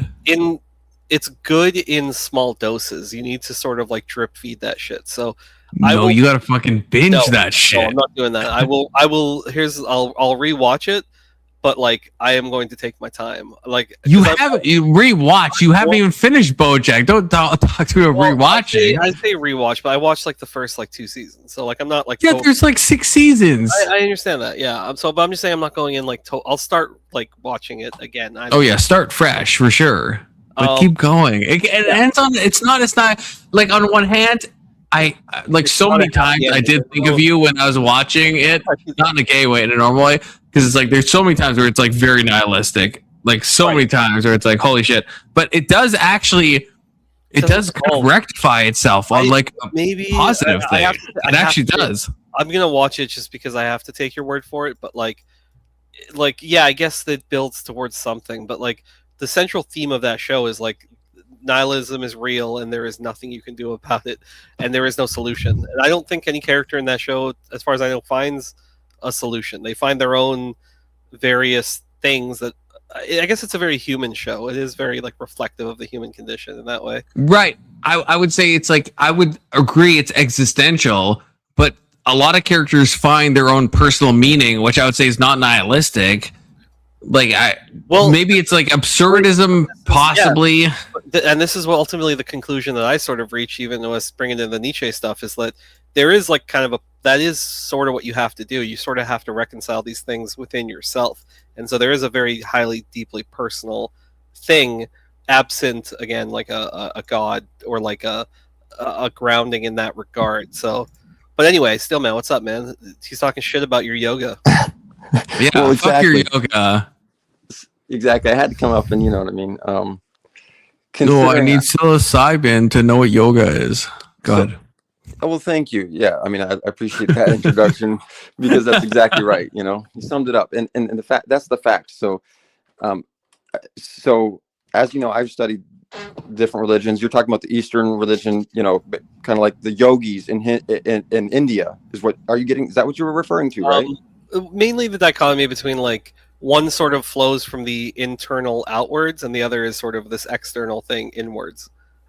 There's like a broad strokes difference between. Oh yeah, sorry. I was like, that was my weak attempt at attacking. I was like trying to attack Confluence here. It's like because he's acting like he knows. He's trying to say that what I'm trying to get at is I have been a true yogi. Okay, just like I have been enlightened and I have become the Buddha. You cannot tell me that I don't know what yoga is because I have been a yogi. And what I've discovered is that when you discover what the roots of yoga is and you become a yogi, there is no, what do you think yoga is what I'm wondering, because I'll lay a little more out. I'm going to talk a bunch, but like you said, when you take the psilocybin and there's stages to it, you know what I'm saying? Like the onset, and then you like go through like the metamorphosis, and then you like actually hit the trip.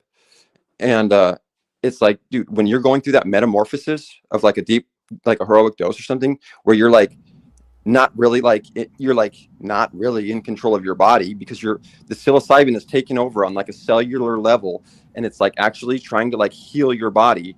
And it does heal your body, and you can look into all the science of how it's anti-aging and it's all these things. But for right now, I'm trying to stick to the point, which is that there are things that are like lodged in our bodies, like, and I now this is a belief, this isn't gnosis, this part where it's like, this is where cancer or tumors or whatever derive from. And now I'll back off the belief, but it's like these things, they're like regressed memories, they're experiences, or they're whatever it is that we have forgotten about, that they're dormant things that are in our bodies. And when you take these psilocybin, your body it'll work these things out of you. And so there's like things that are like in your different organs or whatever, and the psilocybin takes over your body, and you start doing what is the original yoga. It's not somebody telling you stand like this, move like that. It's not some pose. It's your body is actually physically kicking this stuff out, and it's bringing it up, and it's bringing it through your arms, and it's sending it out your fingertips and shit. Have you done mushrooms, Confluence? Just curious. No, I've never done any hallucinogens at all. So Steelman is, I mean, I have done them maybe half a dozen, maybe up to 10 times in my life, but it does sound like Steelman's a bit of the expert here, so I don't really, what do you have to say about it? Yeah, I mean, I don't have much to say about the psilocybin thing. I guess I'm curious. Maybe we're at an impasse between you and I, Steelman, because you asked me what yoga is, but I want to turn that question on you. I mean, I have my answer. I know what yoga is. What do you keep mentioning poses, and anyone that's talking about yoga and it's mentioning poses, that's just like a red flag that they don't know what yoga is, because you would never mention poses if you're talking about yoga. But if you know what yoga is. But in my context, and I did lay it out, I explained that it's not. The reason you're mentioning it is because, again, in the Western, like you said, in the Western world, we believe that, or not we believe, but yeah, the word yoga is used as, these different poses and all that stuff. So that's why I'm not saying that it is poses. I'm saying that it's not. And so you're saying, So how can you say just the fact that you're okay? That's fair. Maybe I'm cucking you in a bad way. Well, but what do you think? What is yoga? I guess. Well, so even though I explained it just now, I will explain it again, which is that it is that when you enter this psychedelic state through without saying the word. No, wait, pause. Without saying you don't think you can do yoga without psilocybin? Just like you cannot meditate without psilocybin. Meditation is a fucking joke. No, you don't believe that. You don't. You don't believe that. Have you ever become the Buddha on meditation? No. Have you ever become the Buddha on mushrooms and pin meditation? Yes. Oh my god! When all you have is a hammer, everything's a fucking nail. No, it's no. Holy shit! Confluence. You're not understanding it. You just don't get it. You really don't get it. And I'm not trying to say that in a mean way. I'm saying I understand. I know what you're. No, I get it. I would probably take psilocybin. I probably would get it. I like for real. I understand what you're saying. I do actually understand what you're saying.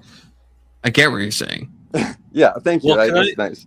I don't want to. I don't like talking too much about my trips and stuff. But like, this is so. I really enjoy. I've only done it twice, but I really enjoyed LSD.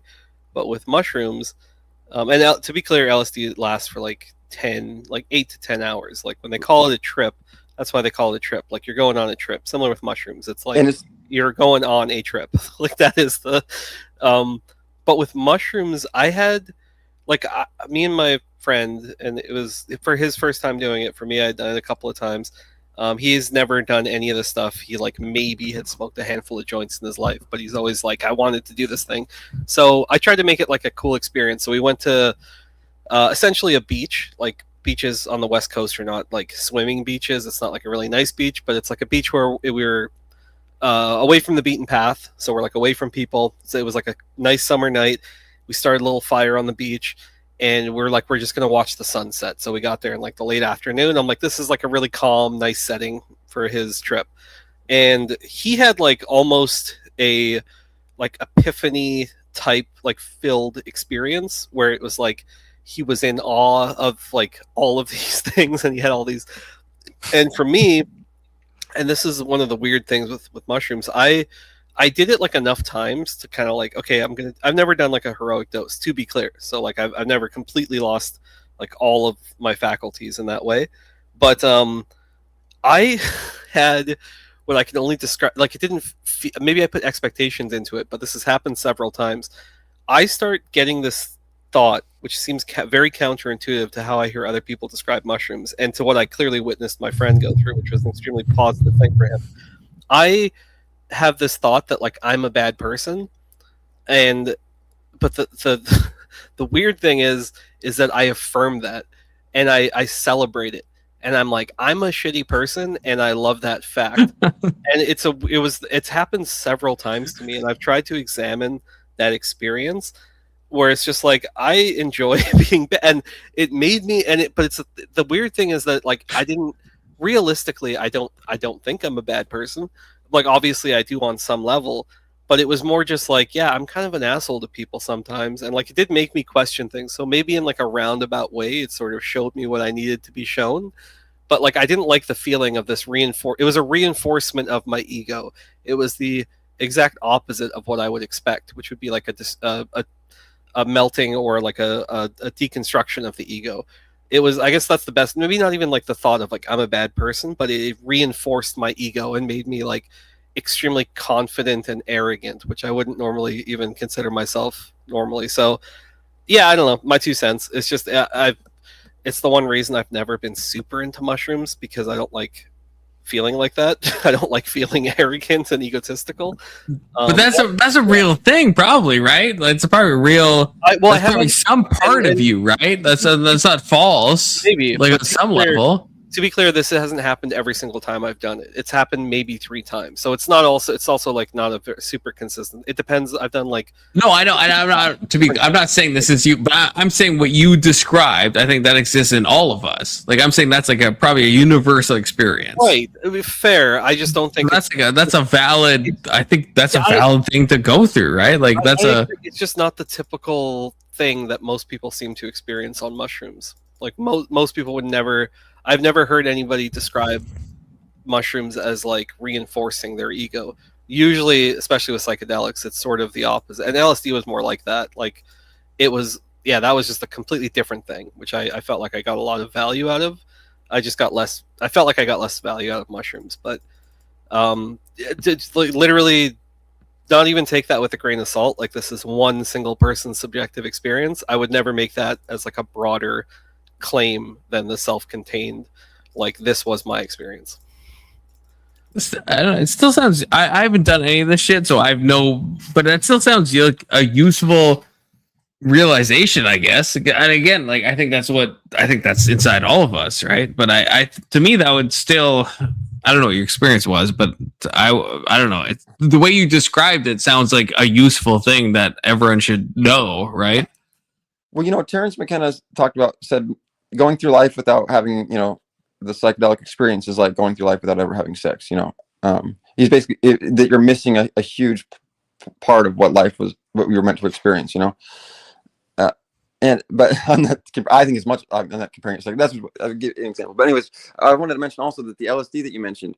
So this is where the holy water comes from. LSD is the original holy water. It's odorless, tasteless. You can literally splash it on somebody, and they will have a psychedelic experience. And this is why in the churches, when you go in there, they would tap in the Catholic churches or even the Christian, I think, but they have the little water at the door, and you're supposed to tap it on your hand and put it on your forehead. Why? Because that was originally LSD, and they would tap it on their forehead, and they would have. Interesting. I didn't know that. Because it's not true. That's why you don't know that. It is true, Confluence. And the thing is, the reason that I'm telling you, cool. That's the Joe Rogan thing, but it's you think, you're right. You're right. It's just water, right? And you can just splash water on a demon, and they'll just, they'll. No, I don't think that. I just don't think the original holy water was LSD that they were like absorbing through their skin. I don't. What I think it's a sacrament. It's a sacrament that it's a spiritual truth that you're expressing physically, and your intention is making something really happen. So I think it is a spiritual thing. I don't think they were literally putting LSD on their forehead.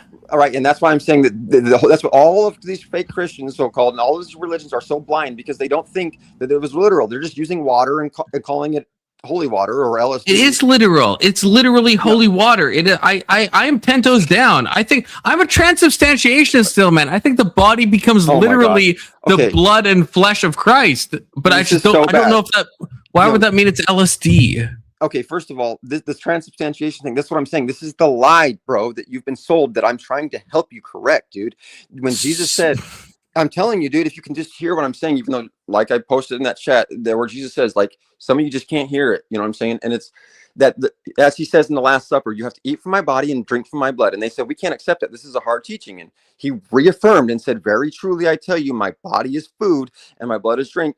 And then many of his disciples left him. And I wanted you to remember that. It's John 6:66, where many of Jesus's followers turned away and stopped following him, because they couldn't accept the fact that his body was food that you have to eat. And it's not a piece of Wonder Bread where some guy is just going to say something. It's a real passage. I don't think it's a real passage.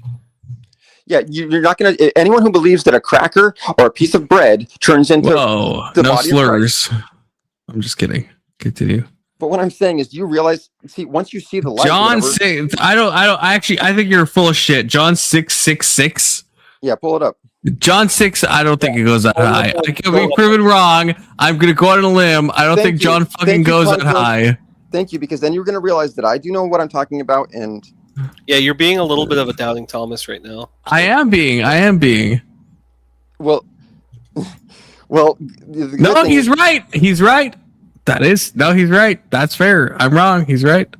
Okay, and the thing is, what is the he's verse? right. Sorry, I'm going to bring it up. From this time, many of the disciples turned back and no longer followed him, and that's John 6:66. I didn't think that. I didn't think John 6 went to 66 verses, but it does. You're right. Okay, now Confluence. Look in the Bible and see any other time where Jesus' followers turned and stopped following him. It doesn't happen. It happens at this moment every fucking time. When you tell somebody this is the body of Christ, you have to eat it to experience Christ. They turn and they blaspheme against him, dude. Oh, that's interesting. I never thought about that. I guess I don't know. Like my normal interpretation would be that what he's just saying sounds insane. It would sound like some type of cannibalism, and that's why I thought they turned away. So, and that's because it's metaphorical. It's the mystery schools, dude. It's the same train that went from the Greek mystery schools where they were eating the ambrosia and nectar, drinking the nectar. They were doing this. No, I get that. No, I understand the history of this stuff, but I don't know. Why read that into this passage or into all the passages, I guess. I've heard, we've talked before, and I think your theory is I think it is cohesive. It's not a theory. Well, I understand. Yeah, you think it's fact, but I don't think it's for fact. me, I have gnosis. Just so you know, I'm telling you, I don't think it's fact. This is what a true Gnostic is. I know it is, and you will know it is if you try this again with the understanding. Because I can't say you're wrong. I've never done psychedelics. I've definitely never done them with intention of knowing this. So that could be true. I don't know. I don't fucking know. That could be true. Yeah, and Jesus discusses in the Bible. He says there are those of you who eat from my body but do not discern what it is and reap judgment upon yourselves. Okay, meaning there are people who can eat from the body of Christ and not even realize that they're eating from the body of Christ. He says it right there in the Bible. My biggest thing, Steelman, I don't know if this is it's not really a topic change, but maybe it is. My biggest thing that I've always come up against you with, because I get it where it's I understand, and I do, and I hope you believe me, I haven't done psychedelics, but even with other drugs, I understand that me saying something now or thinking I understand something now, I have a very clear knowledge that is not my mental state if I did this substance. I understand that. I know that. So that's why I'm willing to be hey, yeah, my entire worldview could be completely shifted in this moment, because I states of mind can be fucking insane. But my issue with you still, man, is that when anyone talks about something else, like Red Eye Gooner earlier in chat was talking about experiences on cannabis, and people have talked to you about LSD, and you will say those are false gods. Peyote's a false god, LSD's a false god, all this stuff, and it's only the mushrooms, and that's the true god. And that's where I just and maybe if I did mushrooms, I don't know, but I can't get that. Why it's only just psilocybin and it's not peyote, it's not ayahuasca, it's not fucking DMT, it's only psilocybin that you have to take. Right, and that's wait, sorry, I'll just to chime in. I'm gonna get going. Just letting Confluence know. Thank you, Testy. I appreciate that. I feel loved. I thank you. Oh, Sevens brother. Say your final thoughts. Well, just final thought. I mean, from my perspective, I have a hard time believing a lot of these things, but Steelman seems like he has put in the effort and the homework to connect a lot of these dots. So I'm more interested in I don't know if you have the shit written down or if there's schools of thought on that shit, but I want to. He's got a book, Testy. You have a book? Well, yeah, but to make it easier, because I also put the book into a video on YouTube, so you can just watch it. It's got a whole video. It's on your channel? I actually don't have it on this channel. I have another channel called The Origins of Religion. It's in Gen Chat, I think, but from maybe 2 days ago.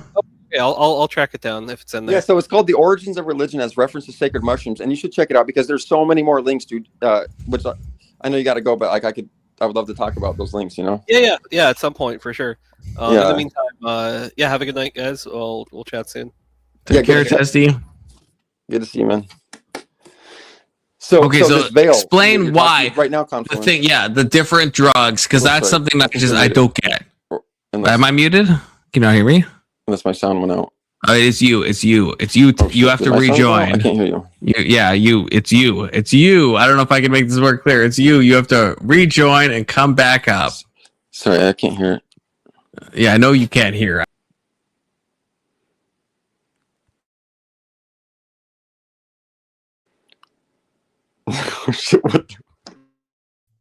Well, that part doesn't fix anything. Can you still can't hear me? Yeah, I thought it was on my end there for a minute. So okay. Oh, that fixed it. Yeah. Okay. Yeah. Okay. Yeah. When someone leaves, sometimes it fucks StreamYard up. Okay, so this thing that you're talking about is actually like the veil, and it's meant. That's why the Bible talks about this veil all the time. It's that humans, we have this veil. And first of all, you're saying, well, why is this the only way? Well, if you're a Christian, which you seemed like you were, this is the first time I've heard that tonight, but if you're a Christian, then you understand that Jesus is the only way. And people are saying, well, why can't I do it this way or that way or the other way? Because Jesus is the only way.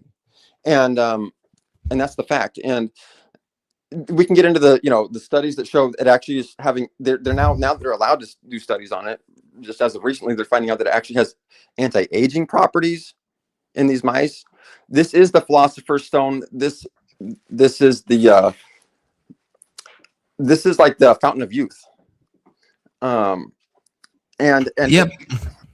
And it's the veil that, okay, now you have this veil over you, and when you eat these mushrooms, they lift the veil so that you can see more clearly. And this is why when Adam ate from the fruit of knowledge of good and evil, his eyes were opened. I get the biblical metaphors. Like we've talked about this before, but I don't get like if someone, like, there's obviously a lot of cultures, like people in Mexico that like they'll use the fucking cacti and they'll like harvest peyote and stuff, and they'll use that.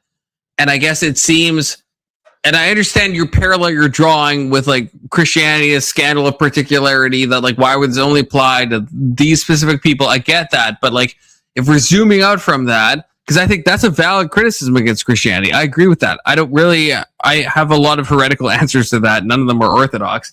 But I guess with you're claiming that this is like a thing that's only the psilocybin. How would you respond, I guess, to the people in Mexico that they're using peyote, they're seeing God, and you're like, no, you're somehow worshiping a false God, and it's like not real. Like if we're using like because what psilocybin mushrooms do is, and again, it's not, I wouldn't say it's just like the synthesized psilocybin, right? You have to have the magic mushroom. What it does is it actually goes into your cells on a cellular level and starts healing you and like anti-aging you, and it heals those dendricomes or whatever, where it actually stops the aging process and reverses it. It actually heals damaged brain cells and creates new brain cells, dude. This shit is not just a psychedelic experience. This is a whole.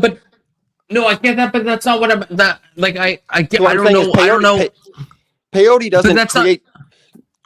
What I'm saying okay, is peyote. Wait. Pause for a second. Like, so I don't know enough about like what each psychedelic does, but I'm more talking.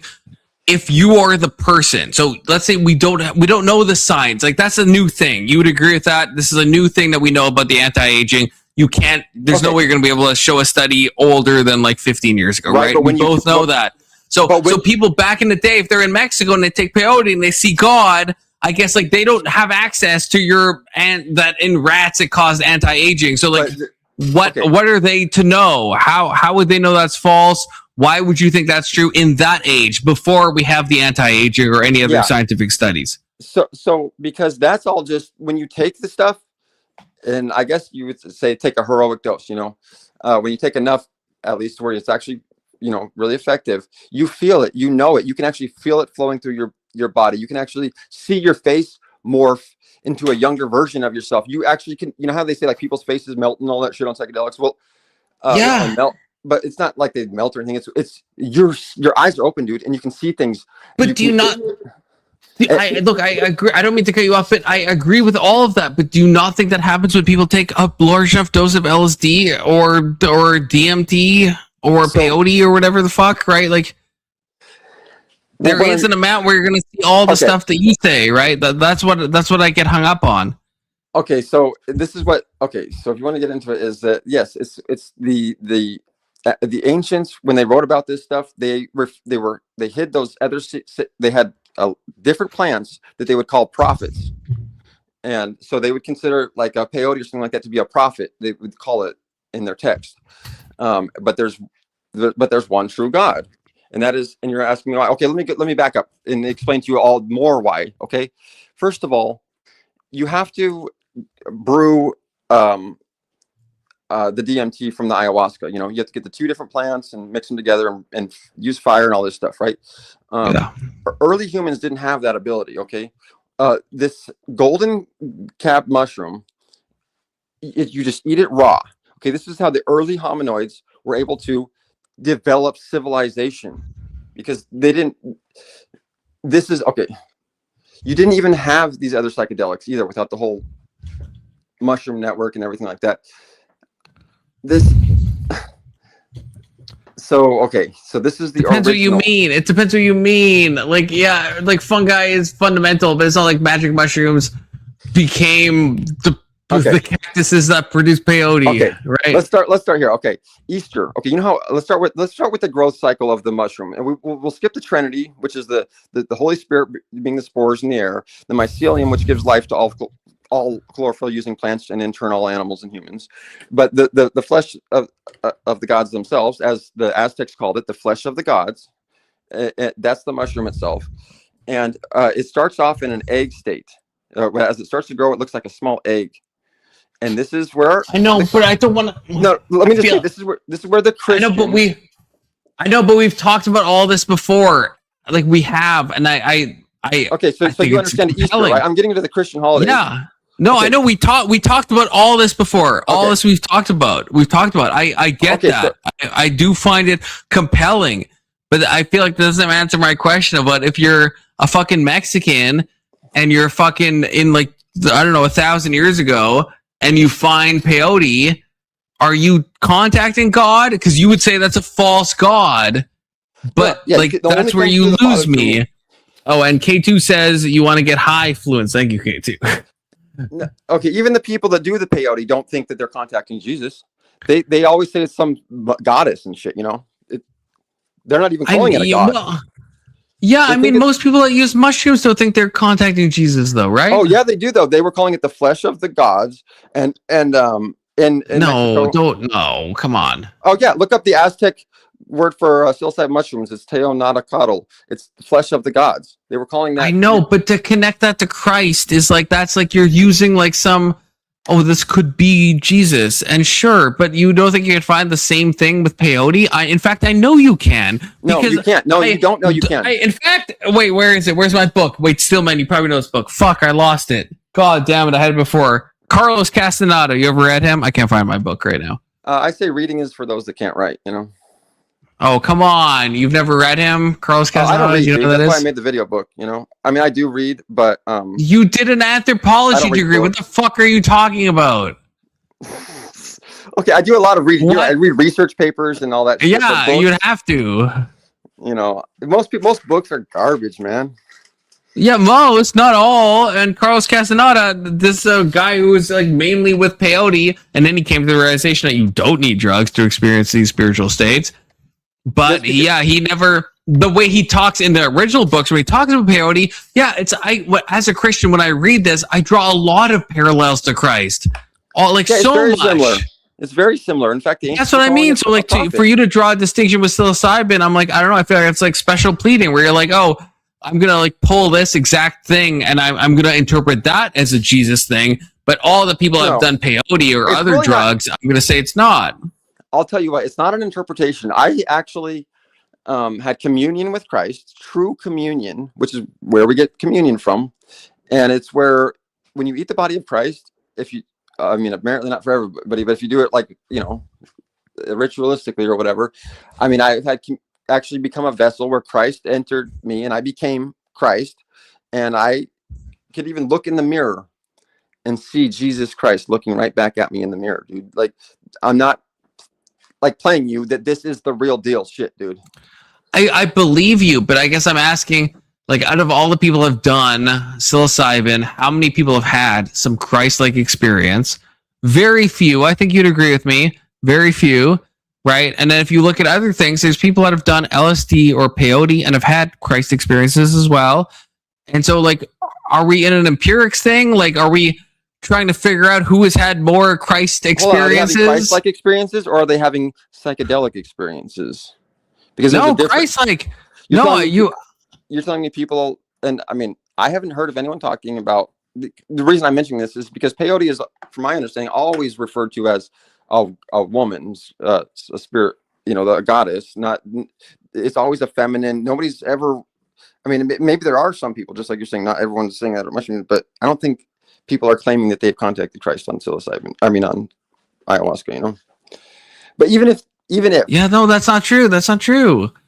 That's what I mean. Like, that's not the case. I don't know the empirics. I don't know how you would study this or whatever, but yeah, there's people like I've like, because I'm in like the Christian circles. I've met people they find Christ on LSD, they find him on psilocybin, they find him on fucking MDMA, they find him on whatever the fuck. Like, there's so many, the way your mind works. I don't know. Like, I don't find it compelling that like it's only psilocybin that you could like have an experience of Christ on. Okay, let me break it, simplify it then.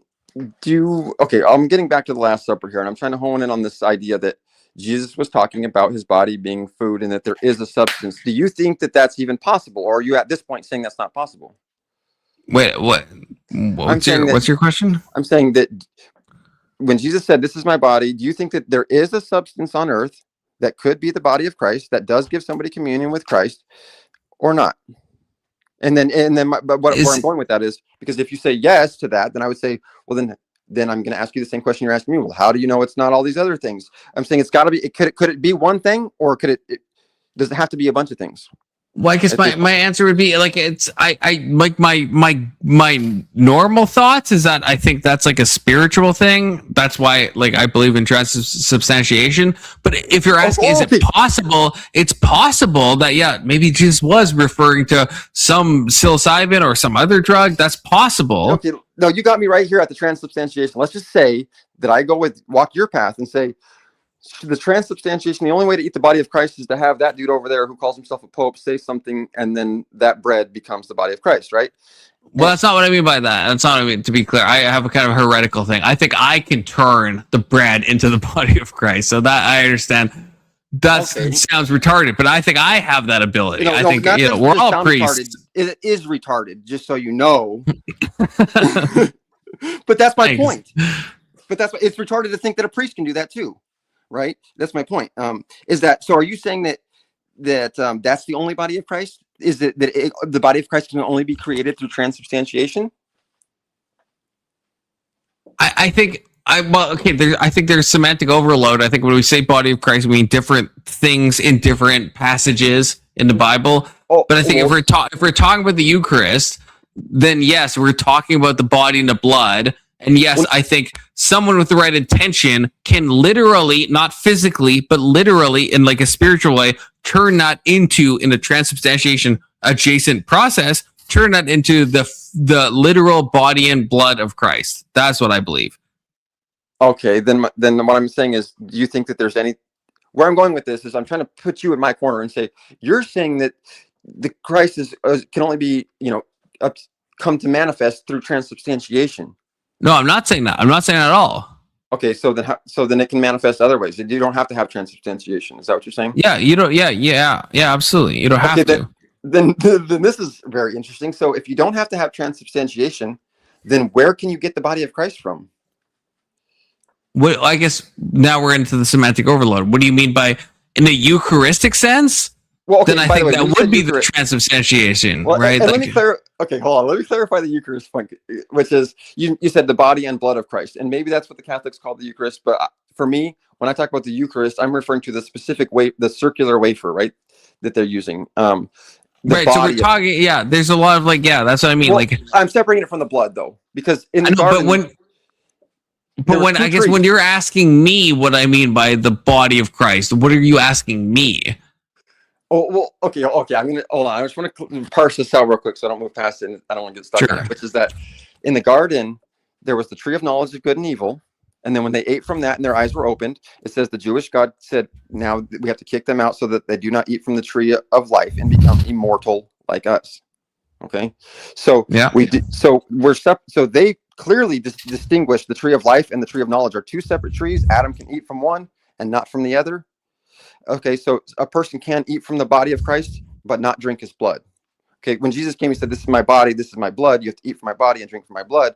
Those were two separate things. Okay, I'm not claiming that psilocybin mushrooms is the blood of Christ. I think that there's another thing that could be the blood of Christ. Just to be clear on that. Okay. Okay. Those are two separate things. This is the knowledge of good and evil. This is the fruit of the knowledge of good and evil. The serpent in the garden was the metaphor for the Last Supper. The serpent in the garden was Jesus. This is why Moses was hold up the staff with the serpent on it to heal. And this is why we have this serpent on the staff as a symbol of healing on our medical symbols and all that stuff, because the serpent was offering his body of Christ. That's why my number is my number. If you know gematria, okay, which maybe you don't. I'm not sure, but that's what the reference is. Yeah, I didn't. I actually thought that was a random number, so that's interesting that you had intent to it. There is intent. So I understand your point of view. I get it. Okay, so then I'm saying is that what I'm saying is that do you think that what I'm trying to do is get a worldview of or a perspective of what your idea of the body of Christ is? Are you saying that the body of Christ has to be, is basically can be anything, and then you just transubstantiate it? I think, like, I guess so. What I'm trying to say is, like, in that specific passage, when it's saying, like, when you eat of my blood and drink of my when you eat of my body and drink of my blood, I think there is a sacrament, and what I mean by a sacrament is a physical expression of a spiritual reality. And so that's what I would say is the transubstantiative element of that. I think there's kind of a broader context where you're just like, you're experiencing Christ. And I think that can be the body of the blood. And so I guess in that passage, I would say it's both. There's like there's the physical element of that. And there's the physical / sacramental element. And there's the kind of like in a general sense of just like, if you are open to Christ, you are in some ways experiencing his body, his blood.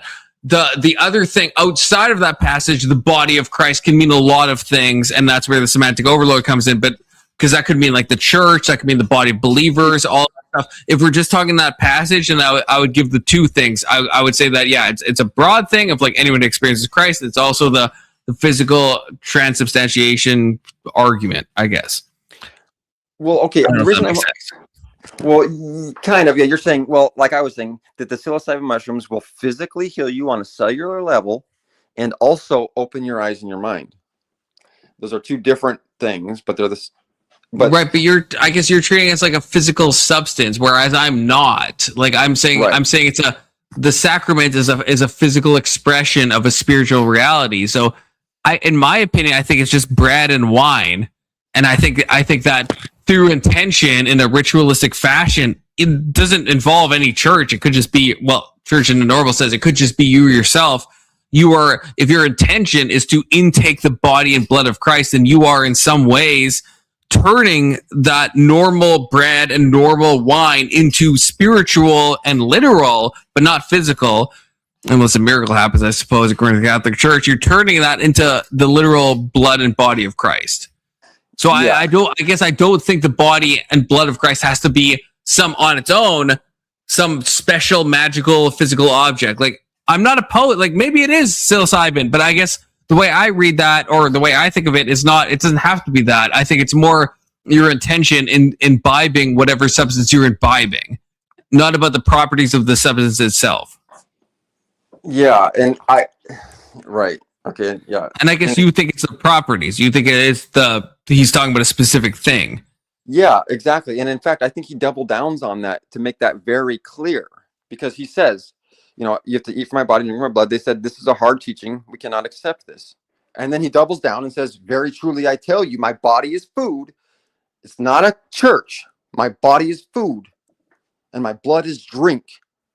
Do you think, okay, wait, let me ask you a clarifying thing. When the Pharisees balked at this, do you think, because the way I read this passage is they said it's a hard teaching because they thought he's, in the literal meaning of the words, they think he's advocating for some type of cannibalism. which would be against like Jewish customs, obviously. Well, but how could he be? Because he said, "Here, take from my." Didn't he feed them? Now you got me. I'm like, wait, weren't they actually partaking in the sacrament during the Last Supper? They were they were eating bread and drinking wine, but he said you should do this in memory of me. So that's not his body and blood, right? The body and blood in the transubstantiation or whatever comes after, right? He's having in the Last Supper. There's nothing like weird about that. So I guess I'm asking when the Jews heard that, I guess I'm curious what you think. Do you think they were balking at the fact that he was saying to do psilocybin mushrooms? Or do you think they were balking at the fact that it's like a cannibalistic thing that he's saying when I talk about it's a hard teaching? Because I've always interpreted that in a cannibalistic way, that they're like, hey, that sounds crazy. You're saying like you should eat my flesh. In the same way that if I told you, Steelman, you must eat of my flesh, that you would take that in a fucking crazy way. You wouldn't think I'm talking about like psilocybin. You would think I'm like just a fucking crazy guy that's telling you to eat my body, right? Like that's how I've always taken that. So what do you think the Jews took that as? I guess is my question. Okay, yeah, so that makes sense. I think that the story of Jesus is actually just a metaphor or whatever, you know what I'm saying? That Jesus, like I mean, this goes back, it's hard because I actually did see Jesus in the mirror, so it's hard for me to deny that he was a real person. But my inclination tells me that this goes, again, the Greeks were using a drink and a food as their Eucharist in their mystery schools before Christianity, you know, and then this went back to the Egyptians were doing the same stuff. This isn't new to Christianity. Christianity just is the repeated. That's why this is just it. So I know it's not new, but I guess I'm asking you with my specific question, the Jews, the passage that you brought up, right? Are the Jews, the Pharisees, right? Are they balking at him because they somehow know he's talking about psilocybin, or are they balking at it because they think he's talking about cannibalism? Well, yeah, I'm not. Yeah, I hear what you're saying. It's okay. I hear what you're saying. You know, what's weird? Like, I don't think. Well, you know, I think that whole book was like is written in code or whatever. You know what I'm saying? Like, I don't think that. I know, but the problem is you brought it up, so you can't, like, I feel like I like that's a fair perspective to have. But if you bring up a passage and I ask about the passage, and you're like, well, I don't know if any of this is actually really written, and it's like in code, and it's and it's like, well, then why bring it fucking up? Like, you know what I mean? Like, how am I supposed to fucking deal with that? Big Soda says confluence to the stake with this one. That could be referring to me. It could be you. I'm hoping it's you, Steel Man. I'm hoping you go to. I don't want to go to the stake. That sounds untoward. Well, I don't want to go to the stake. You got to remember that they killed Jesus first. Remember, he said he hated me first. They hated me first, you know. And if you want to put me on to the stake for under the name of Christ, I would do it. You know what I'm saying? You don't even think I don't even know if you think you said you're kind of ambiguous if Christ is a real person or not. Well, I'm saying it's not this person that existed 2,000 years ago. It's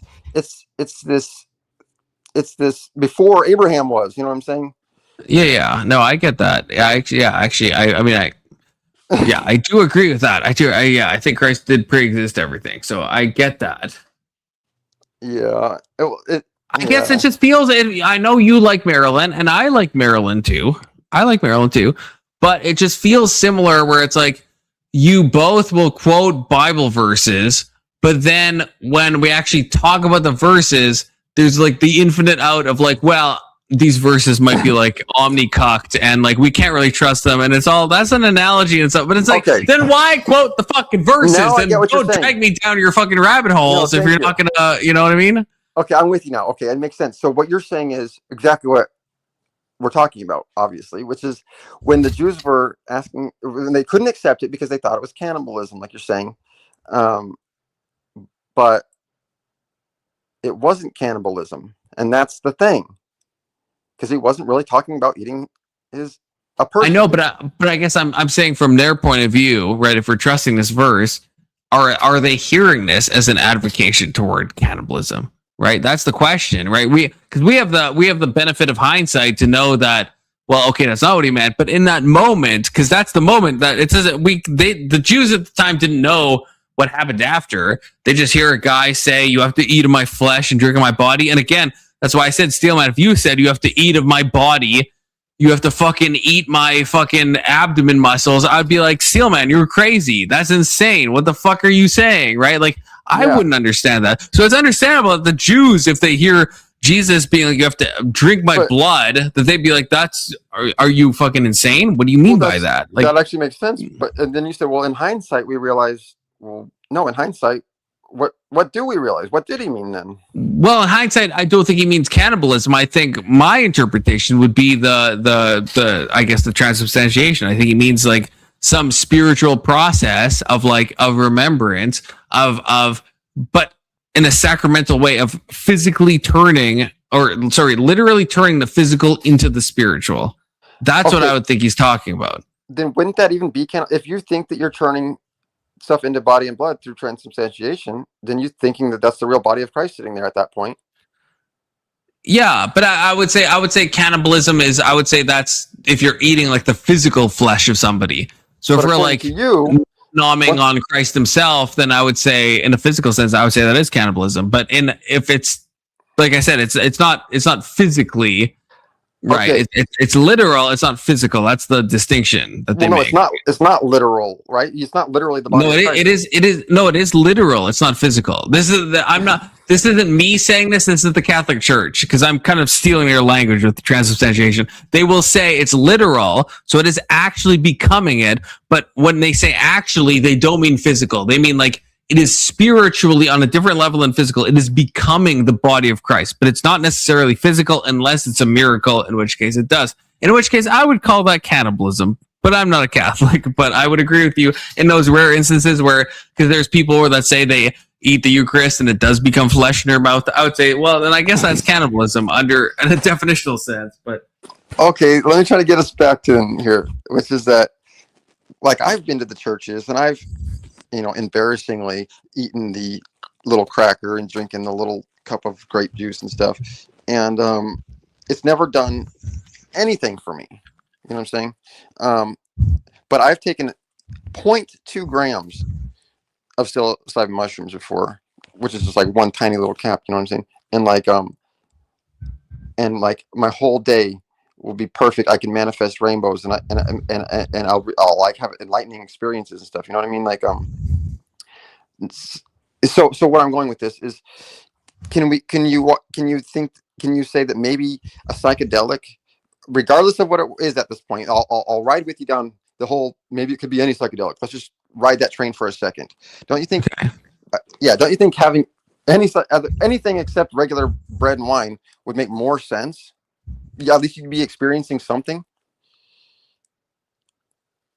Like, I don't know if I'd say it makes more sense. Obviously, like, I agree with what you said that, like, yeah, I've taken the Eucharist before at many churches, and it's not gonna, but I would say the same thing. Like, if I hey, instead of grape juice, if that's like replaced with like, I don't know, like 100 proof vodka, well, yeah, I'm going to have like more like psychological changes happen. And I would imagine that if that was replaced with psilocybin, yeah, I would have more changes happen to my subconscious or my conscious mind, all of my mind.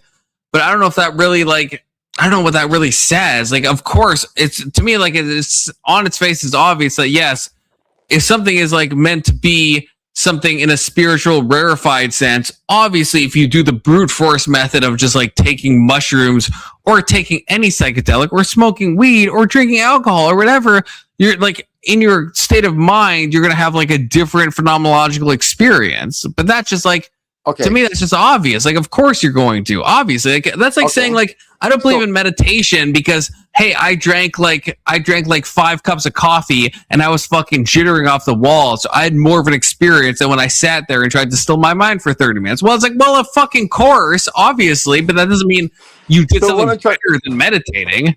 Well, so I'm trying to dip your toe into the water that that maybe it's not just bread. Maybe it is something else that actually has an effect. And then we can go down this next train, which is that like psilocybin mushrooms, they cure PTSD. These soldiers and all that stuff, so you do all this crazy stuff, and they have like literally. So does MDMA though. Okay, and then oh yeah, I'm sure there are other things, but what I'm saying, but it'll also make people knock their alcoholism in a single dose. It'll make people stop using meth in a single dose. It'll make people stop using Adderall, all that shit in a single dose, dude.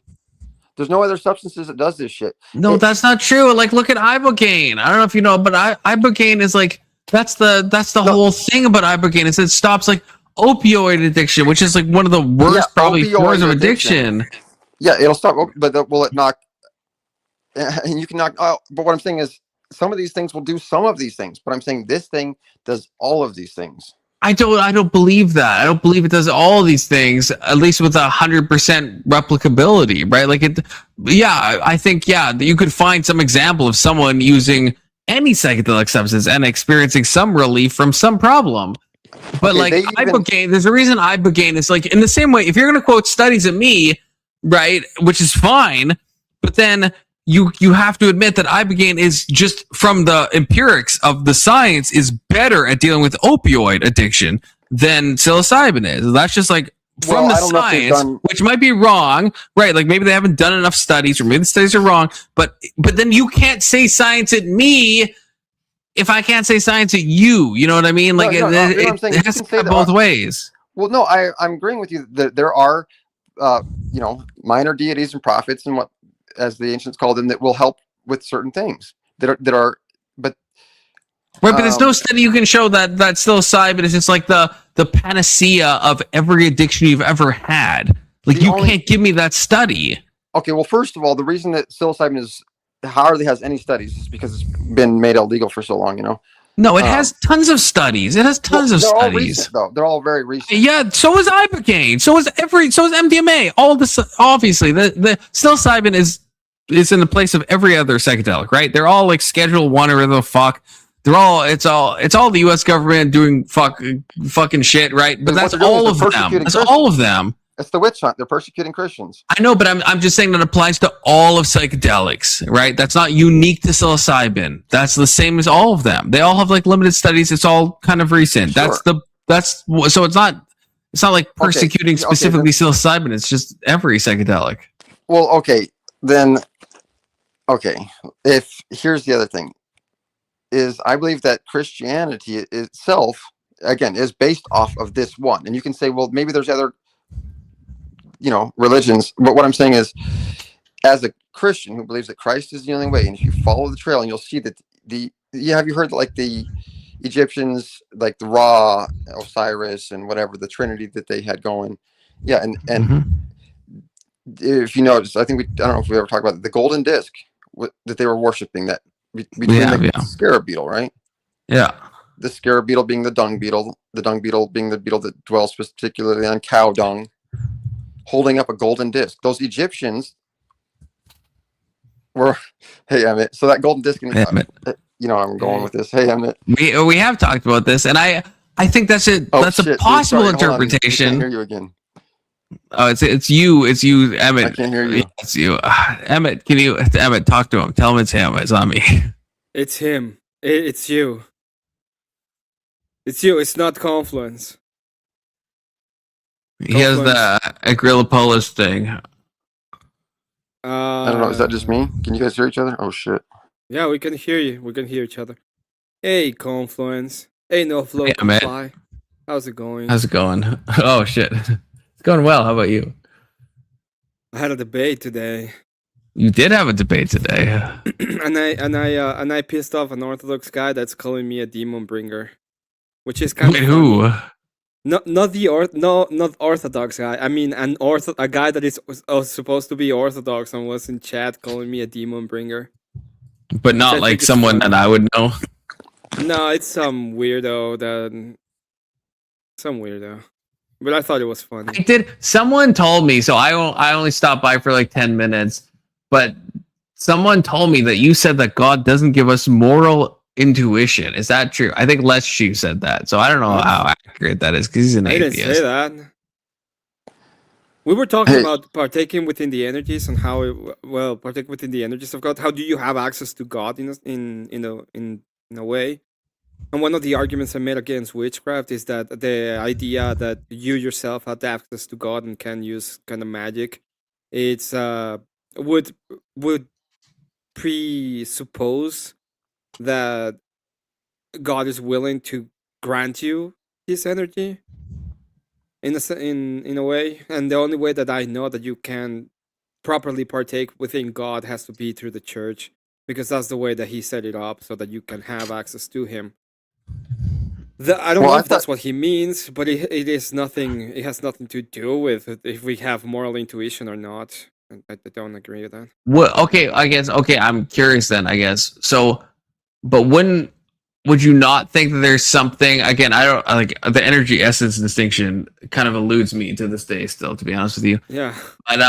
But in general, doesn't it? Wouldn't you say that like there is something with humans where they drive towards some moral truth, like just in aggregate, even if a lot of them are wrong, and it's like it's not often right, but there's something there, right?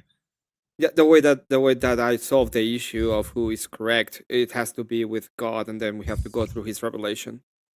So you have to humble yourself to God, to do what he wants you to do in the way that he wants you to do it, so that you're not acting in accordance to your weird preferences.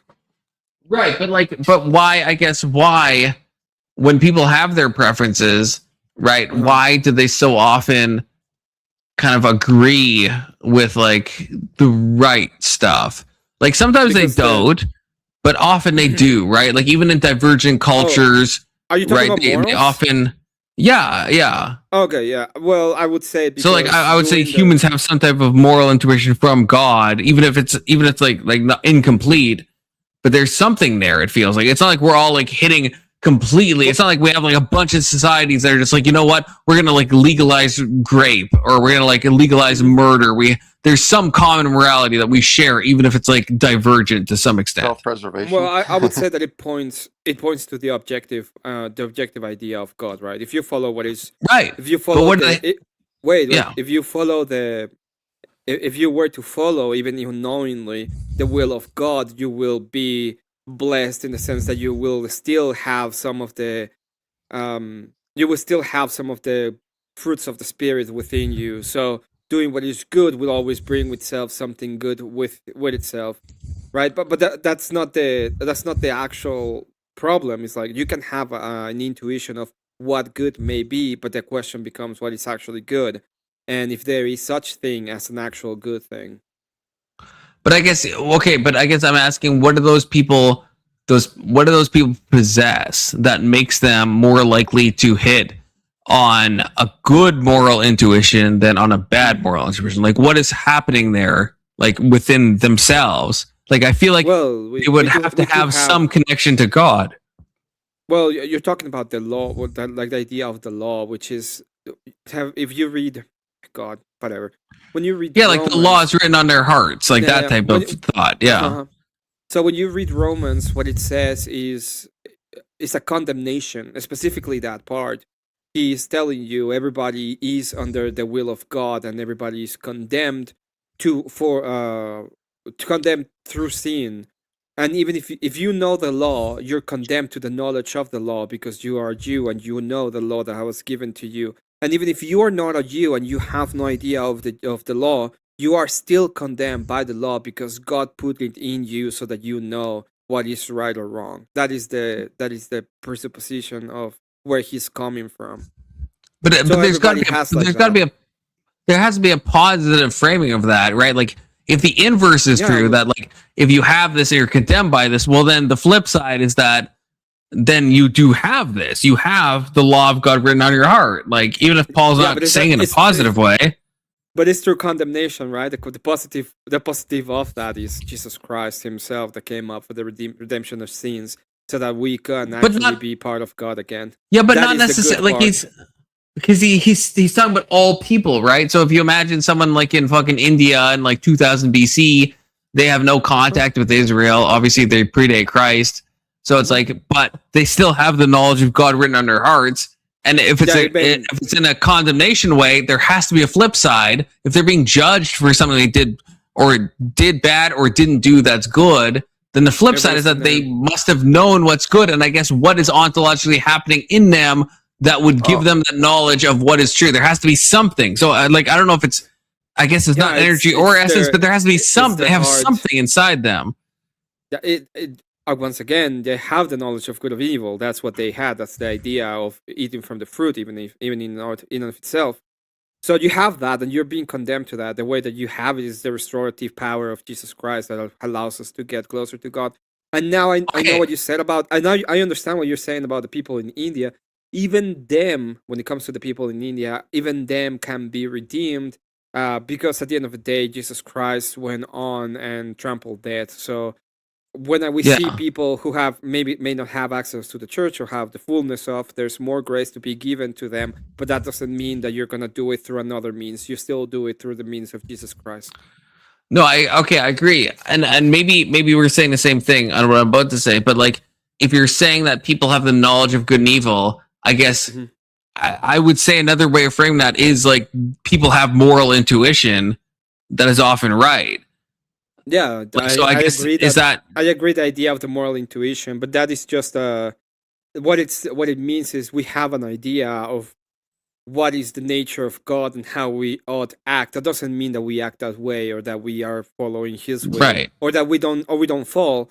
In fact, I think as I said that we are condemned by it, as Paul said, and we have redemption in Jesus Christ thanks to the capacity of Him. And there is a difference between these two concepts, because a lot of people confuse normative with grace, right? It's like, fine, for the people who don't know, who doesn't have it, grace might be given. God at the end of the day is the one that's going to do the judgment, and he will know what ought to be done. But when you do have the capacity of the church and you do have knowledge of it, you are called to submit to the authority of the church, because that is a normative way, so that you can be part of it and you can partake within the energies and you can be redeemed in a more normative way. Yeah, I don't think I disagree with that. So there is something, I guess that's the thing. That's the thing I was curious about. You think there's something that God has placed. I mean, maybe I'm using like flowery language, but there's something that God has placed on our hearts to allow us to know, in some ways, perhaps dimly, but in some ways, of what is good and what is evil. Well, like, even if you're not a Christian, there's something in every human that like will have some guidance, I guess. I think you're pointing to the idea of, and I think this is true, that I think you're pointing to the idea of, it's not good and evil. You're pointing to the idea of a spiritual life, right? We have a spirituality in and of itself, so we do hold a spirit in us, kind of thing. So that will be the thing that you're pointing to. Mm-hmm. Yeah. But that is still the thing that I was in the debate. What I was talking about was specifically the capacity of you partaking or utilizing the God as a tool, kind of.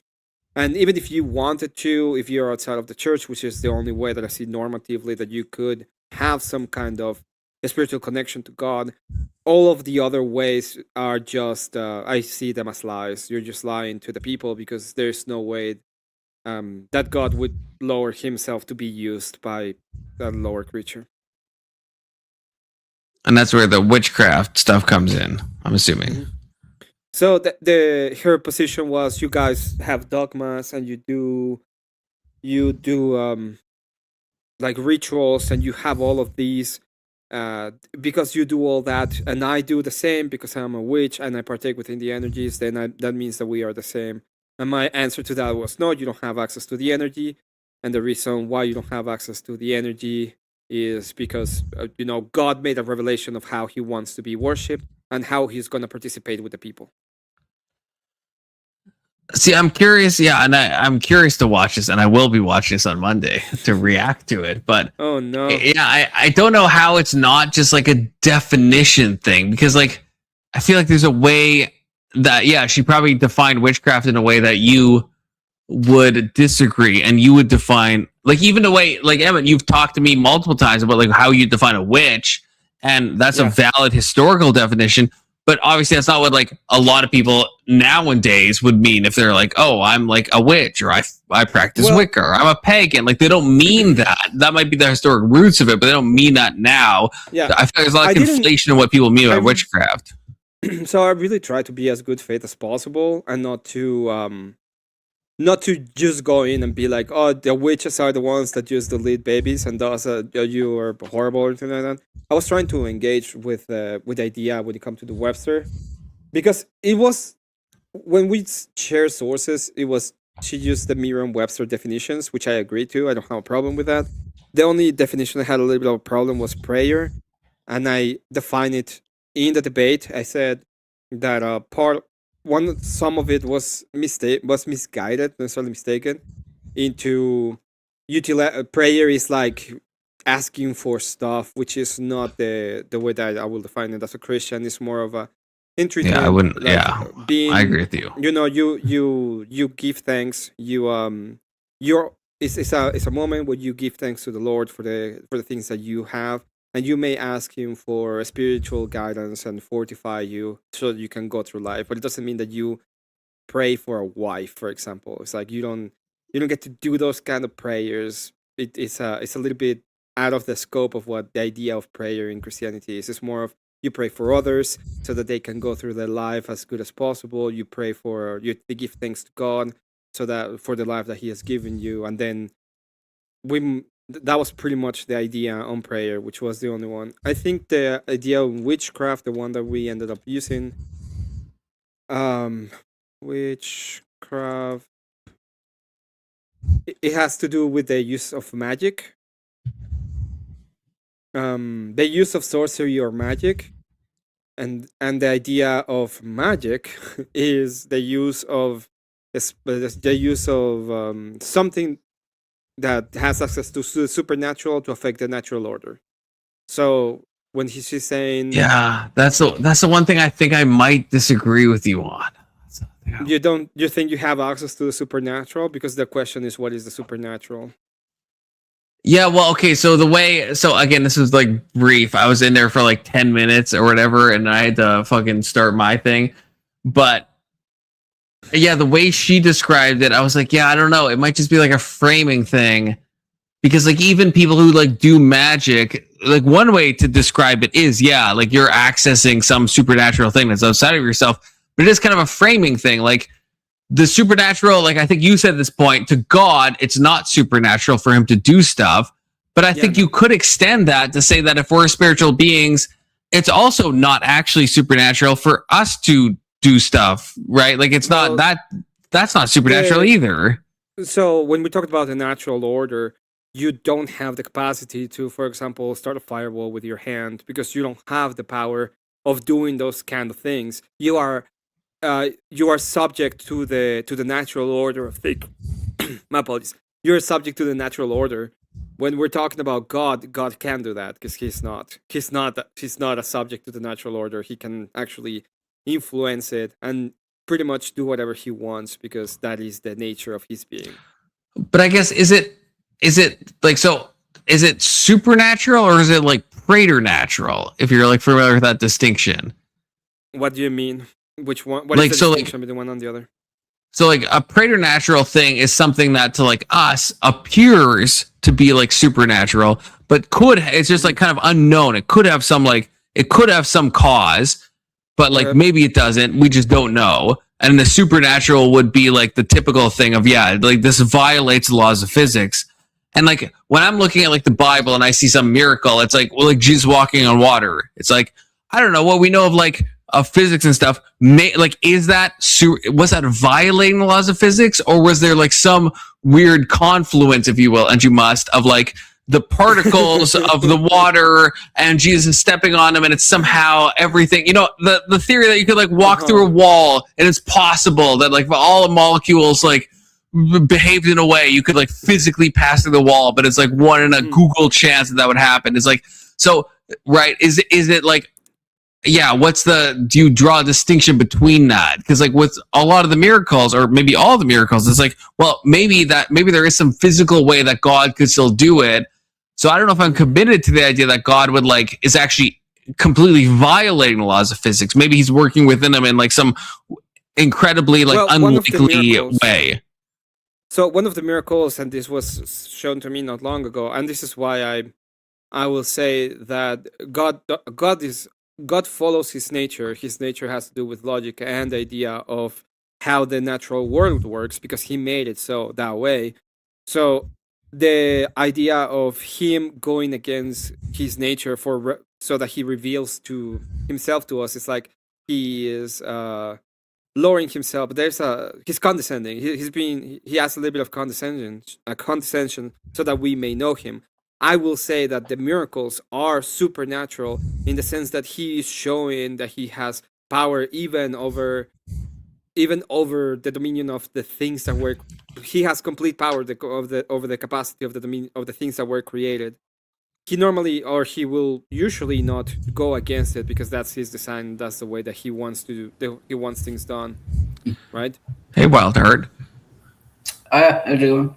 But I guess are you I guess personally, or you as in the church in general, are you opposed? Is this I mean, it probably is written in some council probably, but is this a commitment that it's supernatural as opposed to preternatural? Like, is it possible that when Jesus was, when he's walking through a wall after he's resurrected, well, maybe that's a bad example because maybe I don't know if he's how physical he is at that point. But you know what I mean? Okay. With these spiritual stuff, yes. Is it possible there's some physical explanation? So two things real quick. One, I don't talk for the church, so I'm not entirely sure if there is this specifically. When it comes to the logical standard, in logic, he has the capacity of doing anything he wants because he has all the power. So I know he can. I think he can do supernatural. Yeah.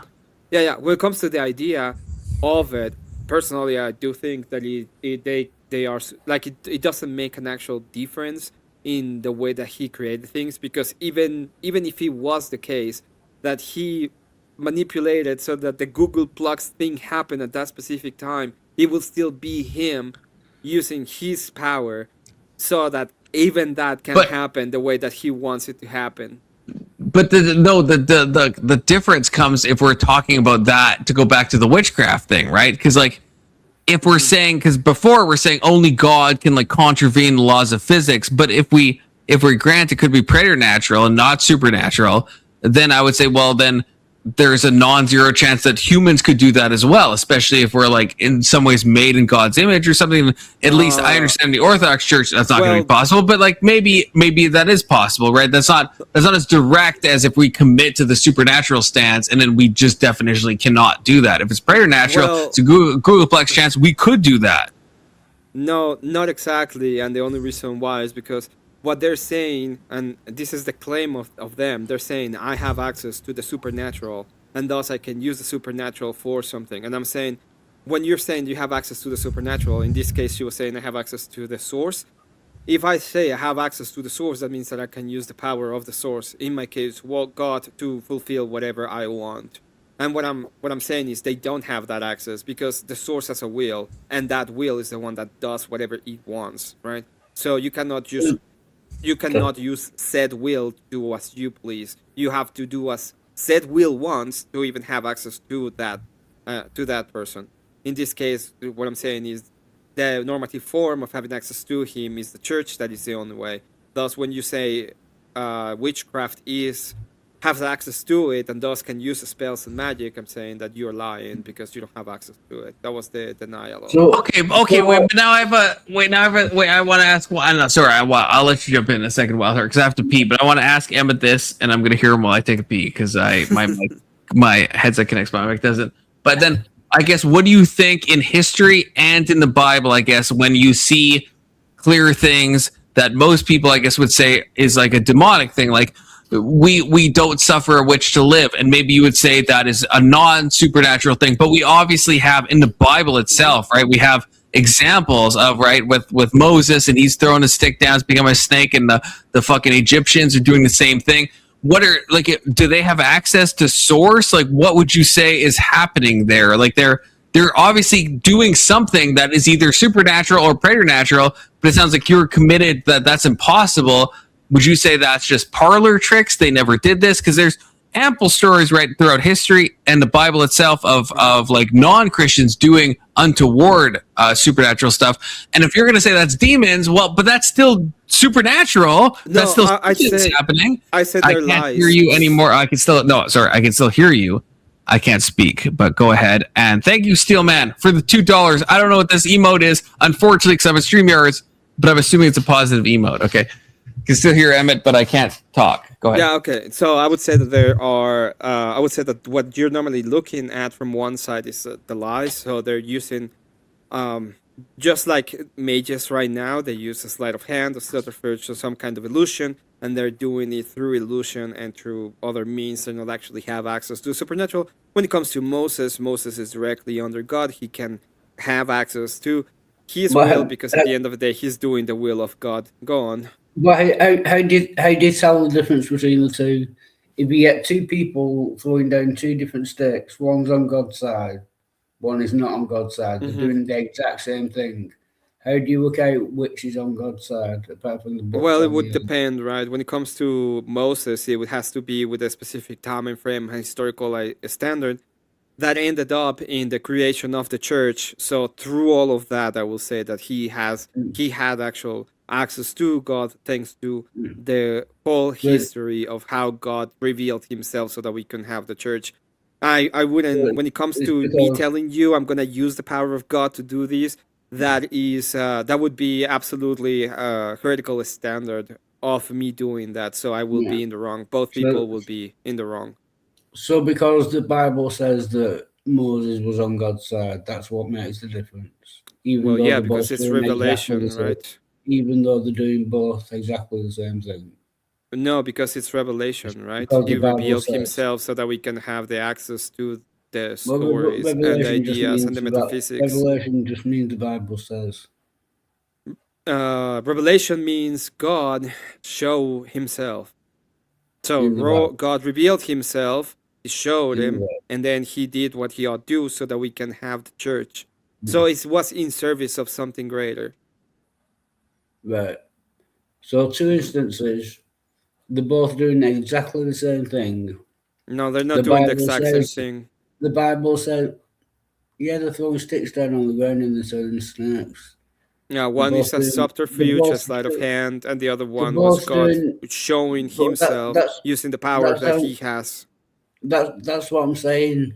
The only source you have is that the Bible says that God is on Moses' side and he's not on the other side.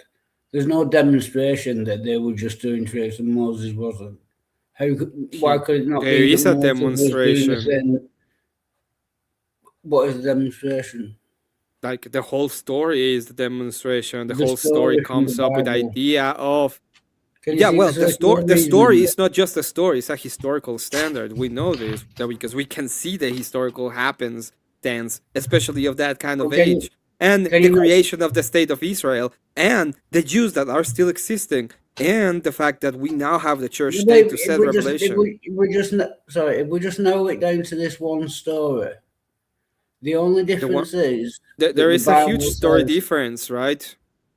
The Bible says that God was on Moses' side and these other guys were doing tricks. It's not the Bible says, dude. If you were there looking at it, you wouldn't be able to tell the difference. What did I say? Did I say the Bible says, or did I say something different? What was my answer?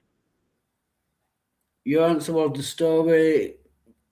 Your story makes it true that God supported Moses. But Confluence, how much to kick him the fuck off forever from the internet? Well, there's good people, okay? He's just an atheist, okay? 2026, Evan, you can be an atheist, okay? Haven't you heard? Oh yeah, okay, fine. I'm gonna be an atheist now.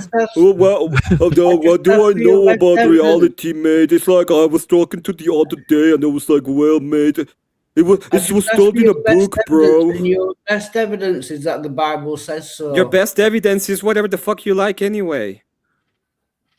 No, it's not. I think Wild Heart's thing. Okay. Well, first of all, I think Wild Heart means with the serpent thing. My headset was cutting out a little bit, but with the serpent stuff with Moses, I think Wild Heart means ostensibly like that's because I agree with you, Emmett. I don't think that's really what's happening. I think that's ostensibly what they think is happening. But I also want to push back on you, Emmett, because I think that's a crazy thing to commit to. I guess like based on what we hear about the non-believers doing in the Bible, it sounds like a crazy commitment, like Saul and the Witch of Endor, or like Simon Magus in like Acts, or like there's a lot of. Okay, this is what like, to say it's just like fucking prestidigitation and like sleight of hand is like I feel like that's I don't know, that feels like a lot to agree with. Let me explain. Let me try to explain. When it comes to the idea of because you're talking about the demonic kind of, right? Yeah, I am. Yeah. Yes, the demonic, and this is my interpretation of it. The demonic is usually like the heart of man going wild. So when you see the ideas of what they were actually doing, it's like they're going on and sacrificing the very young people, let's call it that way, so maybe we can get away from TOS, very young people to a being that is not even real, okay? And then God actually goes on and says, you ought to stop this because you pretty much are acting in my behalf, on my name. And that is like the idea of the demonic is what I see is like the heart of man going wild and misunderstanding what he ought to do. But you don't think it can produce... You don't think it can produce any actual effects? I guess that's what I'm asking. No, like, it does. It does produce actual effects, but it's usually not the kind of. It's not a supernatural effect. It has to do with with how the reality in the world that exists right now, right? It's like, for example, a communist and the fucking communist can create a huge effect on the economy. And I know, but I'm not talking. I am talking because where I'm trying to lead, I guess. My whole point, I guess, of this is like, I guess you have to commit to one of two things. Either humans can access the supernatural, even if it's in the form of demons, that would still be supernatural, or it's all prestidigitation. It's all fucking smoke and mirrors, right? None of it's real. But if you're taking that latter stance, then you'd have to say Simon Magus was a fraud. You know, the snake thing, yeah, that was just sleight of hand. When when Saul talked to the Witch of Endor was it Saul? It was Saul. Who did he fucking talk to? Samuel. When Saul contacted Samuel, and that's in the Bible, then somehow it's like nothing actually was happening there at all. Like all of these stories in the Bible are presented as if they're really happening. When it talks about even Elijah and he's competing with other gods, like things are happening, and it's just the Yahweh is doing stuff better. Even in the Moses story, like there's no indication of it being like an illusion. It's just like that Moses can do more, that Yahweh is more powerful than the pagan deities. But the pagan deities are still written as if they're things that exist. They're not written as in like fake, just nonsense. He does call them lies. So God called the other gods lies. But they are lies. Says, correct. So what he's saying is, I am the true one. I have access to all of these power because it comes from me. But all of these is lies. They're lying to you. They don't actually. But they're still doing another stuff. They're still producing either supernatural or preternatural effects. And I guess if you disagree with that, that's what I'm saying. That they so then what are all these people doing? What is Saul doing with the Witch of Endor? I guess to go into that example, like what is happening there? They are sinning and they're lying. And they are going but that the Bible story doesn't the Bible story says that like Samuel appears and Samuel's fucking ass mad that Saul brought him back from the dead in this like divinatory, untoward, necromantic adjacent experience, right? Like the Bible presents this that as if it actually happened. There's no hint that this is like some like delusion or like some sleight of hand. This is just like, this happened, it's bad, you can't contact the dead, you ought not. But you're kind of, if I understand you right, you're saying it's impossible to contact the dead. I don't think the Bible agrees with that though. No, there can be a double idea right there. Like this again, the Bible serves in certain examples as God like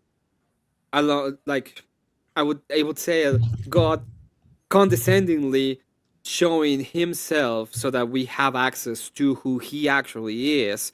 And it can be the case that he's using that specific example so that you understand that not only even if he was the case that there was a witch who could do it, it would still be bad because at the end of the day, it's a lie. If I can just have a minute, it seems to me your only justification for calling one thing like sleight of hand or magic and the other thing from God is if it says it in the Bible. That seems to be your only. We're talking about the Bible, Wild Heart, but that was not my justification. Okay, the justification is not that it happened in the Bible and that is what happened. I'm saying that even now, if it was the case that I went to church and I had some kind of revelatory experience within the church, thanks to the grace of God, because I am partaking within His energies, that would still not be my justification in the Bible. It would be my justification in the grace of God Himself, because He's the one who made that happen. But you weren't around for all these other things, so how can you use that same justification for things you weren't? Because you're not using that justification. The justification of how God wants to be, how He wants to be worshipped, and how He condescends Himself to us, and what is the kind of revelation that comes with that is explicitly stated. It comes from the church. It doesn't. You just cannot go on. And Testy, do whatever you Testy, want. you would say that, Emmett, you were repeating exactly what I was saying. I feel like this is a verbatim thing of my issue with Tyler and Testy, where I feel like they kept saying I'm like punting to the Bible. I'm like, I'm not talking about the Bible. I'm talking about something far more than that. And all these atheist fucks kept saying, oh, you're talking about the Bible. Testy, you know you did that. And I did good not following us. Thank you, Testy. I appreciate it. But also, you know, you were in that conversation. Well, it was mainly Tyler, perhaps. Well, I'm not sure. I think it was both of you, actually. I think it was both of you. And you guys are doing what Wild Heart is doing right now, and that's why you think it's a crock of shit what Emmett's saying, because you're on the same fucking page as Wild Heart, which is crazy. I mean, Wild Heart, like, your perspective is fine, but I do think you're misunderstanding Emmett in your reasoning. Because I don't, you're thinking, you continuously think that Emmett is justifying something in a way that he's not justifying it. Because I think you're in the same way that I think Tyler was doing to me. I think you're thinking of like most Christians and most of what they will punt to, which is going to be like a specific Bible verse, and they're going to hinge on that. And I don't think that's what Emmett's doing.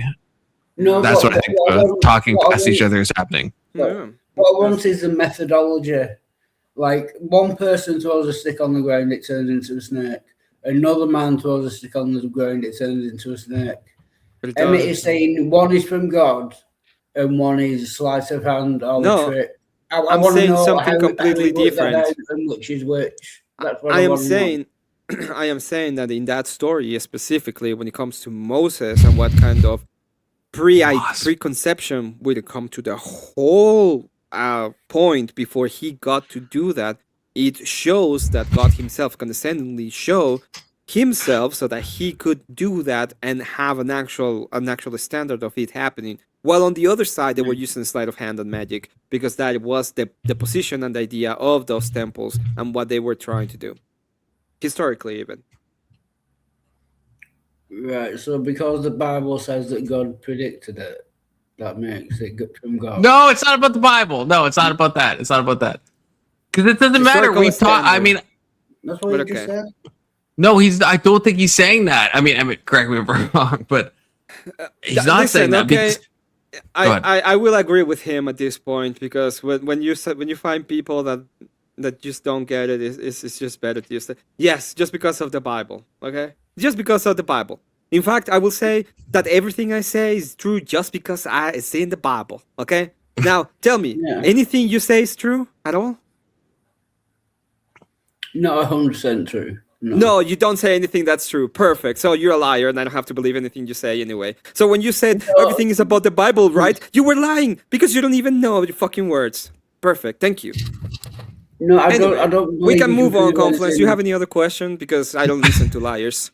Emmett, can you stop talking over me, please? No, I don't understand what you're saying again because you lie. So are you even trying to? Is that my name? Yes, both of you. Give me my dopamine, okay? I need more. Yeah, you need some The more insatiable dopamine. Do you have any craving. other? Do you have any other? I just feel like I guess if I'm understanding you right, you're saying even in the Bible passages where something supernatural appears to happen, you're saying, well, I guess God is maybe doing some special dispensation to allow this thing to happen. So the people, when Saul was contacting Samuel, maybe that's a real thing. Maybe it's demonic, but God is allowing this in this special instant. I just don't know. I guess like I don't know. I don't know if that. I don't know what to say besides that. It doesn't sound compelling to me, based on especially like a bunch of stuff about both church tradition and the Bible, where it's like that you should not suffer a witch to live, that the sorcery is wrong. Like if all this stuff was just like a personal delusion, there was like a specific thing against like these people that are doing this thing. You have to stop this. So if it's just they're just fucking doing nonsense in their fucking mind palace, then it doesn't feel like a threat. Like, why do you have to fucking stop them so bad, you know? Well, because they're lying. One is because they're lying. One is because one is okay. One is okay. Yeah, I understand that you're going. Okay, let me go. Okay, one at a time. One at a time. The one is because they're lying. So they're using. I do know they're lying. You don't know that, okay? You're a liar yourself, so probably because they're like you. Anyway, Emmett, you go, and then Wildheart, I'll let you go. So the point of when it comes to the magic and the ideas of divination and this whole principle of witchcraft, it comes from a lie, right? The lie is you can have the access to the supernatural, and you can do whatever you want with it. That is the big lie, and that can take people astray away. So they're saying, listen.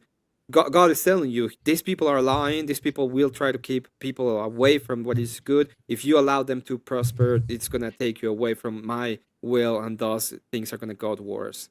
And that is the metaphysical idea behind it. So okay, on a separate point, so is God in control of all the supernatural things? If he lets witches do supernatural things, is that God actually giving them control to do that for his own will? Or do they do that? Yes, of course, God is in control of all supernatural things. It's part of his. Of course, he is. He's part of his ontology. Right. So have you heard of the three omnis? Yeah. Okay, so one of those omnis is omnipotent. Yeah, omnibenevolent. So he will have all. No, omnibenevolent is not one of them. No, it's omnipotent, omniscient, and omnipresent. Those are the three omnis. There's a fourth though, one omnibenevolent. No, he is the justification of good and benevolence, and he is what good is at the end of the day. But we don't say that he's omnibenevolent. See, I'm with maybe this is the filthy Protestant. I agree with Wildheart. I think God is omnibenevolent. Yeah, it's not one of the three traditional ones, but I think it is a legitimate omni. Reason. It's because he's the emanation of good. So at the end of the day, even if you were to look at God and be like, "Oh my God, you're a meanie," you don't have any justification to call him anything. He is the justification. I agree. The solution to the Euthyphro's dilemma, based. I agree. So I'm gonna go. I just want to say thank you, Confluence, for watching the debate and for your donos and for just the support during the debate. It's greatly appreciated, and I just want to say thank you for that because you don't have to and you have your own show and all stuff, but it's very nice from a friend. Yeah, no, you're welcome. Absolutely. And I will be reacting to Emmett's debate on Monday, and I will be unbiased, unfiltered.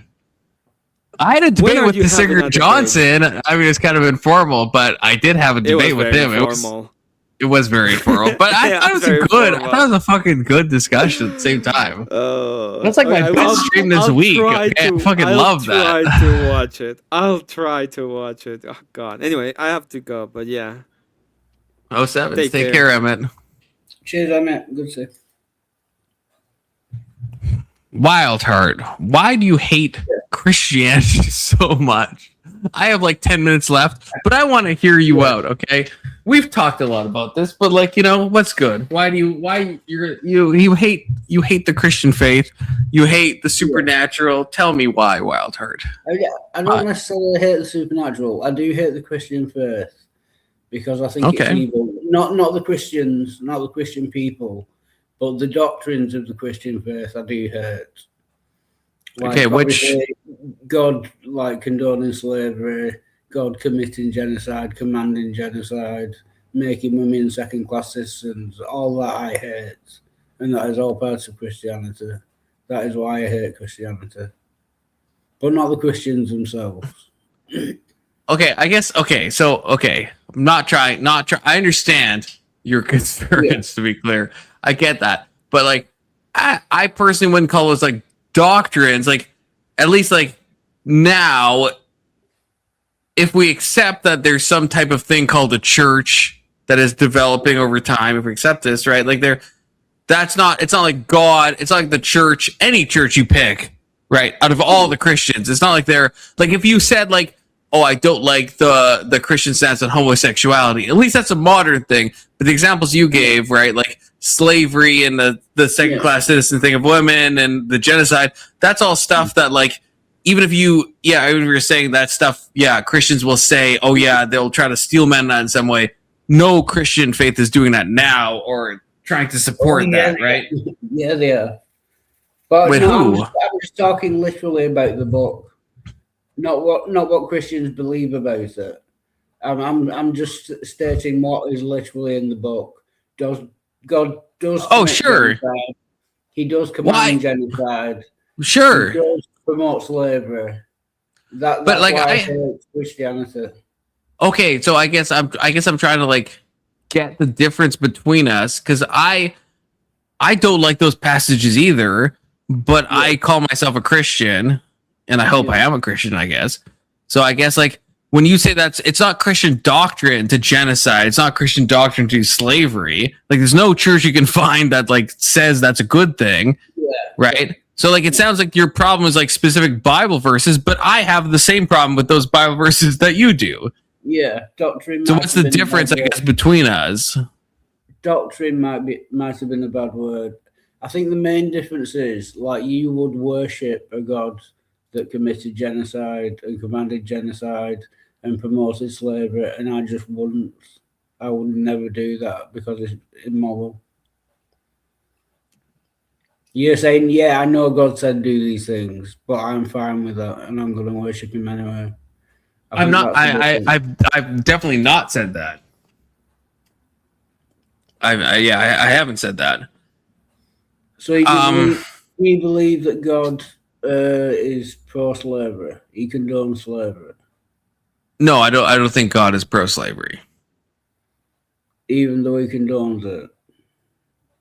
I think there's Bible passages like this is a hard conversation maybe to have, but so my view is not maybe the normal view, to be clear, but I think there is like an evolution. God, I don't know how to say this right now, but like I think that this isn't going to be compelling to you, but I'm just to give you my point of view, if this makes sense.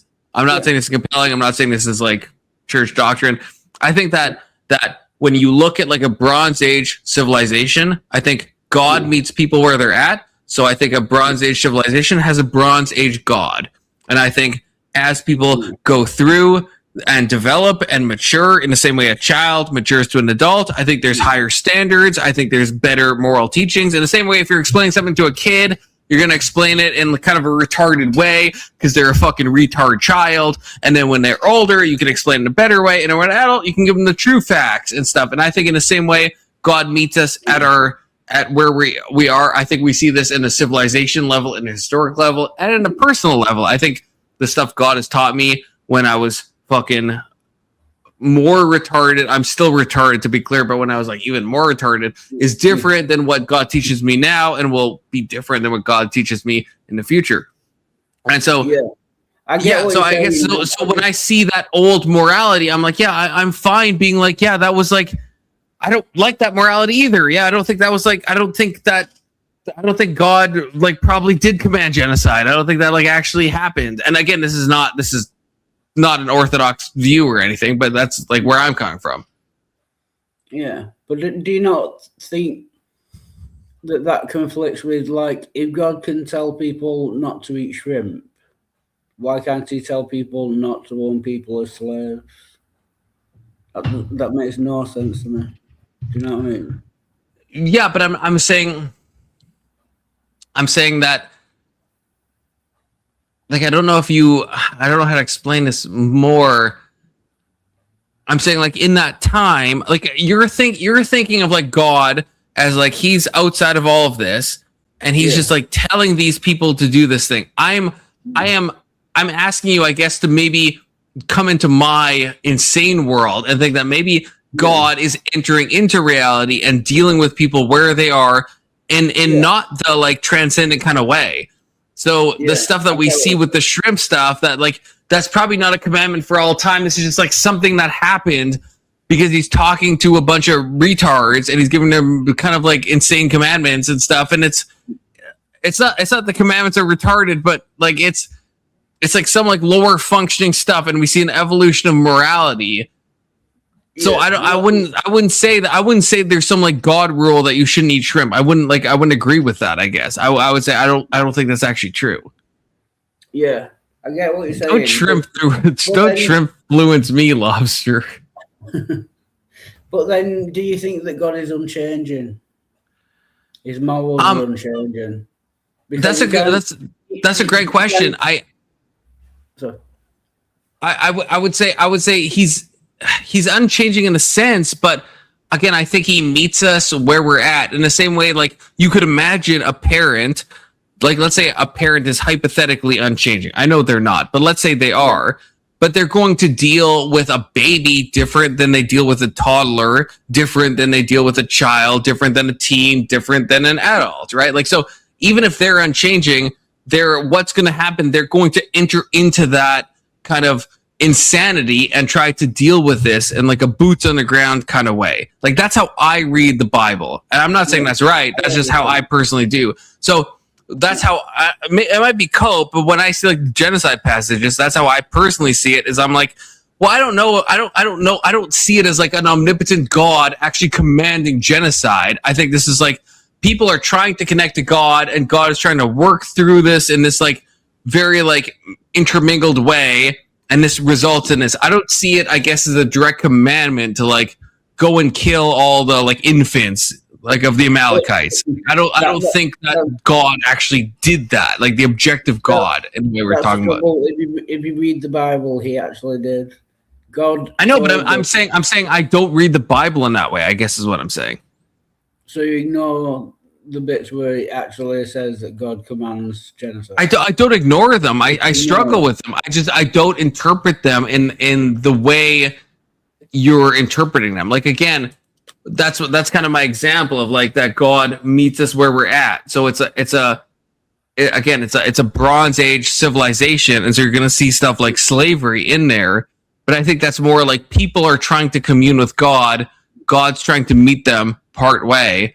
And so that's why we see an evolution of morality. And I said from the beginning, this isn't going to be compelling, because you could make the argument that, like, hey, morality is just evolving. And that's why we see through the Bible that morality evolves. That at the beginning we're doing genocide, but you don't see genocide in the New Testament, right? So there's obviously something going on there. But you could make a naturalistic argument that just, hey, humans have gotten better over time for evolutionary reasons. And that's fine. Again, I don't claim it's compelling. But that's what I think. That's how I personally deal with those passages. I don't see them as just, like, God is, like, for all time commanding to kill the Amalekites, or that's some, like, objective thing that he told those people. That's just what I was going to bring up. Like, so you don't believe in objective morality, because I do actually. If slavery was right at one point. No, it wasn't. It was never right. It was no slavery. Slavery is never right. That's my stance. It's never right. But God said it was at one point. I know. But I'm saying, I'm not saying that the objective God said it's right. I'm not saying that. Like, that's what I guess I'm disagreeing with that. Like, when God, he did what? He did. No, what? When? Exodus 21. No, I know. I'm saying I don't like when those are God's commands directly from God, saying it's okay to own slaves. I know I don't know how to. I disagree with that. I guess if it was objective then, it should be objective now. it wasn't objective then. It wasn't. That's what I'm saying. It wasn't objective then. That gets rid of objective morality. Then that's what I'm saying. No, it doesn't. No, it doesn't. They were. I'm saying that they were seeing like my whole analogy of like how you would like raise a child or meeting someone where they're at. It's like it's not like let's say you're dealing with someone, just a fucking random. I don't know why I thought this, but like let's say you're dealing with a fucking hooker, like a prostitute, and she's like having sex with like 6 people a day. And let's say you're coming to her and you're like, hey, how about you have sex with like 3 people a day and you like try to find some other solution. Okay. Now you're not like, you're trying to meet her where she's at. You're not like, you're doing some harm reduction. You're not like promoting the three people a day. You ultimately, the objective thing is that she doesn't have sex with anyone for money, but it's probably better to have sex with 3 people a day than it is to have sex with 6 people a day. So there's some like progression there. I guess that's what I'm kind of like trying to describe, maybe like some type of like harm reduction angle where it's like, yeah, it's not perfect. So like the slavery stuff in the Bible is maybe better than the civilizations. It's still not good, but it's like it's a harm reduction point of view. I don't know why God does that. Again, I'm not claiming that's a compelling thing because if God's omnipotent, he could just obviously say don't do slavery. I agree with you there, but that's how I view it. I think it is like kind of a harm reduction thing. He's meeting people where they're at. He's fucking doing what he's doing in the moment. And to be fair, that is one of the best arguments for biblical slavery that I've heard, and I've heard a lot. But I can understand that. Like, reduce it down. I still don't think it's necessary. Like you said, if he's omnipotent, he can do what he wants. He can just say don't own slaves. But that, as far as pro-slavery arguments go, I think that's the best one I've heard.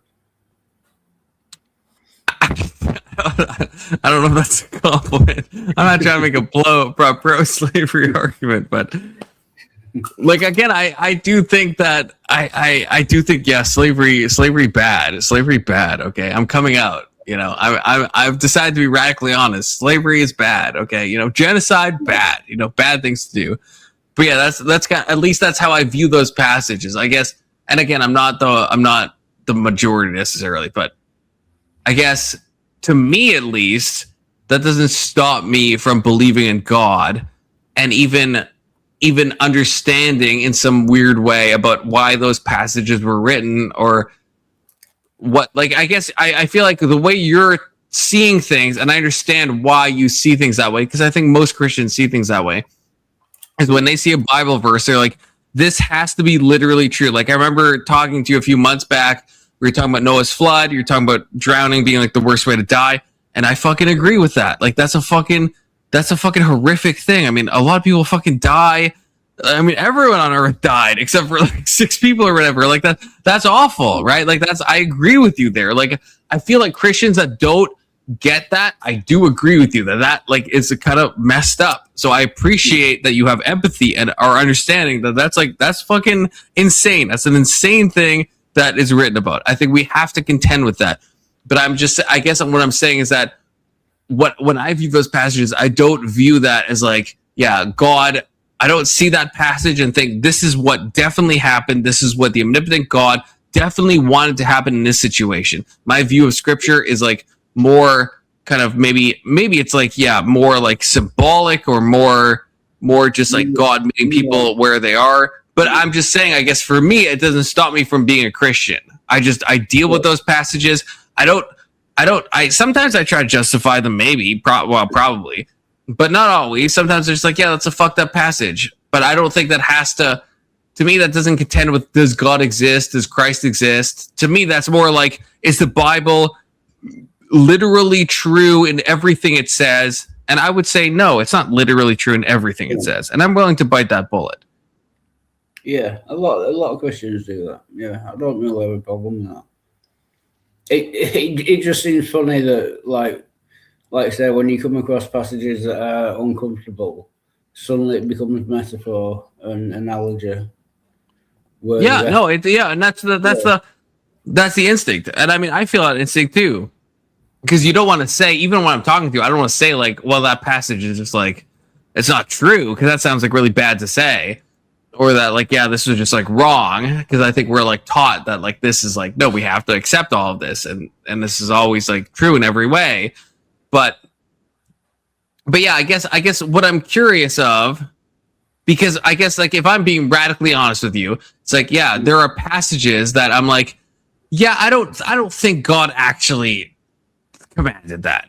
I don't think God actually commanded all the Amalekites to be killed. I don't think that. Yeah. And so I have that view. It's maybe heretical. It's maybe not like in line with the church, but I have those views. But I would still say I'm a Christian. But you, I guess, you are obviously an atheist, I guess, and you would say you don't like the Christian doctrine. So I guess, is there something, I guess, beyond that you would be like, no, I don't like this is the reason why I could never accept Christianity? Or could you be someone like me where you're like, yeah, these passages are fucked up, and they are, and I don't have to believe what they say in like a literal way? Yeah, like the problem there comes in. Like, if you're gonna pick and choose which bits you like and which bits you don't, and well, if I don't like this, then God clearly didn't do that, and if I do like this, then He did. Is that your only function for going through and looking at what actually happened and what didn't? Because that's that's a very fair question. Yeah, I think okay, I guess on one hand, I think we are gifted some type of, and this is what I guess me and Emma were talking about at the beginning, of like, I think we're gifted some type of moral intuition, in the same way you balk at like the things you balk at. Those are good things to balk at. You should be against slavery. You should be against treating women as second-class citizens. You should be against God genociding people. Like those are good things. And so I think God gifts us with moral intuition. So it's not just like what you don't like on a personal preference point of view. I think there is some like intuition that I think is from God that's leading you to those conclusions. Yeah. So I guess I would say that, and I can't remember what the second thing I was going to say was. I had a second thing, but I don't know what the fuck it was now. So, that's fine. In that sense, like kind of steel manning, so that would be a kind of objective morality in that sense.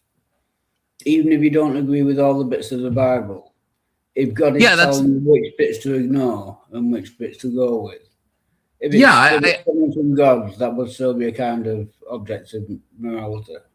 Yeah, in fact, that's like that. When I'm having these types of like moral conversations, personally, I don't go to the Bible verses because I know what's in the Bible, and I think a lot of stuff is like really hard to like defend and stuff. I would much rather go to. I mean, this is what happened earlier on panel. I would much rather say, like, me and you, Wildheart, we agree a lot. We might disagree on some stuff. Absolutely, we will. Like, I don't know what your stance on abortion is, or like, there's a bunch of like stuff that we could disagree on. That's fine. Well, it's not fine. I think you're wrong enough, but you know what I mean. It's whatever, But like on stuff like, there's a reason I think that you and me both, when we hear the genocidal passages about the Amalekites, about killing the infants, that we both are like, something is off with that.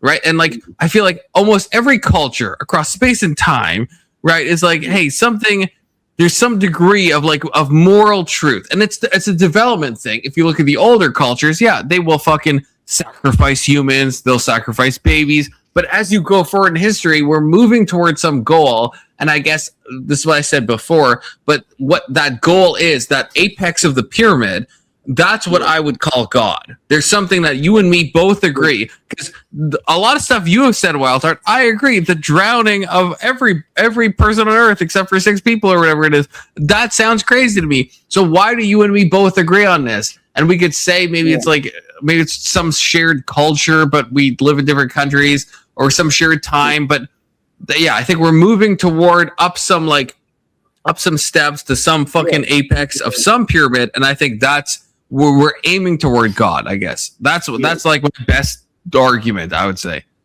Yeah, I would guess the main difference would be the reason. Like you're saying, I would say that's like evolutionary.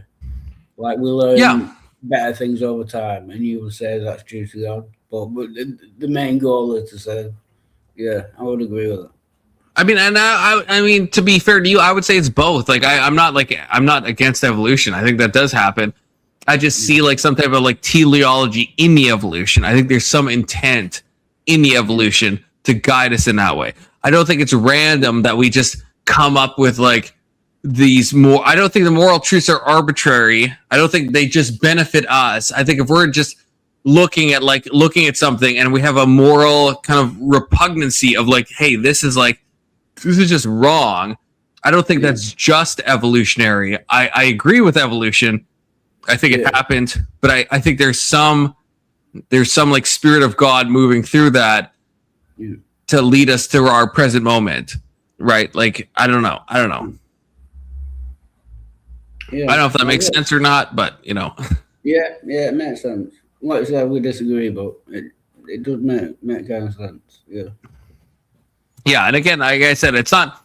The problem is it's not very compelling. I understand that. That's why I cucked myself intentionally, because I understand it's not, because you could easily say, yeah, it's evolution, it's naturalistic. Why would you add a god to this? I understand that. And yeah, I don't know really. Yeah, I don't know if there's anything I can really say to that. It's just, it is what it is. Yeah. It's like, it almost gets to a point where it's like a worldview framing. The best I could point to, I guess, is like some type of subjective like consciousness, where it's like you exist in this moment, you feel, you experience things. I think that's some type of miraculous state. And yeah, I don't know. To me, that like feels like more than evolution, but that's like just kind of a vibes-based thing. I mean, you could easily say evolution did this somehow. So I get that. Yeah. Am I seeming more drunk than I was before, Testy? Because it is actually bedtime, but the fact that you're saying that makes me think maybe I am sounding a bit sloshed, which might be. Or unless you're saying you're going to bed. I thought you were telling me to go to bed. Although the fact that maybe I misinterpreted that, maybe that means I should go to bed too. Which I shall. Yeah, it's like 2:40 in the morning. Cheers, man. God bless you, Wild Heart. Stop getting drunk. No, come on. I get drunk on Fridays and Saturdays. Okay, that's fine. That's in the Bible, in fact, K2. You just haven't found it yet. That's legit. That's fine. Raid Elder. I don't have the K2. If you super chat, I might find the perspicacity to do that. But right now, absolutely not. Absolutely not. I also only have like 7 viewers, you know. But yes. God bless you, Wild Heart. God bless you, chat. Take care, everybody. Bye. God bless you. Testy, Steelman, Big Soda, K2 again, Emmett, Testy, and Testy again. Take care, you guys. Fine, raid Abe. Okay, fine. I'll raid Abe for free. Okay, just for you, K2. Special time, one time only. I'll raid Abe for free. For the love of the fucking game, okay? Did I? No, I thought I muted myself. Okay. Fine, but now you gotta fucking look at me. Okay, notice my pin, okay? Notice this. This is how you know my pronouns. It says he, him. I don't know if you can really see it on screen, but just because I'm sick of people misgendering me. They call me Dragon Self. They call me Zer. They call me all this retarded shit, and I'm fucking sick of it, okay? It's just like, it's untoward. I don't like it, you know? I understand how Kirk feels now. I don't like when people misgender me. So my pronouns, to be clear, are he, him. So I don't want to hear anyone say any other nonsense. I don't know how to filibuster while I find this. Fuck. I don't know why I promised this to K2. I might not be able to actually do this. I don't remember where to go. There's a way to do this. No, just give me a second. I'll do it. Okay. I'll do it. It'll happen. Maybe. Possibly. Maybe. Here's $2. Oh, thank you, K2. Thank you for the $2. Here's $2. Confluence, pray about it, man. Jesus is knocking on your door. Yeah, the psilocybin. Look, I mean, I want to do the psychedelics one day. Honestly, like, real talk, I just feel like I don't think my mind can handle it. I actually don't think I can handle it. Real talk, I don't think it would. I've seen what like fucking large doses of fucking cannabis does to me. That fucked me up for a long time. People say oh, this is different. Oh, it's not going to be this. But like, there's still a lingering thought of what if it's the same? And what if I fucking do this dose? And then like 10 seconds into it, I'm like, I made a horrific mistake. I made a horrific error and I should have taken this. And I'm just like fucking tripping for like 10 hours, which is probably going to feel like fucking a lifetime because even my fucking bad cannabis trip felt like fucking forever. Okay. So fuck that, you know, so that's the thing. But then I've heard people say, well, what does that mean about your mind? If you can't, you know, if you can't use a hallucinogen, what does that mean about you? You know, are you suppressing something? And I would say probably my dreams are kind of fucking crazy, you know? So I don't know. My subconscious mind is kind of wild and shit, you know? It just kind of fucking happens. So I don't know. I don't know what I'm talking about, but yeah, psilocybin, maybe one day, possibly.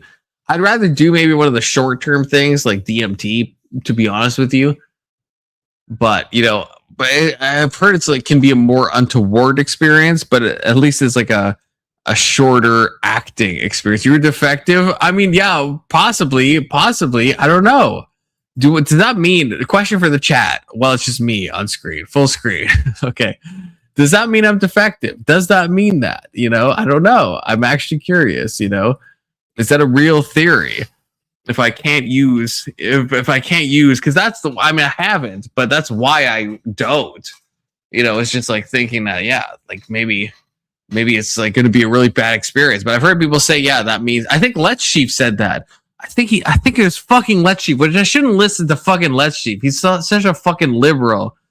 But you know, it's fine. It's 2026. You can be a liberal, but. Yeah, I just think like, yeah, maybe, yeah, I think he said that, yeah, if you can't use a drug, yeah, you fry, wait, what do you say? Drugs are bad. Okay, so K2 is saying no drugs. You fry my brain with what? I've never used the hallucinogens. What did I fry my brain with? Cannabis? Is that the thing? Can I fry my brain with cannabis? I've used cannabis like 12 times in my life. I don't think I did that, okay? I just think I smoked too much weed at once, okay, to be real with y'all, okay? Who am I supposed to be rating? Abe.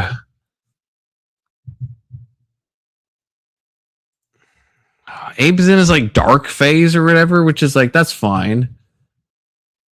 Other drugs? What drugs? Absolutely not. That's deplorable. Maybe it wasn't weed. No, it was the fucking... No, that's the thing. It was weed.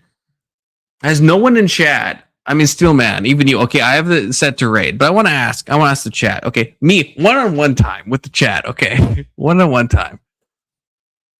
Yeah, well, you'll see it when I go over to it. He's like Dark Abe now. Okay, he's got his like whole thing inverted. And you'll see it when I fucking end the stream. Yeah, I agree with this. Smoking too much weed makes people seem really super dumb. I agree with this, but I'm saying I smoked weed like maybe a dozen times. I don't even know if it was that many times. It might even less. At most, it was that many times. But I'm saying there's an amount of weed you can smoke where just bad things happen in general, you know? Just bad stuff happens. So I don't know. I don't know what that means. But, yeah. And I can't remember the question I asked you guys, but whatever. It doesn't matter. Goth influence. No, absolutely not. I mean, Emmett took that as an excuse to do the goth thing. That's fine. I'm not like that. I'm not built like that, which is fine, you know. Spice Mo, I don't know what this means. Do better, I don't know. No, it wasn't anything weird. I mean, if you're talking about the quality of the cannabis, if that's what you're talking about, no, I don't think so. I think drugs are like a teacher in a way, and I do think they have their own spirit to them. And I think the spirit of cannabis fucking fucked me so fucking hard, like for real. That's what I actually believe. For real, I believe that. You know, I'd love a stream of goth fluence. Absolutely not. Absolutely not. Okay, I'm already wearing a tank top. Don't make me more fucking gay. Okay, man. I don't know.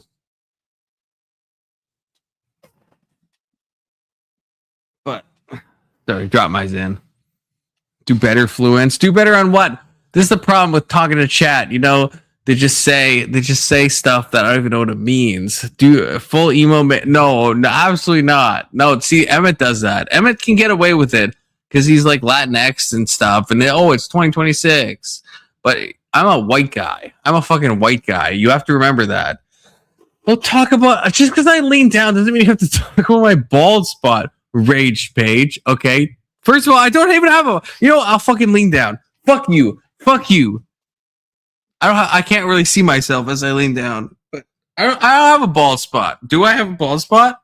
I'm gonna check this later. If I have a bald spot, I'm a fucking game engine rage page in Minecraft and then in real life. To be clear, I don't think I have a bald spot. I mean, maybe at the very. I don't know. I don't think so. I hope not. But no one can see me. No one can see me. Yeah, I do have a hairy back. Well, that's true. I mean, I got hairy shoulders, as you can see. That's my testosterone flowing through my veins, rage page, okay? So that's fine. That's a normal thing. That's fine. All right. Okay, we are going to Abe's, apparently. That's what K2 said. We listen to K2. That's fine, okay? And I'm getting Taco Bell. You know what? Fuck it. I don't give a fuck anymore. It doesn't matter. What does it matter? I want Taco Bell. It's 2026. I can get that. That's fine. It's not only gays. It's only games. It's not only gays. And my pronouns are he, him, in case you forget. Okay, Rage Page. I'm sick of you misgendering me. God bless you guys. Take care. 07s. Bow. Go to Abe. Tell Abe something.